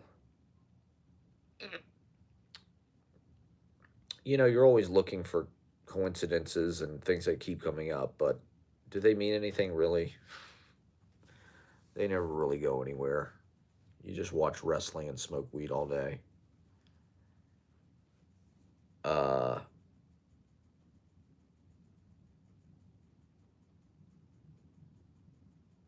Yeah, I don't know why Gen Z hates us so much. I get along with, they're crazy too, I guess. I think I get along with Gen Z maybe in a way. To me, in a way, like Chalamet kind of typifies Gen Z. He seems to be like the leading Gen Z, kind of the way that he comports himself, the way he looks. He's sort of undeveloped. He's sort of like a spaz. He's got a lot of energy, but he's like really misguided. Like his ad campaign thing for Marty Supreme, I just thought was really clumsy or something. He put a lot of confidence into something that was like sort of whack. It wasn't as innovative as I think he thought it was. And he dates Kylie Jenner, and like, I don't know, his weird like rap about being, I don't know, he's kind of cringe. I don't know. Gen Z's lame. I think they're lame. What have they done that's so great? Nothing. What has Gen Z done that's so great? Give me one example of something Gen Z has done that's cool or innovative or anything. Is it mumble rap? Is it UGG rap? What is it? Is Young Lean Gen Z? People like Young Lean. Do people in the chat like Young? I don't know anything about Young Lean, but I have heard he seems to be. Is Geese Gen Z? They're terrible. What about McGee? Is McGee Gen Z? McGee is sort of an 80s rehash. He's not that groundbreaking, really. So, Gen Z, how about you shut the fuck up? How about you come up with something groundbreaking? I don't know. You know, you got all this judgment, you got all this hostility. Zoomer dynamism. Where's that Zoomer dynamism I've heard so much about? I know there's a lot of pouty novels. There was, that Madeline Cash novel? I think I saw a review of that in the New Yorker or something. Or maybe it was the New York Times. I don't know. There's a lot of 24-year-olds that wrote novels about, like, their ennui. And being online. There's a lot of internet novels about ennui. And being sort of like a debutante. Going to Bennington. And they all get reviews. And they all get attention. Meanwhile, we're the 41-year-old live streamers here, smoking weed on the internet, inventing the future of literature, doing a literary jam band of brainstorming, and interacting with the audience. I like, the back and forth, the collaboration, the comments. Ay.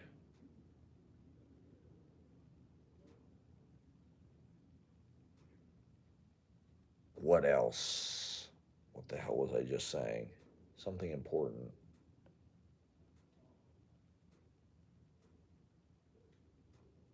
JC isn't real. Hell yeah. Thanks for watching. I've got 4 people, so far so good. It's been, 4 hours? We're just getting started. We're just scratching the surface. It's freezing outside. Maybe I'll get a snack. Should I go in the living room? I think everybody's gone for the evening, so maybe I can go in the living room. Oh, I'll be clip farming this. I think we got some good material from this. Thank you guys for watching. Do you think it's going to snowstorm? I usually, when they fucking blow it up this much, it's not as bad as they say it is. I don't even think even if it's as bad as they say it is, it's not that bad. Like 18 inches or whatever is not that bad. It's like, I don't know, you hear fucking stories about feet of snow and shit. It's like, that's 1.5 feet at worst. Like, it's just snow. Is it gonna be icy in New York and shit? Like, I guess probably, but I'm not expecting it really to, like, paralyze the region. Although, there's all this crazy astrology, and supposedly they're going to attack our electrical grid, right? Like, that's when they really come at the United States, that's how they're going to do it. China or Russia, whoever, Iran, they're going to attack our electrical grid. Wait till they do that. Wait till they attack our electrical grid in the middle of a fucking ice storm all across the fucking country, and Trump is the fucking president. If Iran did that, what the fuck would he do? Would he nuke them? The demented old bastard. He certainly he can't really be trusted to make that decision. And neither can goddamn Pete Hegseth, and neither can fucking J.D. Vance. Do you want any of these people making these decisions? Maybe the most responsible person is Marco Rubio. Dude, how fucking scary is that? The most responsible person in Trump's orbit, who would you say that is? It's got to be Marco Rubio. That's fucking scary. the most sensible person around Trump. And so I don't know. I'm being paranoid pothead. This is the miracle of smoking weed. You start to imagine worst case scenarios, but I don't know. New York is an ancient place. It's been here hundreds of fucking years. There's an infrastructure here it's deeper than we even realize.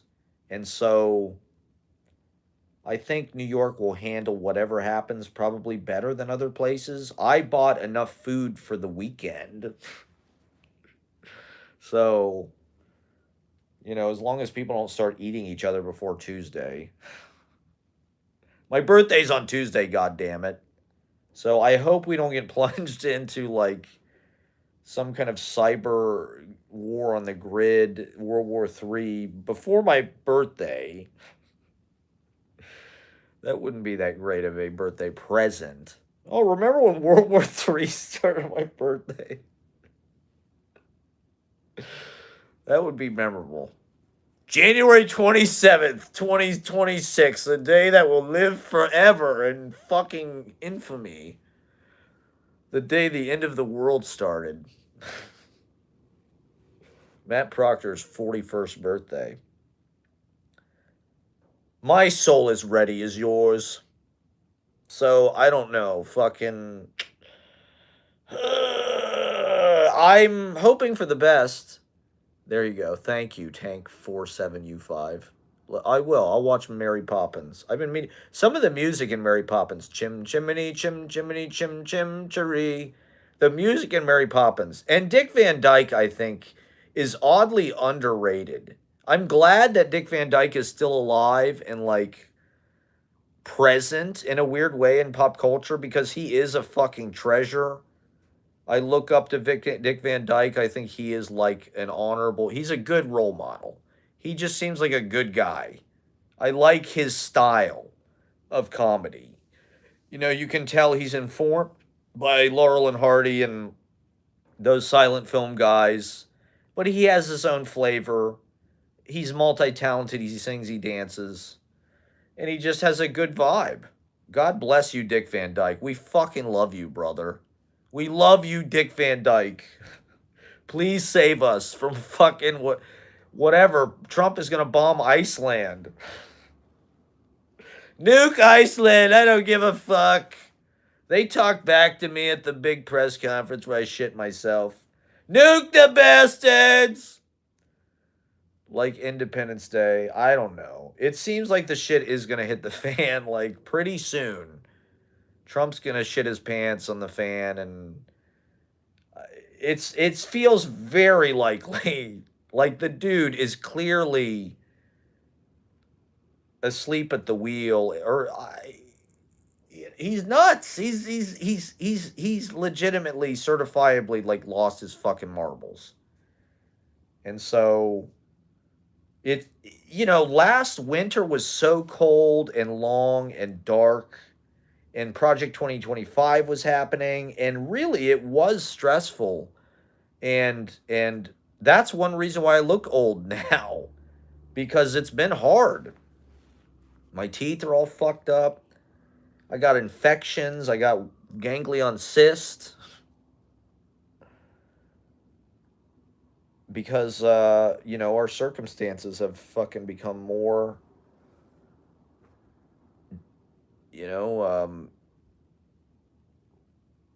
dire. But this winter could take... I mean, I don't know what people think when they're saying shit like, oh, empires only last 250 years. It's like, what do you think that's going to mean? When Donald Trump is shitting his pants, his brains are turning to mush, they're oozing out of his fucking ears, his face is drooping, there's bruises on both of his fucking hands, like some kind of weird satanic kind of stigmata. Some kind of dark inversion of the stigmata. And he's confusing the countries he wants to invade in front of the whole fucking world. All of the most important, powerful people on the planet are watching him just sort of like lose his mind. What did they call it? AOC had a good word for it. What was it? Fuck. Because he's literally like decomposing in front of us. What did she say? Not disintegrating. I think I looked it up. Let me see if I have it here real fast. Decompensating. He's decompensating in front of us, which decompensating the failure of bodily organs or mental defense mechanisms to maintain normal function under stress or disease leading to rapid deterioration. He is decompensating in front of us, like literally. We've seen it over the last 6 months, especially if you've been paying attention. Like, shit has been deteriorating. It's not just like in our heads. He's losing his fucking mind. And so it's going to be freezing fucking cold. Is the electric grid going to go out? And then what? People are going to be starving. They're going to be freezing. They're going to be looting. The internet will be down. What the fuck are we going to do without the internet? I mean, or our phones. You know, like there's no infrastructure that's not internet based almost. Everything is a fucking cell phone. Everything is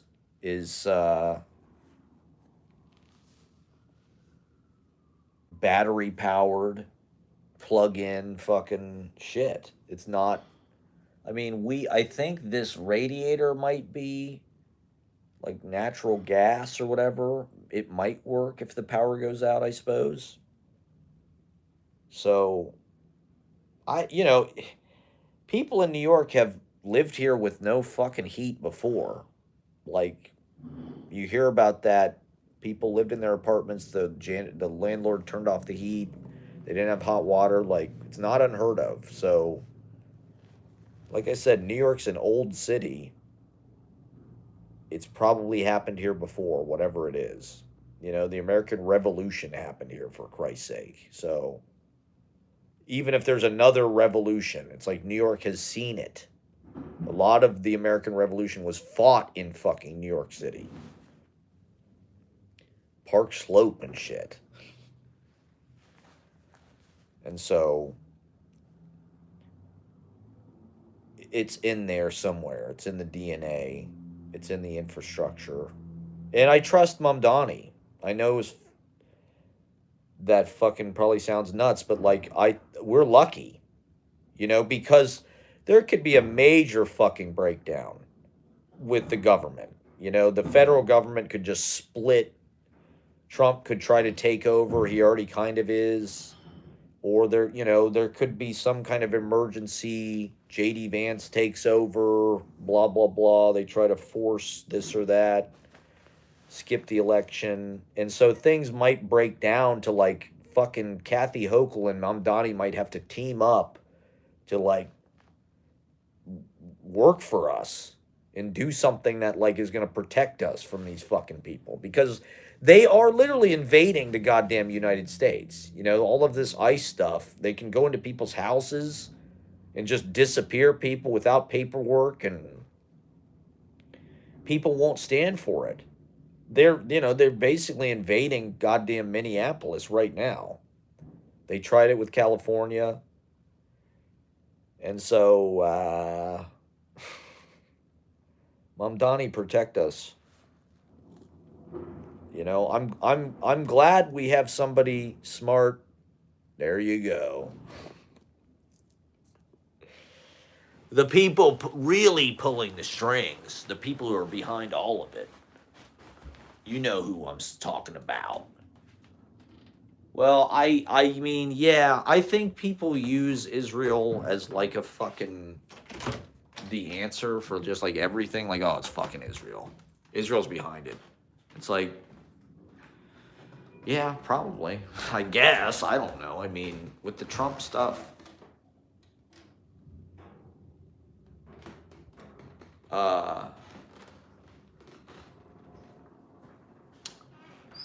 Dude, how about the Gaza fucking condos? Are the Free Palestine people stoked about that or what? Are you fucking stoked about Gaza City or whatever the hell it is? The Jared Kushner. I tell you, real estate developers are some of the most evil people, maybe the most evil people in our society. These real estate developers really need to be. There needs to be like a fucking Hague for these real estate developers because they've really ruined everything. They've ruined New York. Okay, that's standing up. They ruined fucking Gaza. We need a snack here real fast. More cooking show. And I mean, it does appear, there's this guy on fucking TikTok who, his thing is, you know, right now we have a Pax Americana, which is like, I don't know what it's based on, Pax Romanus or something, which is basically like the Pax Americana is like America is sort of like the presider over like the world peace or something. Like America is a superpower and America is sort of the holder of like the post-war order. The agreement is the Pax Americana. That like none of the NATO countries are gonna fuck with each other. We're going to have like this sort of Cold War standoff. There's not going to be any major flare-ups. But the Americans are sort of in charge or something. But he was saying like they basically want to destroy the American empire. And reduce America's stance as a superpower. Make it weaker on the world stage, basically, and transfer that power to like Israel. So Israel's stronger. And there will be a Pax Judaica, is what the guy says. Meaning Israel will be sort of like the one running shit and the arbiter of whatever. The world order, the stability. I don't know, man. There's a lot of fucking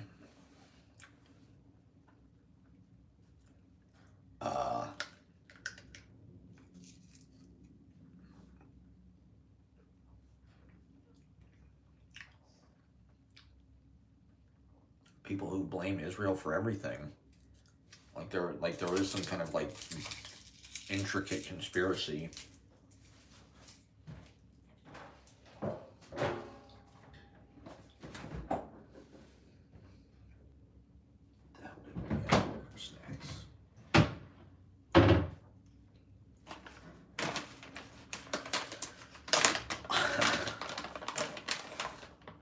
I mean,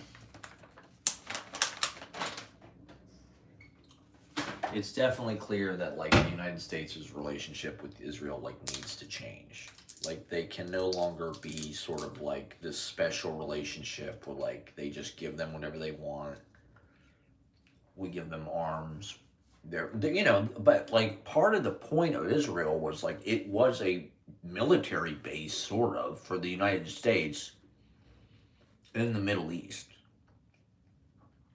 It was in our interest. We used them as much as they used us in a way. It seems like that. You know, we use them as sort of like a colony in the Middle East where we could proxy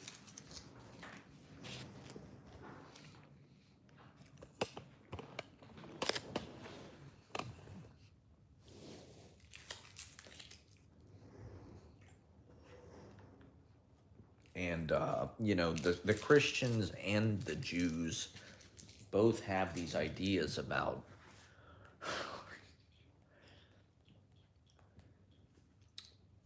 the prophecy and fucking, you know, Israel and blah, blah, blah. And so they both have an interest in making it come true. The Republicans, the Christian conservatives in the Congress want to send the Jews back to Israel so Jesus comes back. and vice versa. The Jews want to go back to Israel because they think that whatever, the Messiah is going to come. And it's fucking crazy. You know, it is crazy the way that these Congress people go to Israel and whatever, support them however the hell they support them. To the detriment of our own country and our own people. There's white people here that could be.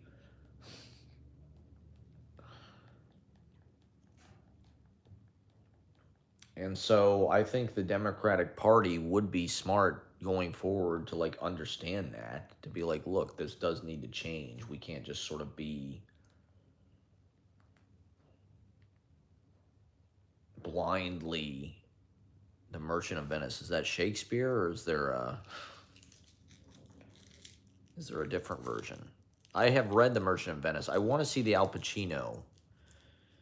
Supposedly it's very good. Jeremy Irons. Shylock is the Jewish character. It's sort of like Shakespeare's Jew. He's got a black guy. He's got, Othello's black. He's got an old guy, King Lear. Certain of his plays are like he's dealing with a certain issue. Caliban. I don't know if there's other examples of like Caliban. Or Caliban is sort of like, I don't even know what. He's like a creature, really. But like, it's maybe Shakespeare's like commentary on indigenous people or, enslaved indigenous people or something. And so Shylock is like Shakespeare's Jewish. That's his play where he deals with like the Jewish question.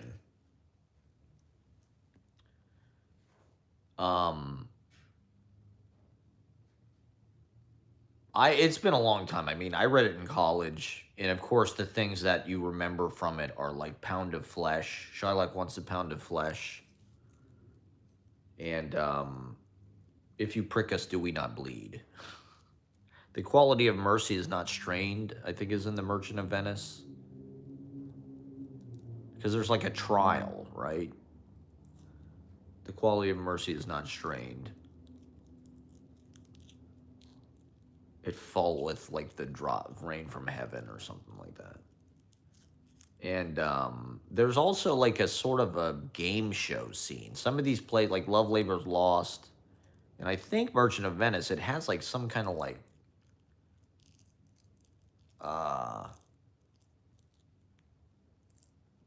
isn't there some kind of plot with like suitors or, I don't know.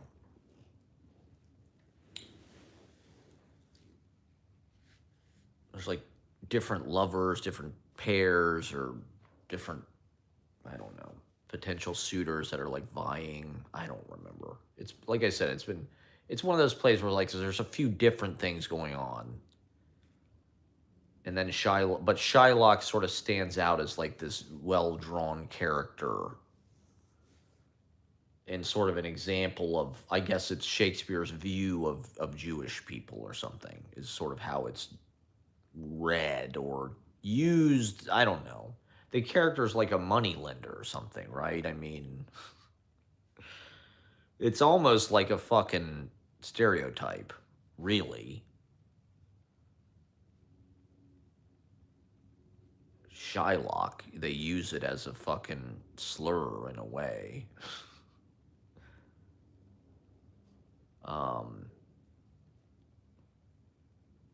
From what I remember, yeah, the character is like, it has sort of an Old Testament sense of justice. He wants a literal pound of flesh for whatever, because of his loan or something. I don't remember exactly what. And so they go to court because he's taking it literally. I don't remember. I'm just like bullshitting. I could be way wrong about all this. The Merchant of Venice. My understanding of it, the way my professor described it in college. He said Venice was like the New York City of that day. It was like a port. It was a crossroads of the whole world. It was international. Okay, Ashley's coming back now, so I'll get off pretty soon.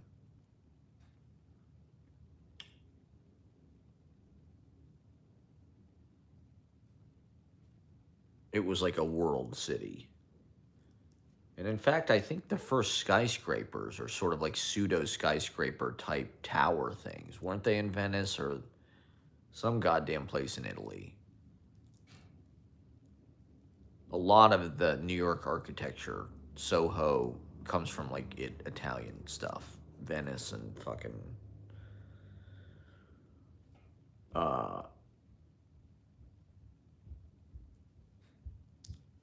see, this is the wrestling I've been watching right here.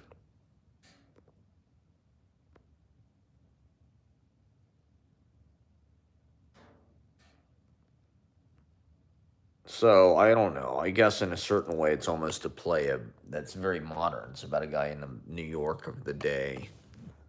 He's a banker. It's like Uncut Gems. Shylock was I bet Adam Sandler would be good Shylock. When's Adam Sandler gonna do Merchant of Venice?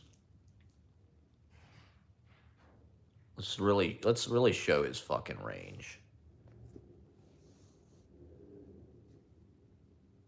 Let's let Sandler really show his range. So I don't know, man. They asked Joe Rogan how many Jewish people he thought there were in the world. And like a lot of people, I think, he said 1 billion. And then he said conservatively 500 million.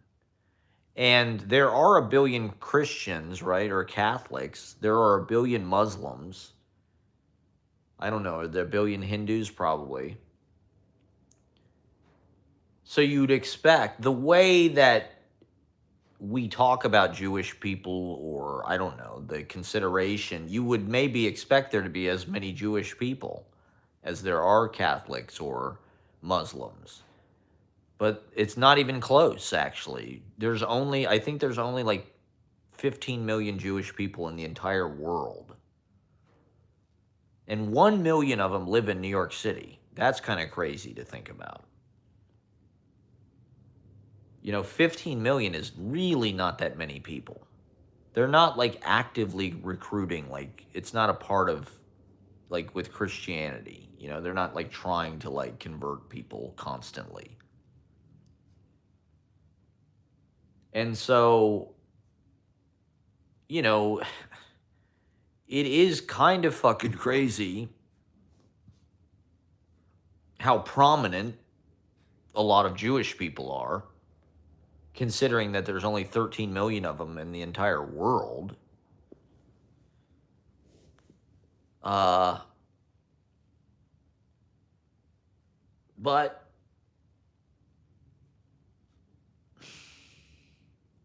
I don't necessarily think it's like a conspiracy any further than like people who get into positions of power, like generally try to help each other. And it, from my understanding of it is like, it wasn't always this way, like Jewish people, it took them decades to get into this, like Jewish people are excluded from a lot of stuff 100 years ago. They were banned, they were forbidden. So they, there's a lot of Jewish people in the East, I feel like. Like when we were in Vermont, there were all these Hasidic Jewish people, like, I don't know if they were on vacation or summer vacation. And so it's like, you want to be sensitive. Like, I don't want to be anti-Semitic, but it's like they use anti-Semitism as a shield for a lot of stuff. And,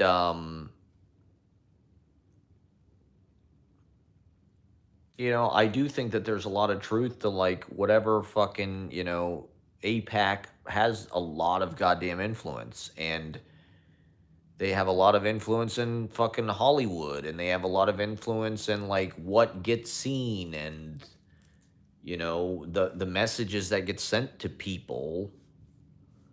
Um,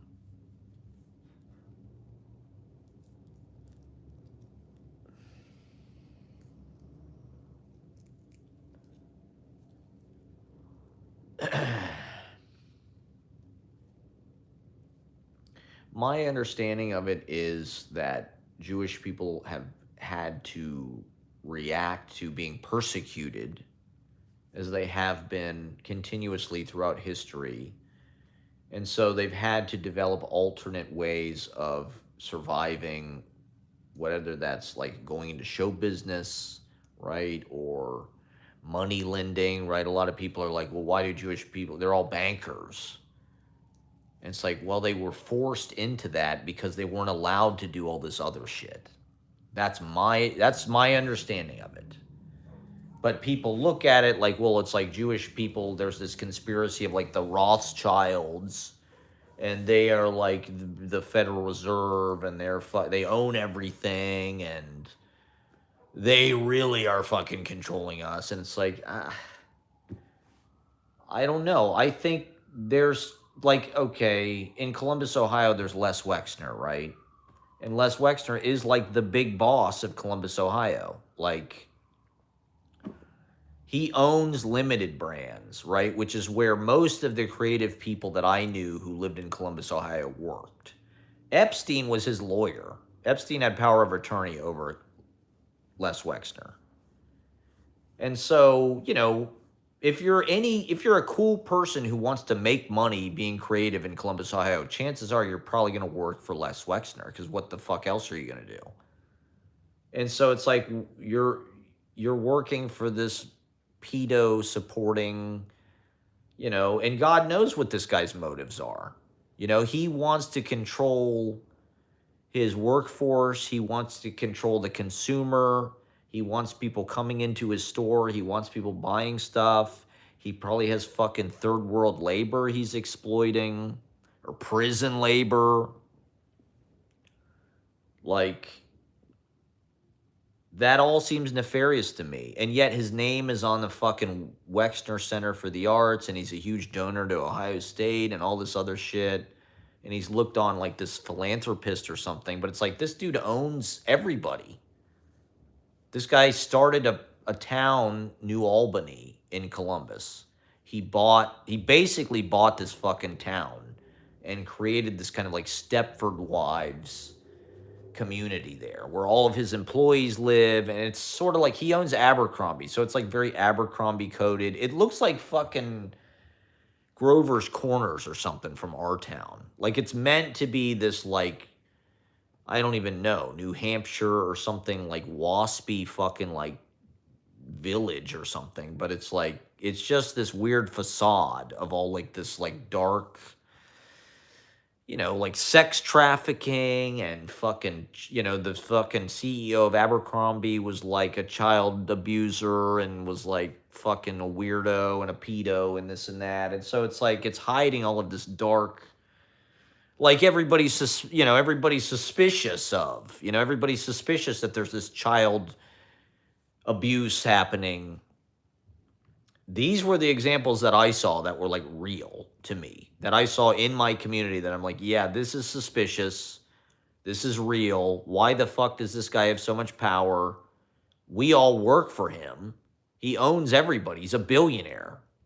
And it's like, Ohio is like this nice little farm or something that he manages, this like human farm or something of like Gentiles, right? Who like work for him, who are, they're good workers. They're white, Christian. They have that Protestant work ethic. They believe in the power of the almighty dollar. They just want a job. They won't ask questions. They're not political. They're Republicans. They want to keep their tax dollars. They'll vote for fucking Bush or Trump or whatever. And so that's suspicious to me. But there's other business people that do that. You know, fucking Elon Musk does that, or any of these people. There's any number of towns that are dominated by one industry that are owned by one person. There's any number, whatever it is, Nike. Usually the people that have some big business in the town are like a big fucking deal, and they're not always Jewish. It could be fucking, I don't know. In Chillicothe, there's the Mead. It's like a paper mill.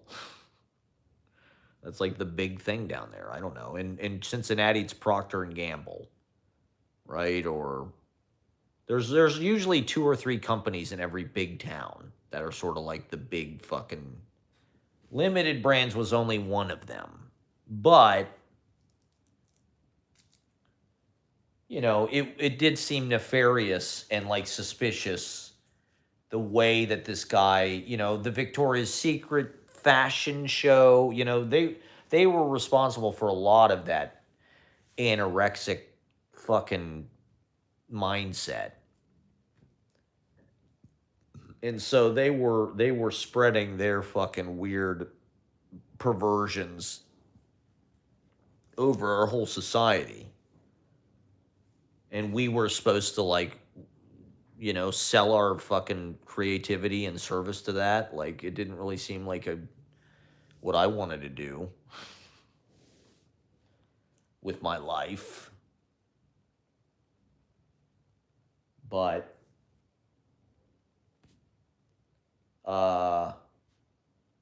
it's already too late, I think. I think Israel won.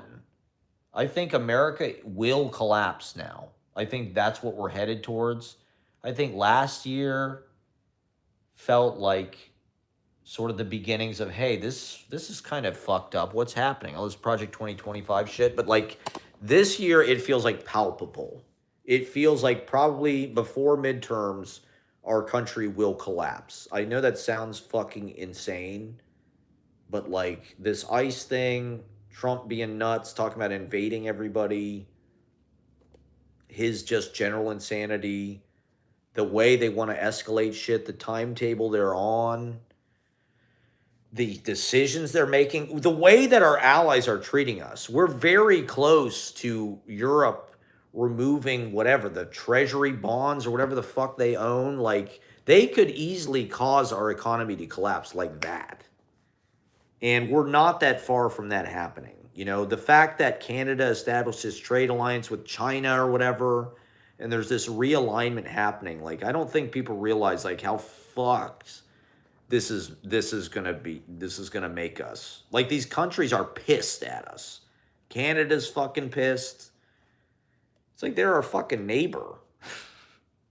I don't think they love that we went in and fucking invaded this guy in the middle of the night and snatched him up and broke all the fucking kind of like rule of law type shit. And so I don't think Americans have been sitting high on the hog our entire lives. I don't think people realize how good we've had it. And I think we're going to find out what it's like to not be number one. Our money could be literally worthless. Like this guy said, inflation could be as high as 15%. Like, if the dollar crashes, that's, if people thought the price of eggs were bad, like, it's going to be everything. And I don't even know what that's going to be like. It's going to be like the collapse of the Soviet Union in a way. It's like somebody said with Trump, it's like they buy the dip. They want to crash stuff so they can get it cheap. He does all this crazy shit so the market tanks. And then him and his buddies can buy a bunch of shit cheaper. And then everything kind of steadies out and goes back up to where it was, so they make money. And so it's like,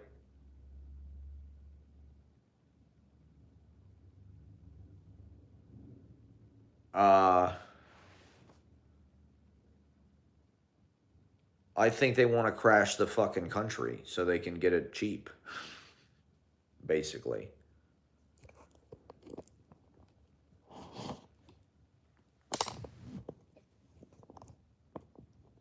So careful what you wish for, America. You know, yeah, empires only last 250 years. Thank you for watching. I know people, all my potheads in the chat want to hear about politics. Thank you for watching. Like and subscribe if you haven't subscribed. I'm always smoking weed on the internet, so if you want to smoke weed, I'm here for you. The way things are going, why the fuck stop? All right, see you around, my man. Thanks for watching. So yeah, there's been a lot of people in comments and shit who are like, yeah, empires only last 250 years, and maybe the world will be better off. Probably so. Probably the rest of the world will be better off. Maybe there can be real socialism, and these countries don't need us anymore. They don't need us to be Big Daddy. We're just holding them back. We'll find out, I guess.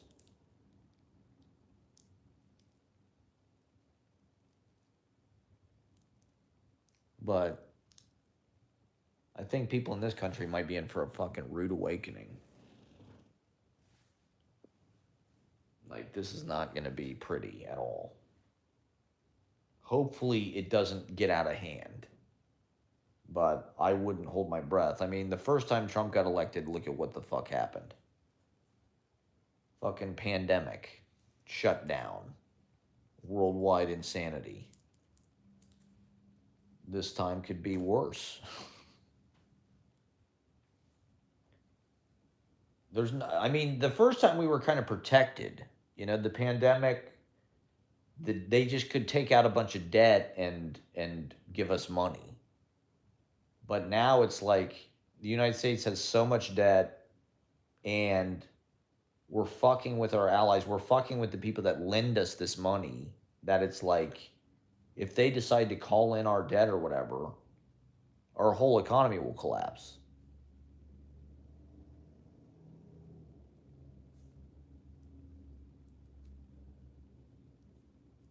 And they might just do that because of Trump. They might just be like, you know, this motherfucker's out of line, so we have to do this to just like show him that we have power.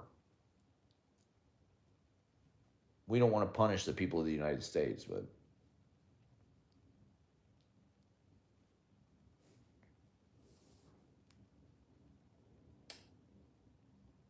I don't know. I just hope we can get through the fucking winter. I think things are going to turn around for me personally. Maybe the world will go to shit, but I don't know. I feel lucky streak coming on. I'm ready.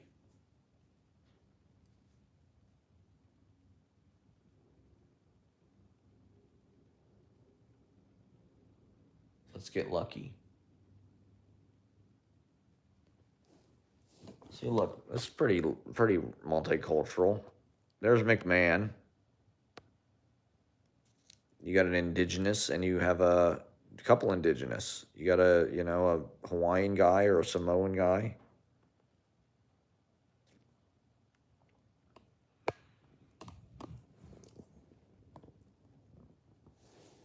There's always been diversity in wrestling, I feel like.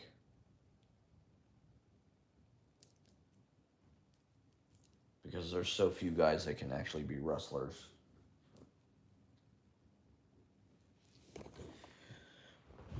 Let's get some more fucking snacks. I'm gonna keep going till Ashley buzzes, so. Jaeger bombs, Jaeger bombs, Jaeger bombs. Let's do some fucking Jaeger bombs. Where the hell did I put this before? Oh, I think I just stood it up like this. It's Friday night, people. Are you staying warm out there? Are you snowed in? Are you ready for the true snowpocalypse? Are you ready for the beginning of the age of Aquarius? Because it starts tonight, everybody. It starts right on this live stream, people. This is the dawning of the...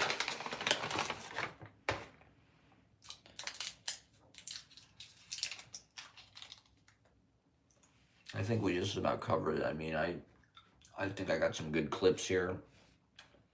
We smoked weed together.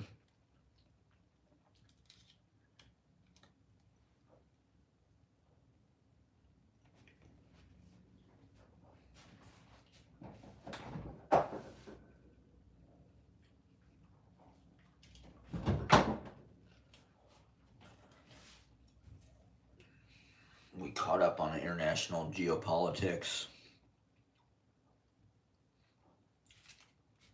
It's almost too scary to watch. I mean, the Trump thing, he was bad before, when he was relatively, like, cognitively sound. He was always, like, right, like a kid who's just bullshitting his way and doesn't know what he's talking about. Kid who didn't do his homework. Nice, there you go. Bruno Sammartino. That's crazy. Well, yeah, that's one thing they were saying is, like, the tickets used to be cheap, so it used to be more of like you'd go to the show every week. You know, you go watch wrestling live.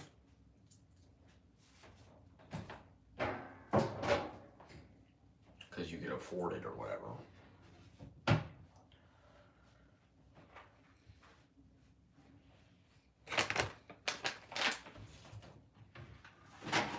I think that's one thing that, like, my mom liked about it is she could buy us tickets. It was like a treat. She could buy 4 tickets so me and, like, a few friends could go, and it wasn't like gonna break the bank. It was like, you know, it was like going to the circus or something. She liked going to the circus. She liked wrestling.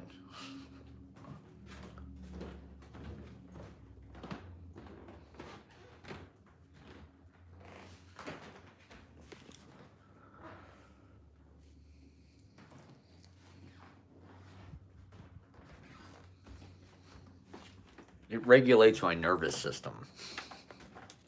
When I watch wrestling, I feel calm.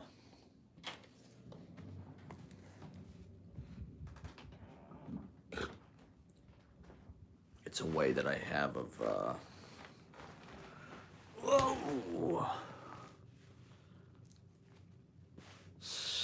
feeling centered in the world. Wrestling is as much my home as anything, I suppose. It's always there for you.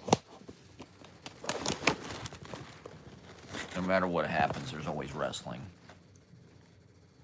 Adam S. out there. Bruce Halladay and Adam S. We don't know what we would do without Bruce Halladay and Adam S. Friday night, are you staying warm? What's the weather like in New Jersey? Or Seattle? Seattle's not really a part of the storm, is it? I mean, it's kind of weirdly across, like, the south, it seems like.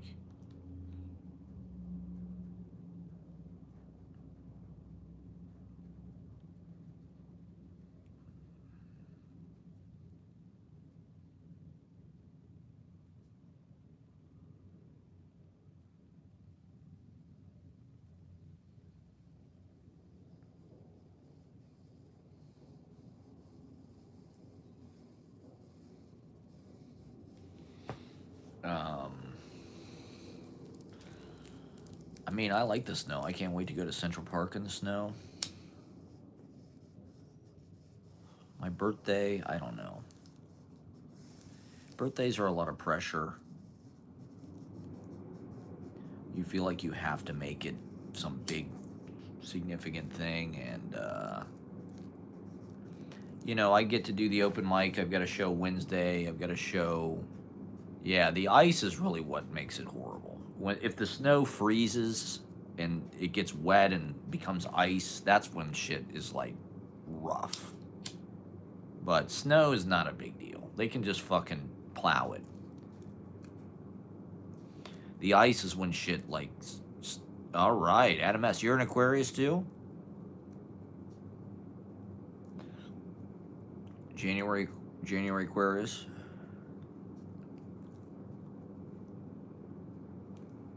I guess I like birthdays. I like that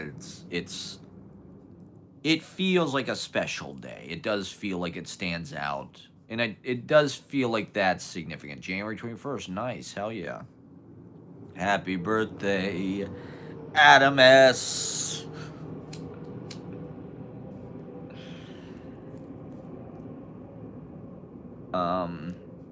But it's a lot of pressure, and if you're alone, it just kind of reminds you how alone you are. I've had some pretty fucking sad birthdays. That'd be kind of an interesting story or novel or movie or something. Just like every birthday. Just take every single birthday.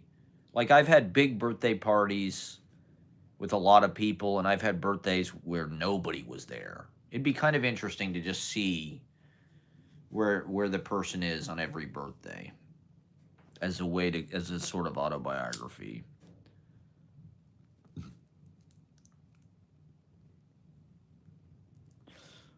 But damn, wow. I'm sorry, Adam S. January 21st. So you're like an early Aquarius. That's a good we're the most special part of the zodiac. That's what my TikTok algorithm keeps telling me. Aquarius, one of the rarest signs. And the January Aquarius are there you go. Birthdays are gay, Dad. Damn, 70 was rough for me. Be 74 in March. Hell yeah. Same birthday as Rasputin. Damn, all right. Now that's some fucking... That's a goddamn birthday twin right there. Rasputin, all right. My birthday twins are Mozart and Lewis Carroll. But Rasputin is pretty fucking hardcore. Stonewall Jackson, goddamn, nice. Those people were not fucking around at all. They were getting her done. Stonewall fucking Jackson, bitch! Did you see all the potheads that were watching? I should just call it Smoke Show every time. Yeah, Rasputin. You'd think he would be a chill. I mean, the stories you hear about Rasputin they confirm like everything you don't want to believe about the human race. He's like a Charles Manson almost. He's a charismatic sort of cult. Wow, there you go. Supposedly he smelled real bad. And I don't know, he would just get... All right, Lou Reed, there you go. That's a good one. Is that March?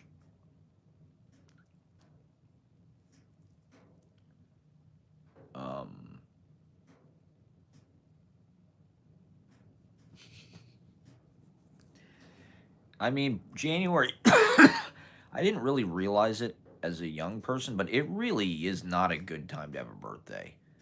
Like, there you go, Rasputin there. Like, I almost want to celebrate my birthday, like, in July one year. Like, I heard somebody did, like, half birthdays. Like, I almost want to celebrate it in July once just to see what it's like. There you go. Okay, March 2nd. That's a good, I want to do a Lou Reed week at the open mic, so maybe I'll do it this year. March 2nd. Let's see what Monday is the closest to that. Because we do Bob Dylan week, we really should do a Lou Reed week. It only makes sense. Okay, it looks like, yeah, March 2nd is Monday. Perfect. So that'll be Lou Reed week.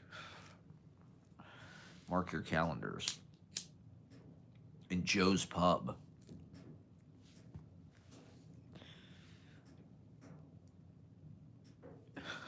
This is our Joe's Pub debut.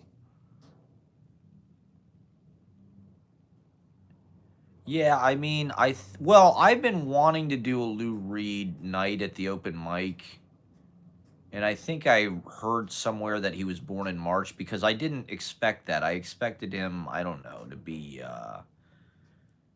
like Sagittarius or November, or I don't even know what. I'm not that I do believe in astrology. I want to go out and say that to all my female viewers. I do believe in astrology, but I don't know that much about it, actually. I know vaguely some things about it, but you could really say anything and it would sound true. Like, I do think Aquariuses are, like, you know, kind of aloof. We'll cut people out of our lives. We like being alone. We are kind of like from the future. But you could probably say that about anybody, and they'd be like, yeah, that's true. I do like being alone. I am from the future. I'm such a Cancer. I do think that there is a lot of truth to it, actually. And if you deny that, I think you're just missing out, actually. Like, if you look at it, the astrology, and the astrology for Trump is like crazy coming up. So supposedly February is just supposed to be like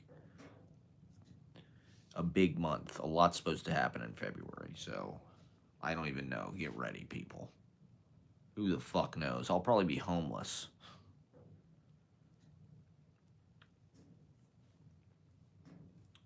This would be absolutely the worst time to get homeless.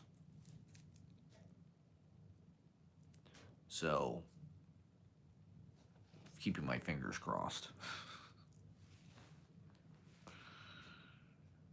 I'm ready to hit it big. I'm ready to go super viral and get rich off the internet. The thing is, there are people that are way more viral. We need to be paying attention to Barron. Well, supposedly Barron just saved some person's life in London or something. Some woman was about being attacked in an alley in London, and supposedly Barron Trump called the police, or... Sounds like bullshit to me. Everything the Trumps do... I mean, in what scenario would that happen? I mean, realistically. I can't imagine that happening in New York.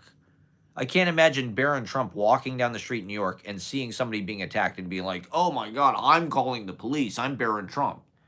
He's got to have fucking Secret Service, like... I mean, Barron is a rat. We're talking about Barron Trump. I'm glad you're so anti-Barron Trump, because I feel like he gets a lot of good PR, because he's super tall. And he, honestly, he was sort of like, I feel like the shadow, kind of like, influence behind the election. He was the one that tapped Trump into all of those Gen Z male podcasters. Aiden Ross, you know, Trump is on Aiden Ross and like the Nelk twins. It's like, I've never even heard of that. I don't even know what the fuck it is. Trump is 80 years old. How does he know what these fucking, like, white supremacist, like, anti-Semitic podcasts are? Trump is on Andrew Schultz. And Theo Vaughn and shit.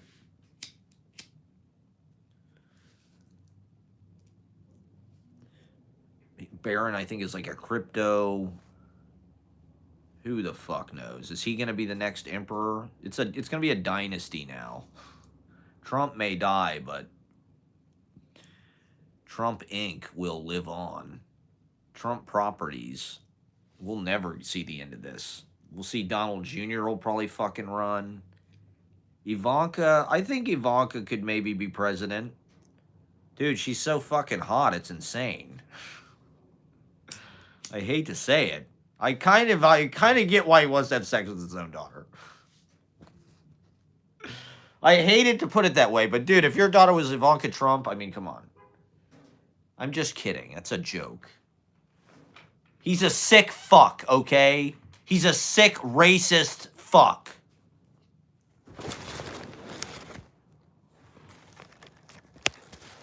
But, I mean, come on. Ivanka Trump. If there's anybody, she's fucking pretty goddamn hot, I gotta say. And she could be president. She's so hot she could be the president. See, that's what I really think that they don't get. Is like they need to run a hot ass chick. They should run AOC. I'm sorry, but AOC is ridiculously hot. I hate to say it. I think AOC is banging as hell. I love AOC. I love seeing her on TV. She is banging ass hot. I'm so proud to live near a district that would elect such a fine ass woman who's smart and passionate, even if she hates short kings, and even though she's a heightist. I still love AOC, even though she dates a ginger. Agent of Chaos. She's probably a plant, but who cares? I'm fine with it. She's a fake leftist. But so be it. God bless her. God, she is just AOC. A woman like that would never date me. I'm sure she would hate me on sight. She'd be like, who is this fucking short king? I want to crush this fucking pathetic soy boy. This disgusting fucking spineless jellyfish. Get him away from me. This pothead's just gross. He's a simp. This pothead is simping for me.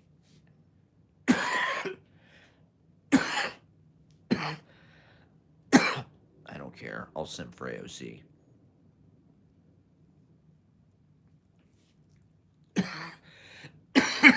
I respect her politics, even if she hates me. Any case, she could be president. She's hot enough. We need a hot president, okay? Once the boomers die, they don't have much longer. I mean, I think Trump is he's got to be the last one. I don't think there's any others left. Who's next in line for the Dems? Fucking Hakeem Jeffries. Oh, it's Gavin Newsom. Everybody wants it to be Gavin Newsom. And Gavin Newsom is out there like talking trash big time. Good for him. I mean, I get it. Good. That's people. The big complaint with the Democrats is like they don't fight for us. It's like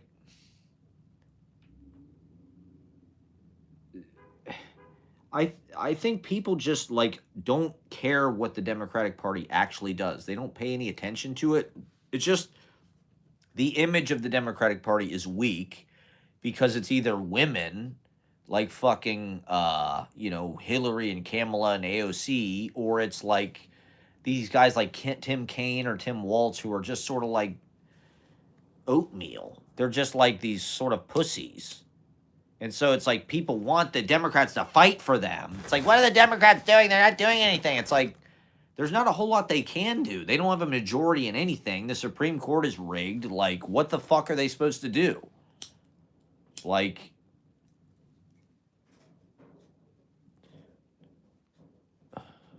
Biden, like, okay, this thing that Mamdani did he got rid of all these junk fees or something for hotels. And people are like, wow, Mamdani is like fighting for us. Where the fuck was Biden on this? It's like, it was literally a Biden policy. The same fucking person was on Biden's staff. This Lena Khan was on Biden's staff.